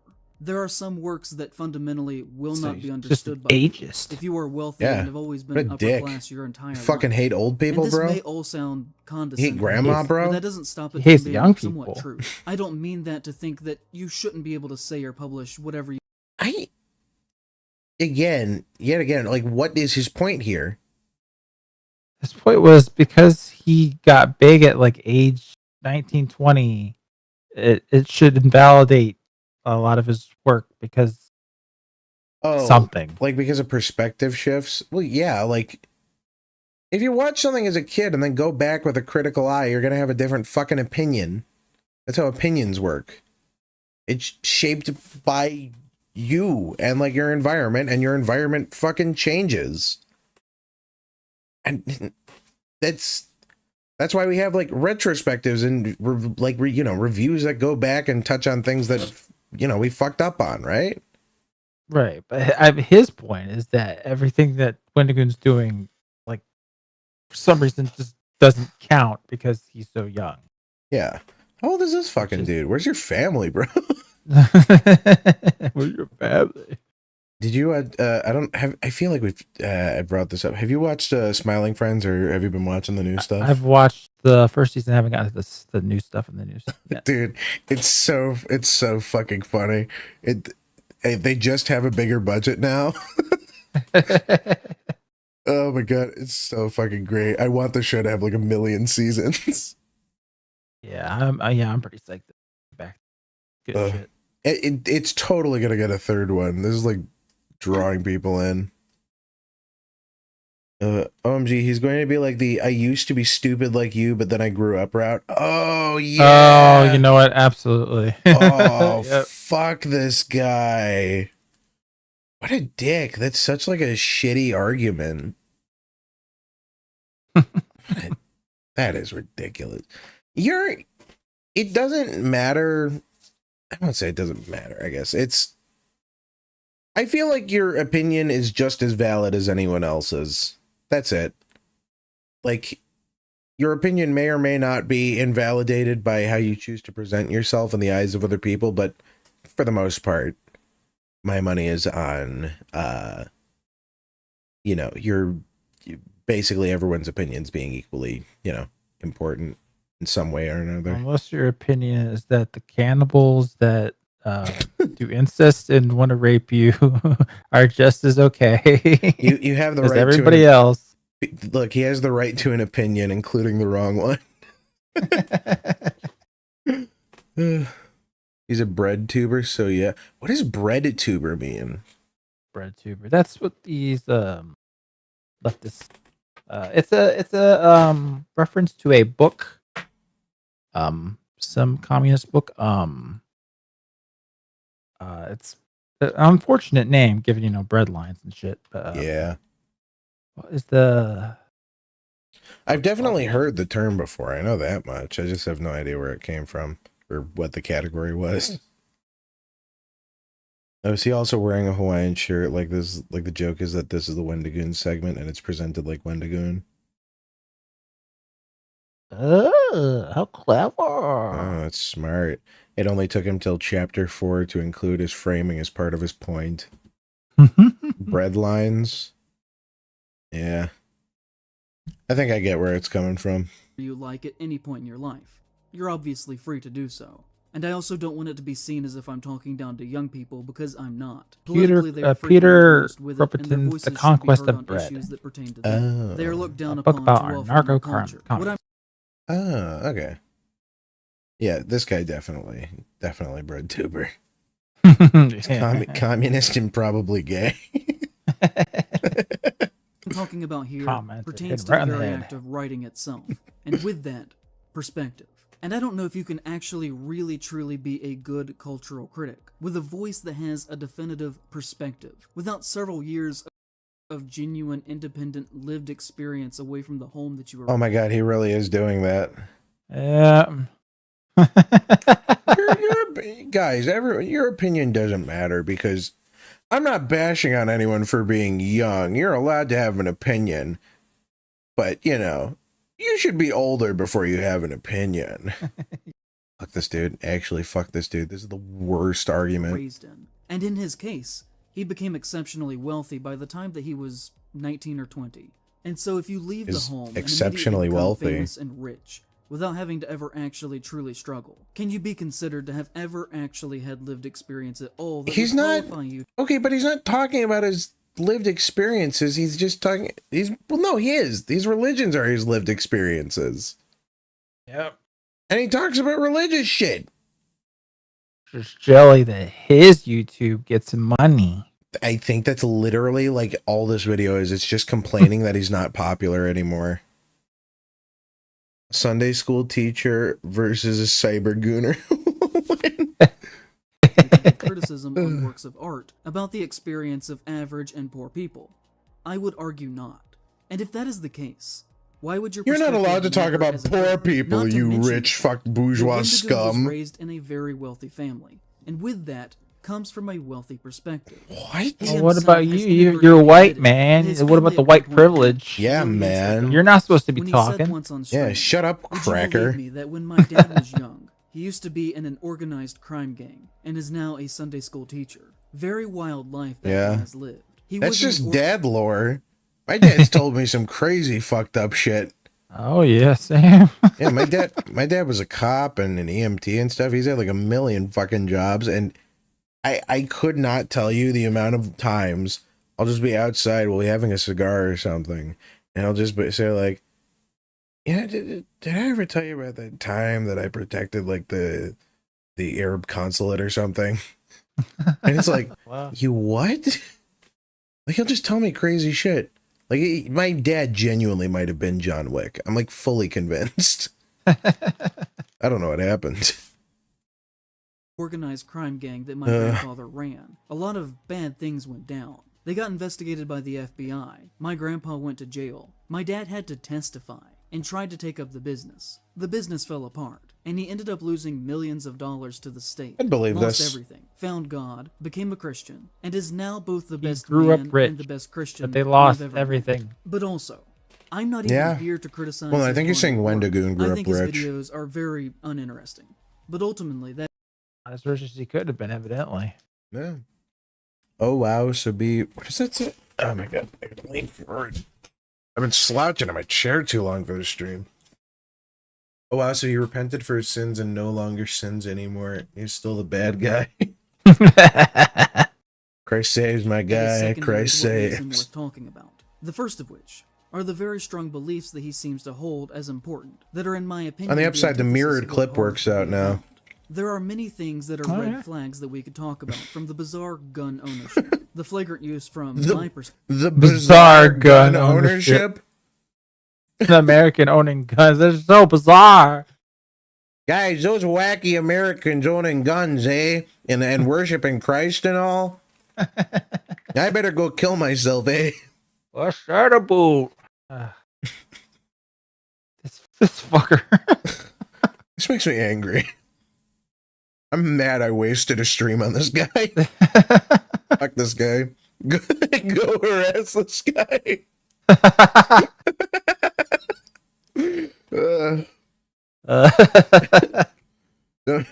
Start posting some more of those Mark After Dark tweets. Please do. Just DM him to him. Make him feel worse about his sub count. I want this twink obliterated.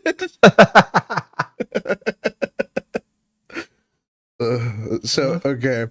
So Wendigoon't is a married straight white man who owns guns and lives in the US, and this makes him crazy.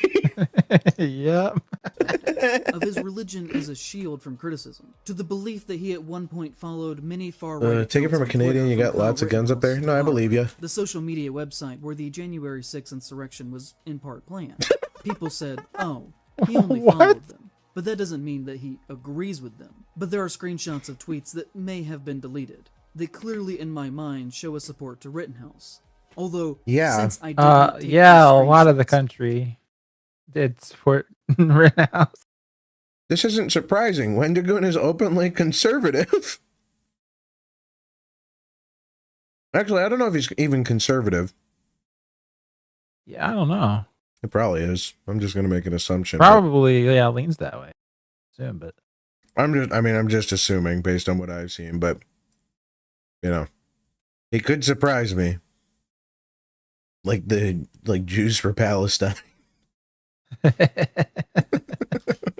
They do have to be taken with a grain of salt. But in Kyle killed the bad guys. Kyle shot a pedophile. To me, it seems in line with his general beliefs. That was good to me. The other was a domestic abuser. The internet, and to my knowledge, I can find no examples of him directly saying that these are not real. So he may or may not have actually followed these accounts or supported them. But I do not believe that he has ever outright. He might not have, but here's all the proof that he did. So I'm just going to assume he did. It's up to you to decide. A member in an online conspiracy theory group that, according to him, snowballed out of control into being a white supremacist battles of history. Wendigoon't his online username at the time was this gay guy.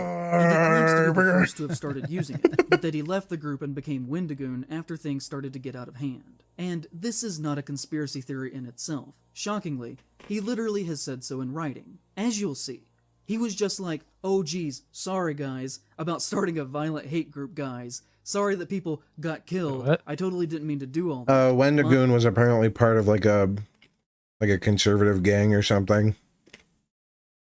What? I guess. Give me a second now. I'm gonna look this up. Because he's not citing shit.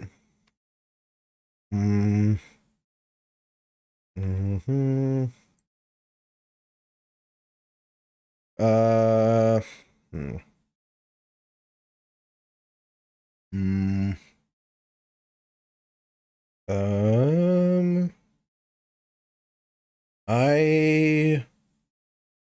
can't find anything on this. There's a whole Wikipedia. Wendigoon't cultural appropriation, Wendigoon't controversy, transphobia. Lawrence God, gang. no one can get me with that one, thanks to you. The Boogaloo movement? Yeah, the Boogaloo Boys. Oh. I wonder if he was part of this. I mean, if this is coming up, I guess, right? I'd be surprised. I'd have to look more into this because I feel like this is like, he isn't citing anything. Yeah.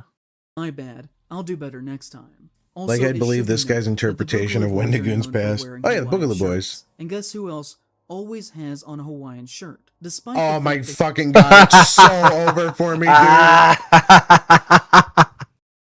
I am the Jews will not replace us. Wendigoon't was there. I know. I was right beside him, holding up my tiki torch. Wendigoon't did 9/11. He publicly totally does not share in their beliefs, guys. I'm just saying that if at the very least I, in any way whatsoever, somehow accidentally, inadvertently, started a hate group, I wouldn't continue to still dress like them if it were me. Dude, make me maybe you just fucking like Hawaiian shirts, you dick. Talk about it because people would publicly get mad. Oh my goodness. If I accidentally started a hate terrorist organization, I wouldn't rebrand. He's saying that he started it, and instead would try and. That's a bit of a claim and a half. How the fuck do you back that up? He hasn't, because he can. I don't think. Wendigoon't is over. He wears a Hawaiian shirt.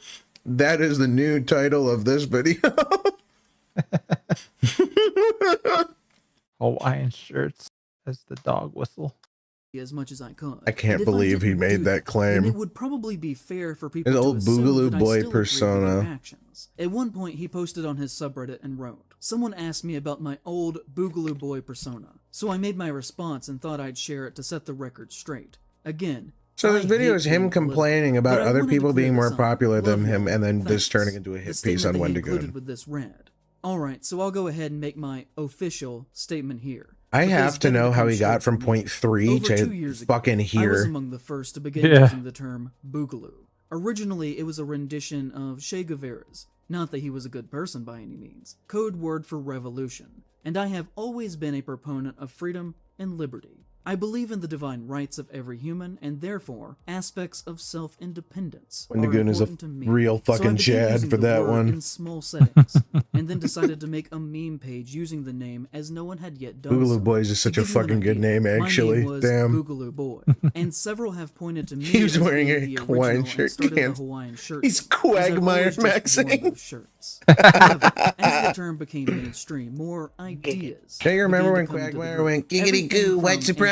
Members to fascists. That was my favorite part of the episode. The idea became muddled and broken. I always meant it as a for the people thing, yet it quickly became something else. To give you an idea, I watched the same news station call it a far leftist movement and a far right movement in the same day. It became something I didn't want to be a part of, and so should we skip forward a bit? Took a break and decided to talk about. I feel like we kind of get the point of this whole section. It's just him saying like, yeah. Like, I was part of it, but I don't care. People showed up at the George Floyd protests. Oh, all right. Okay. I need to jump back just a little bit. And friends were with me then, but I'm not a part of that anymore. So, do you remember when armed men were arrested a few years ago for planning the kidnapping of Michigan Governor Gretchen Whitmire? That was the Boogaloos. Do you remember when white people showed up at the George Floyd protests and caused property damage and violence? He just tied Wendigoon't. That was the Boogaloos. A great deal of their members were spotted in the Capitol during the January 6th insurrection. In 2020, they killed several police officers in a drive-by shooting in Oakland, hoping that black people would be blamed for the violence. in an attempt to create racial tension. Well, they sound like real fucking morons then, huh? In reference to a meme that says Civil War II Electric Boogaloo, obviously in reference to the 1984 film Breakin' 2 Electric Boogaloo. Okay, yeah. So let's take a closer look at some of the I love Electric Boogaloo jokes. Official statement. First off, I have tried and failed to find any connection to the word Boogaloo to Che Guevara. In fact, when you Google Che Guevara Boogaloo, you just get things related to Wendigoon't. When you type in Che Guevara word for revolution, you get things related to Wendigoon't. Che Guevara You're also searching on Google, which is showing you things of Wendigoon't, which you've clearly been searching for. Yeah. I bet you he looked at the first page and then went, well, not here. Well, Google doesn't have the answer. And the earliest example of the word boogaloo that I can find was in 1966, in relation to the musical style. So I would wager that that is more than likely a lie, to cover his actual intentions and sympathies that he held as a seemingly radicalized teenager. Yeah, dude. According to the Center for Strategic I'm certain that's probably Studies, it. What? The word boogaloo began to appear in online forums related to hate content on 4chan. He's still going on about this. This is just a hit piece on Wendigoon't. This isn't about This hasn't been about conservative films. I know. Specifically, I have seen multiple times that it is believed to have been born on gun-related forums. I can find no evidence. See, now that wouldn't shock me. That they have any allusion to their values starting. Wendigoon't seems like the kind of guy who would probably be part of like an online terror group, but like in a based way. Using it, or among the first is not true, and is frankly a bizarre claim to make. By the time he would this whole video has been one long bizarre fucking claim. Had a near death being entrenched into the deepest layers of alt-right internet radicalized extreme racism.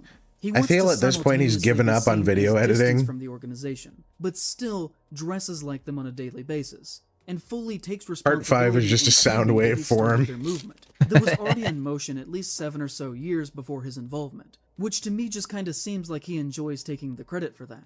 As historically, he already had an out that he was in middle school when it truly actually. You already sold me on Wendigoon't. You can stop. It just makes me wonder, what else is he lying about?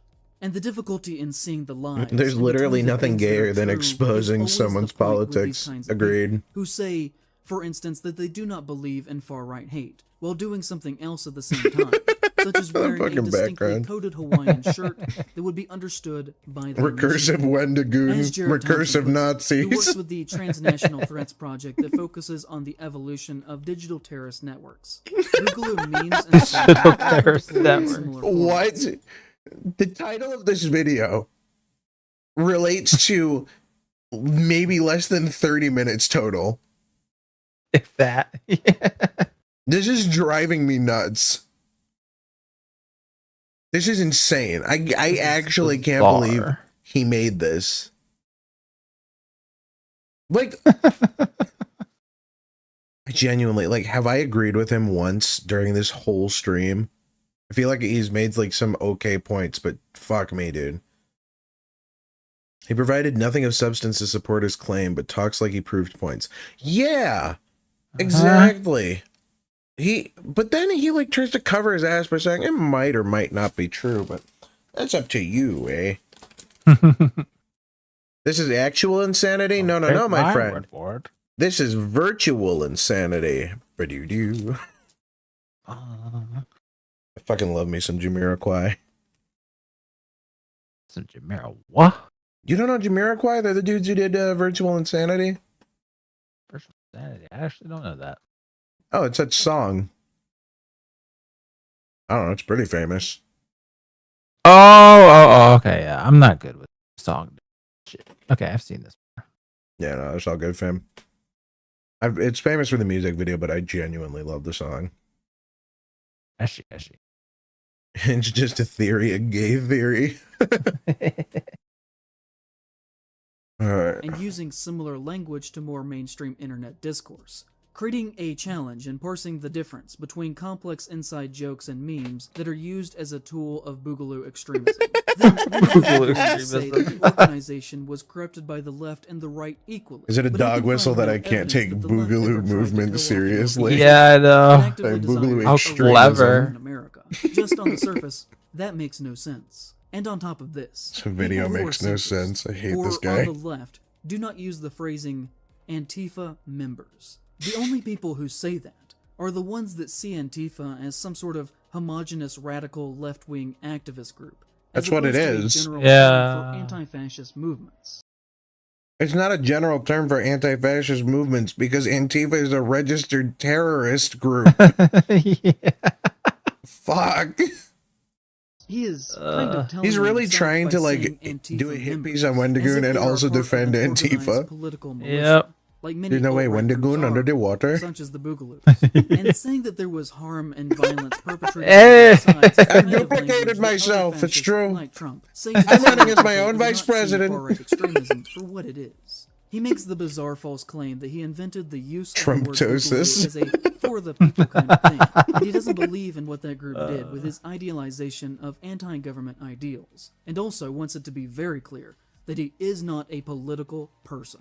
But to my ears, Yeah, this politics is all suck. conservative doublespeak. You're living And I fucking hope proof of this that. is becoming obvious to you as well. In my opinion, there is a regular God, pattern it's of behavior 12:15. from supporting Rittenhouse I'm just- and I wanna multiple get through times this. Other far-right extremist figures. We're But I so think a clear close. picture is painted that I he does know. not mean this as a communist kind of thing, and seemingly more His so whole means point thus people far has as a just been very that select Wendigoon't group. associates Wendigoon't himself is very with. publicly friends with Oh, Turkey yeah. Tom. They have been seen together on multiple occasions. And That's what Turkey Tom looks like. Yeah. It looks like his hair looks like a helmet. I love Turkey Tom. I used to watch a lot more of his videos. I don't much anymore, but I used to wear my hair like that too when I was younger. oof. My hair used to be like really tight up top, and then I decided to grow it out, and now I've got super long, luscious curls, and they're awesome. Chicks dig them.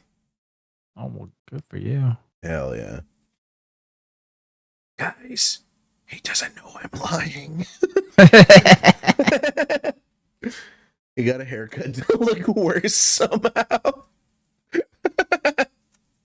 I don't know how you can get much worse than this. I guess you could have like fucking Ian Heacox's bowl cut that he had in like 2012. At the very least was invited. Tom has been accused of using the N-word multiple times in private conversations. Dude, based alert! Including these screenshots of texts that are alleged to be real.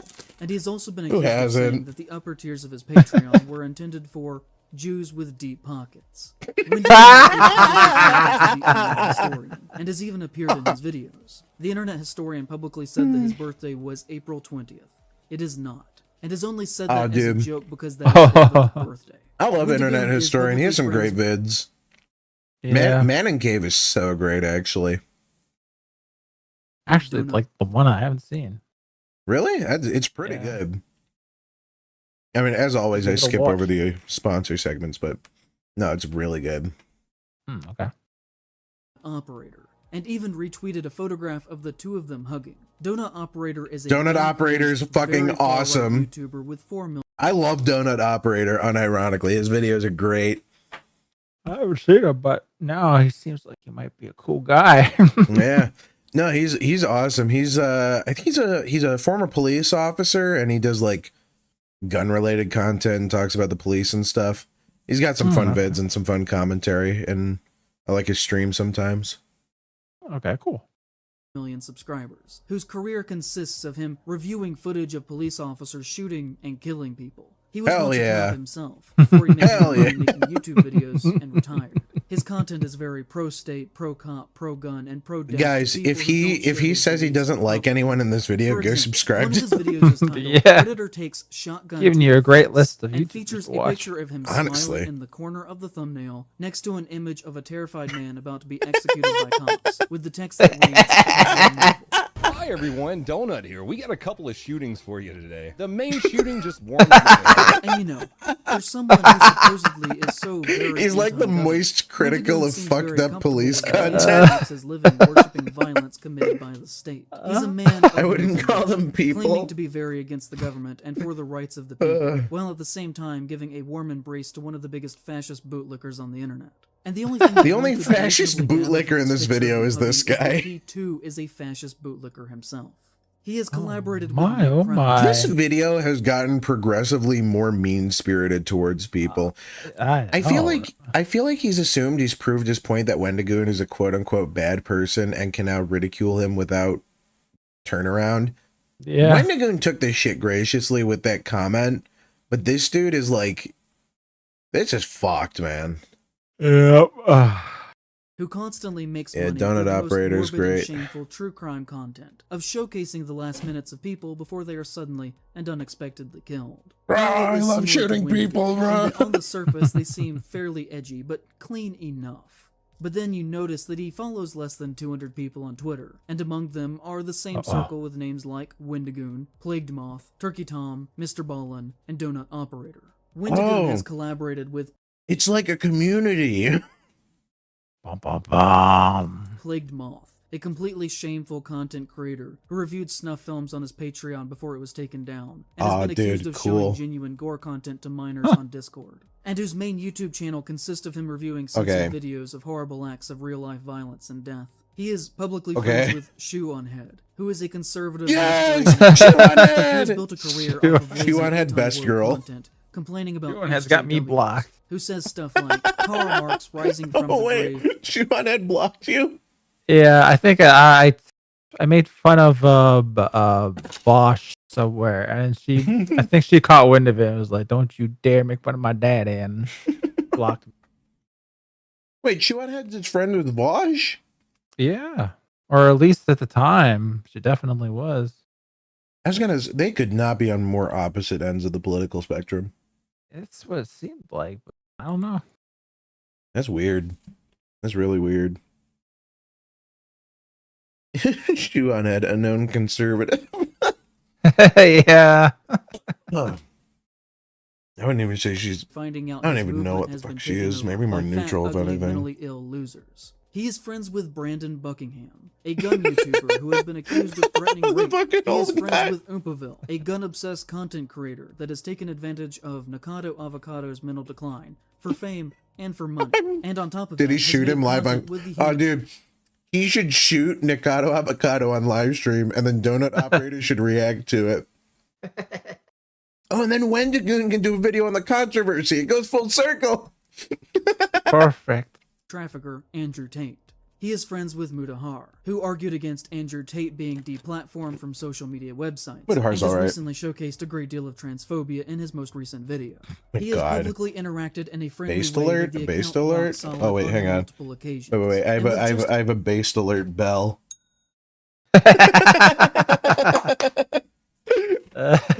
Totally forgot that was sitting next to me. Nice. The more he talks, the more it's like the fucking scene from Breaking Bad. It's just like.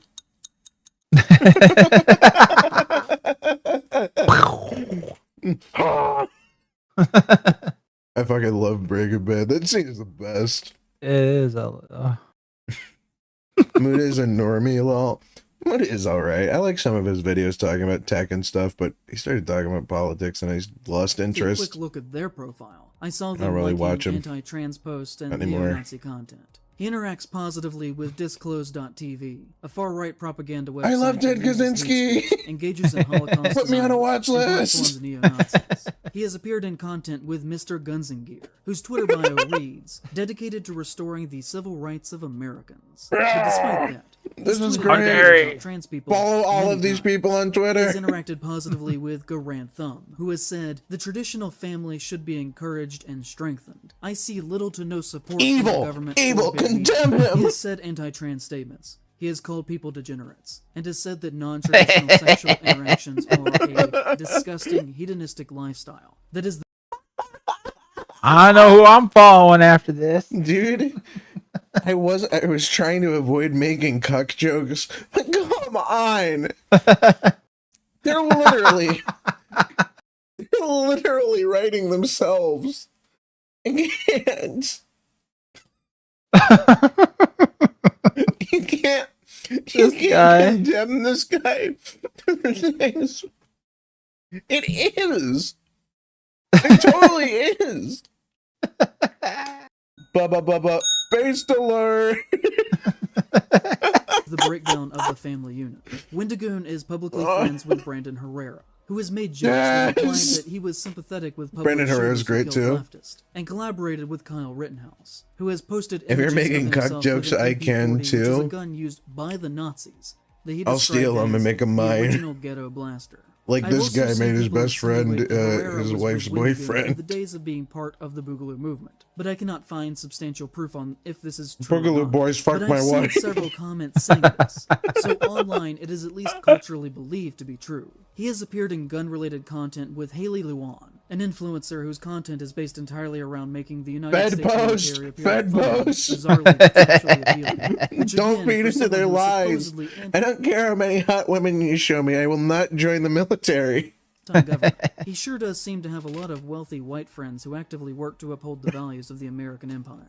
Or we could talk about the time that he stole art to use in promotional material for his videos, and then blamed it on his editorial team instead of just taking the responsibility. Then, of course, there is his username. To the Algonquin people, the Wendigo is a negative spiritual symbol that is to be avoided, and his name is to never even be said out loud or written down. So I know there's a bit of a hypocrisy there on my part, but we kind of do have to say it for academic purposes, so apologies for that.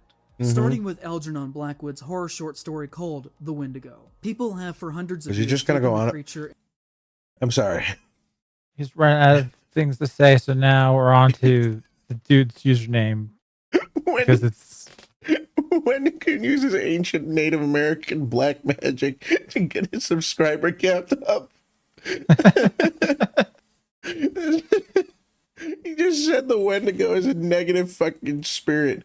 This dude has no points. I'm mad we wasted his stream on this guy. I'm so pissed. Fuck this guy. You become a Wendigo by cannibalizing, right? Oh yeah, he's the I thought the Wendigos the good guys. Is that Americans who are white or partially in defense of Wendigos love to claim a percentage of native heritage for bizarre conservative reasons, relating to, like, reverence for the land and fascistic nostalgia for a time that never existed. What the fuck? From criticism this has gone so far off the rails so quickly. And that he learned the background is like through him. But I personally this is like an actual representation of my mental like state collapsing. In this situation, and black people were telling me that is he going to say Wendigoon't appropriated the Wendigo? That is exactly what he's saying. Listen to what they were saying instead of claiming that I had the right to do it because I had some melanin in me, especially if I were more or less raised within a primarily white cultural area. The only melanin anywhere near you is inside of your wife. On top of that, just frequently associated myself with white supremacists. There are 26 million people. Look at how huge his guy's double chin is. Look, I'm fat. I'm not going to make fun of him for being fat, okay? Otherwise, I drag him. Otherwise, I drag him down to my level. Non-white percentage of my history. Then what really would give me the right to dictate I gotta keep this as punching up. Was appropriate. I really would have no ground to stand on. The other thing that I would add is that Wendigoon't and I not only does this guy not have any ground to stand on in this video, he has actively dug himself a hole beneath him. And this guy, I'm certain this, like, I really hope this is a fluke and his content is good, but nothing about this video has made me want to watch any of this guy's shit. No. He's terminally online. How can you post this and not see himself? Life. Yeah. This is definitely more entertaining than comment reading, at least. Yeah, at least he's like schizo posting. Neighbors. And I know this. He went up to me, sir. You about schizoed me. So I live in Asheville, North Carolina. And between boxed him, kill him. That and the reservation, you have the community of Lake Junaluska, which I used to go to North Carolina a lot as a kid. My family would rent a house at Nags Head in Duck County, and they had a Duck Donuts there, and I fucking love Duck Donuts. Anyone lives there, anyone lives near there, go to Duck Donuts. So good. Dude, they had the one time I was down there, they had this donut. It was like a breakfast donut. It was like a pancake batter donut with maple syrup glaze and bacon bits, and it was so good. I sound fat talking about this. Look at how big my double chin is. I had it with my beard. All right. Waynesville, keep you have going. Maggie Valley, and a few other small drive-by communities. And beyond that is the Cherokee Reservation. Wendigoon't lives somewhere just on the other side of the reservation. That is not me doxing him. He has said many times publicly that he lives in East Tennessee, and I'm not even saying what town he lives in. According to the latest census, there are only 23 black people who live in Maggie Valley. There are 15 Native Americans. Well, I know where I'm moving. The reservation. Most of this area used to be sundown towns. It is about as white as you could possibly get. Deep Appalachia is very white country. Dude, this dude should be like a real estate agent. Genuinely in this part of the country, you have to assume that any white person you meet hearing is fat racist people talk about food is always great. Almost all of these little towns are well over 90% white. No, what did he say? He said you have to assume that everyone in this area is racist unless they prove otherwise. Isn't that that's assuming guilt? Yeah. He's just assuming guilty until proven innocent. That's like the worst argument ever. How I need like a just fucking there aren't enough black people around. Now, let me tell you, I went to a primarily black high school. It was you want to make racist. That's where you throw the white kids. Yeah. Dude, I mean, it's to the point where even black guys who come out of there are racist. Yeah. It's just, I can't believe this shit, dude. I can't believe this is a real video someone made. Like, yeah. The only thing this guy did was like fuck up his own reputation. Decided, hey, I wonder what the I can go further. I'll tell you this much. Crime rate. I mean, considering the fact that they probably don't count hate crimes as a thing, it's probably pretty low. Drive through Maggie Valley, you would find antique stores selling busts of Native American. Wait. So wait, does that mean that we have to assume all the black guys there are racist too? Carved wooden eagles, vintage paintings of they don't know enough black super people. Racist generalizations that idealize the idea of the noble, good kind of Native American. And then you'll drive onto the reservation, and it's just run down and poor as shit except for the casino. He has said that the name came from his cultural connection to Native lore through his grandfather's side. But I can assure you that unless you were on the reservation itself, that actual Native culture has no aspect in the general lives of the people around here, other than the racist trinkets that depict them. And as I said a moment ago, the Wendigo is Algonquin. That's more of a problem of corporatization. And, you know, like, trying to sell things. He probably could have made a point there and tied it into communism, but I don't think he's smart enough to do that. Who are nowhere close to the vicinity of the Cherokee, who are in the southern Appalachia region, and throughout the lower sections of Middle America. The Algonquin people are Canadian, and a little bit Northern American. To insinuate that he can use the Wendigo name by citing a little bit Northern American customs is completely absurd to a person who lives. I'm gonna be honest. All of this is North America. What was he talking about? No, you're right. It is all North America. Bro, never heard of folk tales. I'm just thinking that. I was just talking about that with my parents the other day. Like they didn't really grow up on fairy tales. Like, because Santa, I wouldn't say it was like a fairy tale. Santa's like a defined character.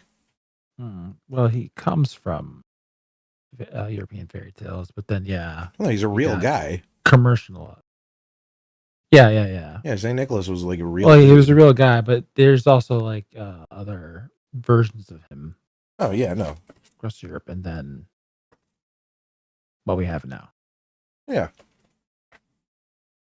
Ties back into corporatization. The image we have now is of because of Coca-Cola. Yeah.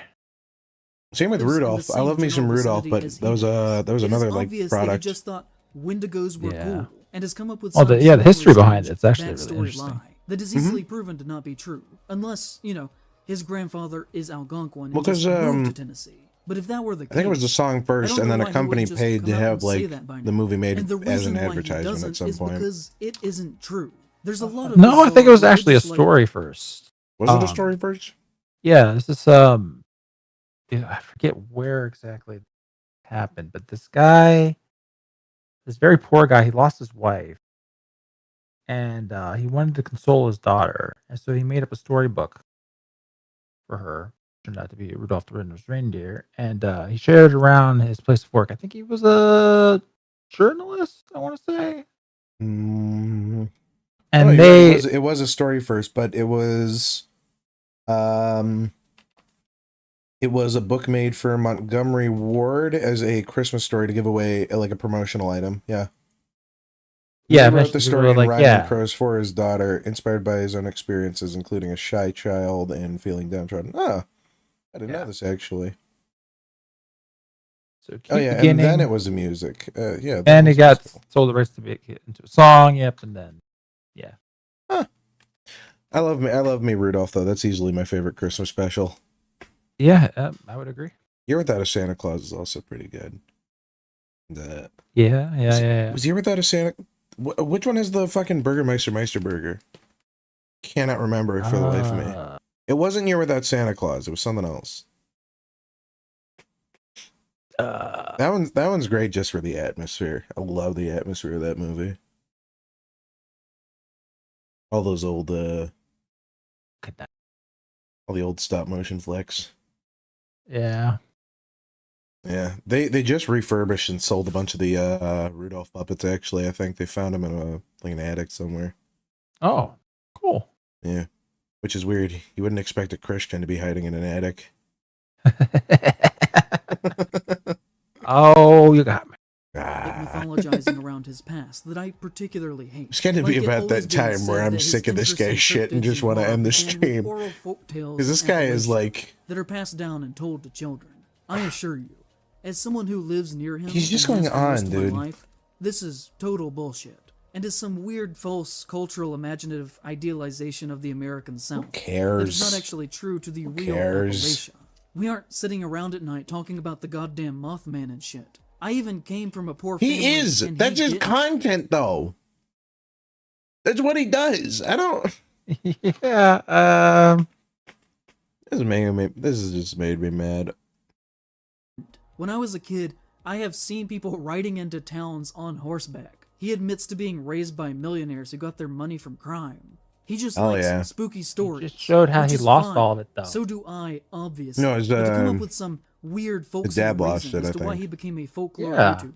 That they didn't have the million. Culminated with but then he made a bunch of money back, apparently. Tradition is the kind of language that is used by members of that that personality. They might as well claim that he was born on a fucking mountaintop. Nobody talks about it. But don't you think it is extremely weird? He was born out of a rock that was struck by an egg. Isn't that or by lightning? Jesus Christ! I can't. An exchange between two anonymous indigenous people about how they feel about him and his baby. He didn't have a childhood. I've been watching a YouTuber this guy's childhood was Wendigoon't consuming media, and I noticed that his username always made me feel weird. He often uses Wendigo imagery in his merch and made it a part of his brand. Yeah, it goes hard. I don't know what you want. Taught him the legend, and I'm not going to make assumptions on if he is lying or not. But I feel really weird. Who cares?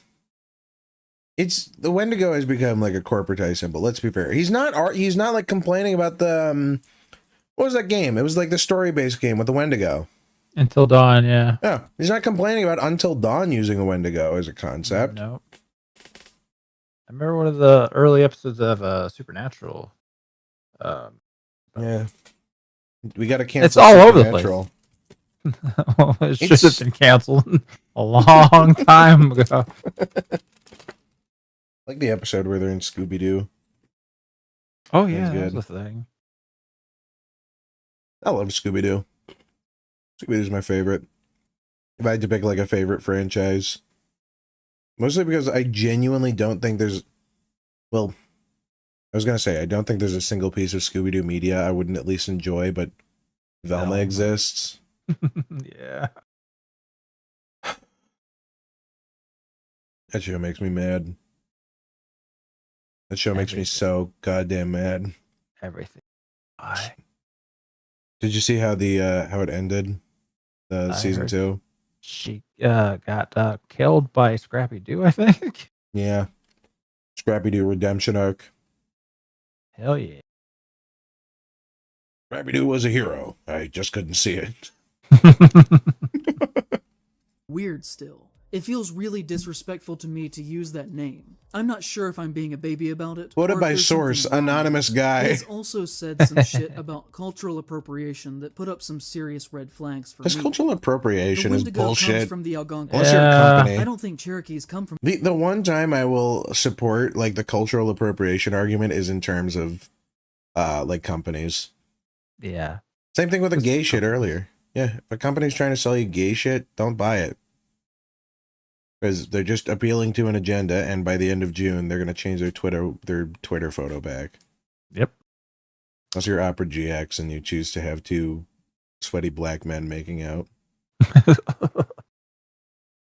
From that group. Plus, he's presented the white people concept of a Wendigo. You can call the him white out, people concept. Damn, white people don't know my Wendigo. Down before you ever get him to shut down. What follows is the comment that they were referring to about cultural appropriation, where a native person called out Wendigoon't for his use of their spiritual symbols. He said, hey, I'm actually going to make a video on this in order to make a direct response, but for now, cultural appropriation. He sent his comment by smoke signal. Spiritual symbol of the Whenever evil cannibalistic monster.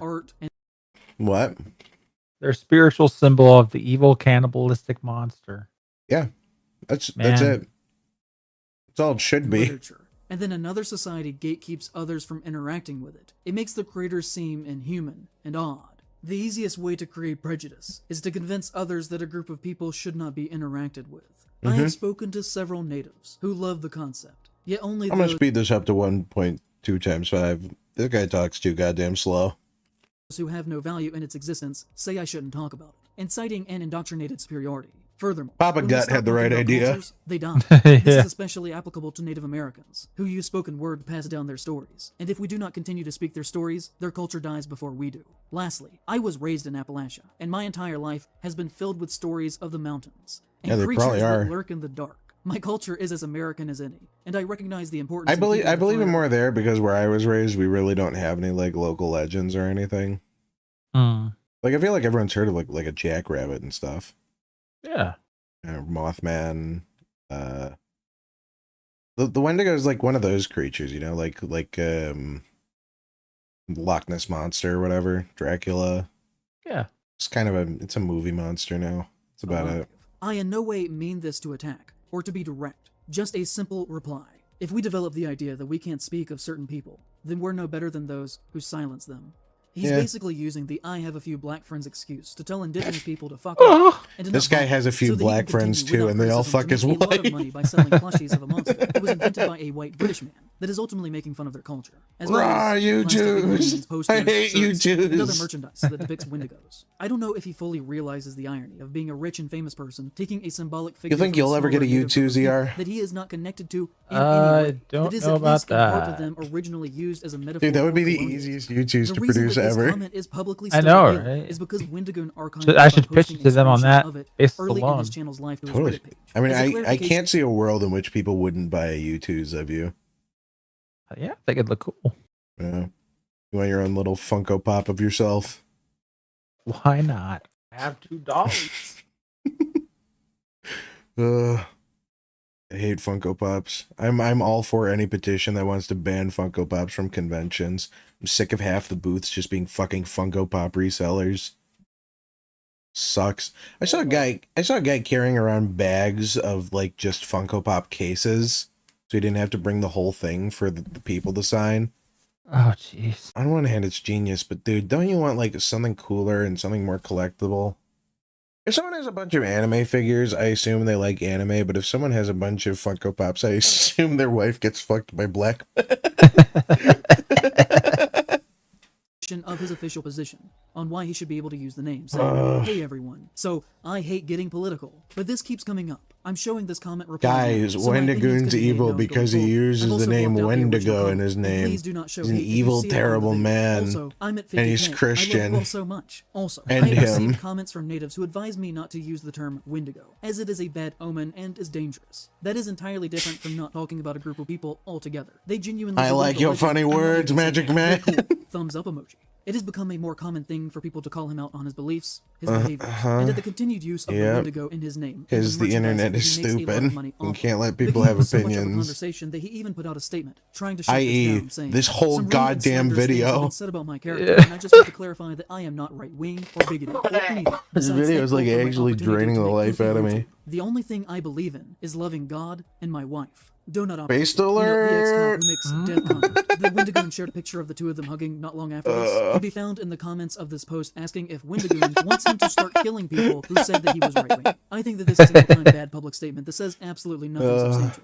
And that's the point. I quote-tweeted this and said, "Not that I have a stake in this whatsoever, but this is such a non-statement that doesn't even address any of the issues that folks are criticizing him for. Someone using their religion as a shield in the same breath as claiming that they believe in nothing politically is a red flag. Oh, I'm just a goofy wholesome boy. Please don't ask me why I follow less than 500 people and one of them was Kyle Rittenhouse. Don't ask me about all the guns that I post pictures of. I promise I have no strong beliefs. Apolitical, really. Why are you slandering me? I really only care about this because if you have that large of a platform and make your money from being a public persona, then you are no longer fully a private person, and your political beliefs do." So that applies to him, but not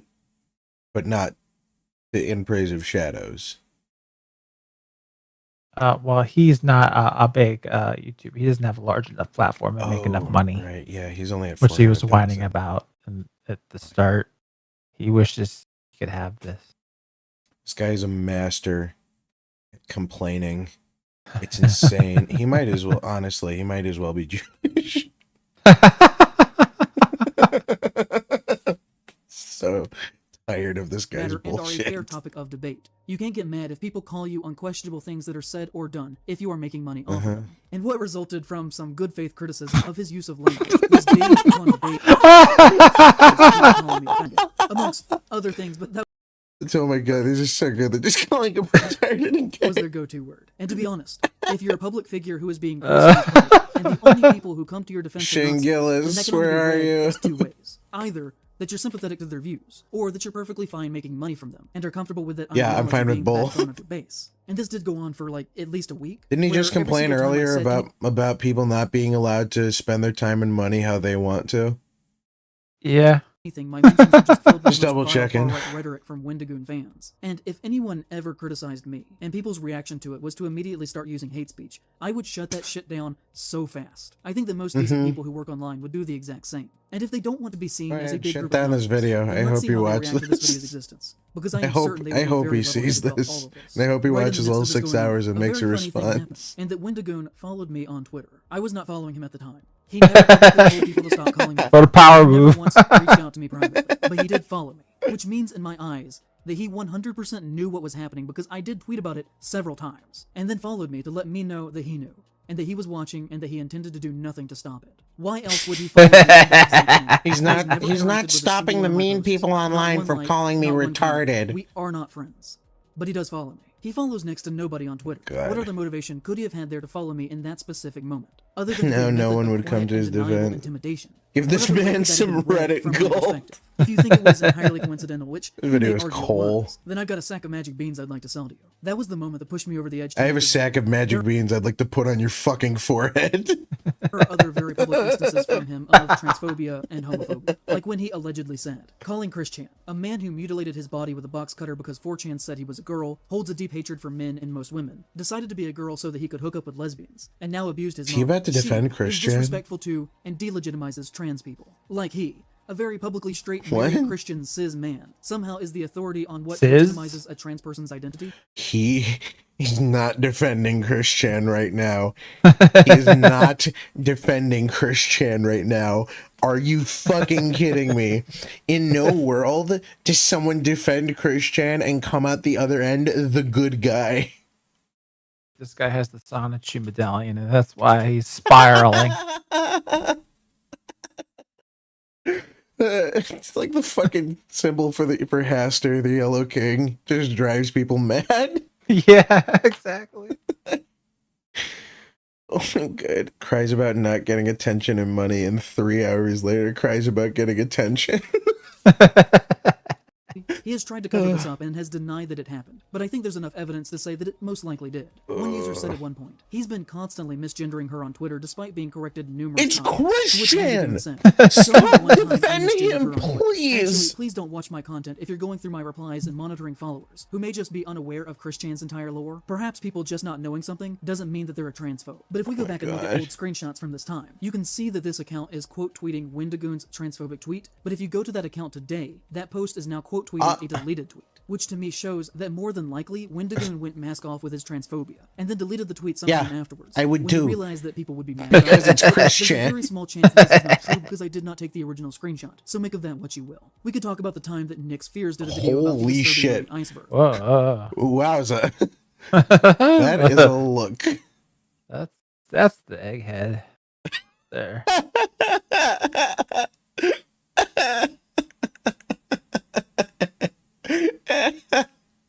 It's fucking Humpty Dumpty from Puss in Boots.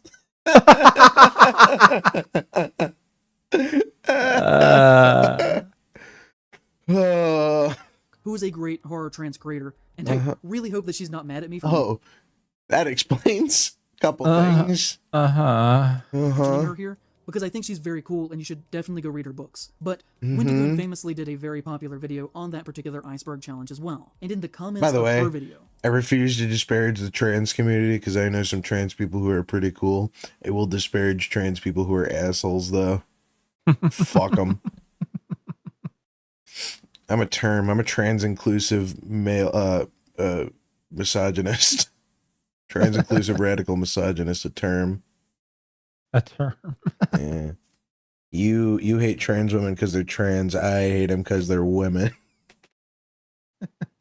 He said, "We will be watching your career with great interest," which is just kind of gross, because in a way it is similar to him following me. It is him telling her that he sees that she's doing similar content. That's a meme! His presence in the comments is undercutting her video, while he also at the same time seemingly makes it look like he supports trans people. Like in the responses to his comment, people are saying things like, Wendigoon't says trans rights. Wendigoon't has done... simultaneously tweeting about Christian multiple times. We could talk about another It's Christian! YouTuber gay sex alignment chart and put Wendigoon't as a sub bottom, to which he responded to them and said, "What did I do to hurt you?" Which, you know, clearly is a joke, but also the worst kinds of straight guys when they make jokes related to queerness, almost exclusively direct the punchline at femme gays and bottoms, because they view them as lesser than masculine tops. He has multiple times said that he supports queer people, but I think... You remember earlier the Doom Wad, where it's like, find cool Doom Wad, look inside, gays.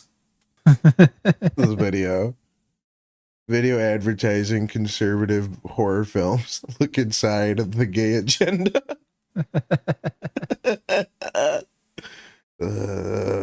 his actions in it's private. Almost over. No cool build up. He once tweeted saying, "I do not care if someone is gay or straight. Sexuality is no one's business but the individual. Based alert. Which, you know, first off, equating sexuality with politics kind of already shows what you kind of think of the issue. And second off, clearly, as we have seen, you would do the same thing, fucker. Oh my God. And to argue that he's just a horror YouTuber is comical. Far-right figures are often the only ones who hide their horror under a false shield of wanting to seem like they have no strong beliefs at all, because their real views are so socially abhorrent. And you remember earlier when he was talking about assumptions? Just wanted to remember that for a minute. The video, I guarantee you, will happen again with takes like, "Oh, he's just a YouTuber. Why does it matter?" Or, "So what if he's a conservative? Is that a problem?" Which the answer to that is yes. But the reason that is because this is more than or anywhere. I care deeply about horror, and everything he does has demonstrated so far in his career that he should not be welcome in spaces. That cleared a few things up. That put this entire video right back into context. Racism and homophobia, while on top of that, being very irresponsible and dangerous with his large platform. Like, I think that anyone who supposedly accidentally starts a neo-Nazi hate group and fully acknowledges that if you accidentally start a neo-Nazi hate they should not be group, celebrated. They should be you have a talent, my friend. Because remember, kids, when somebody shows you who they but are. he went and mask off. Fuck this dude. I hate this guy's videos. Fuck this guy. Whitener. Zane Whitener. Whitener, I barely know her. Okay. Missing it the is D on the end of that one. It is in fact 1 a.m, so gonna call it here and say I feel like we kind of got all of our opinions out there. Yeah. How long have we been streaming for? 4 hours, 5 hours, something. Started streaming at like 8, right? Yeah. Yeah, 5 hours. On the shorter end of what we've done, but I'm gonna be honest. I don't know. I'm glad we got to hang out, and I'm glad we got the stream back up and going again. But yeah, God damn. But whoo, this was something else. This was.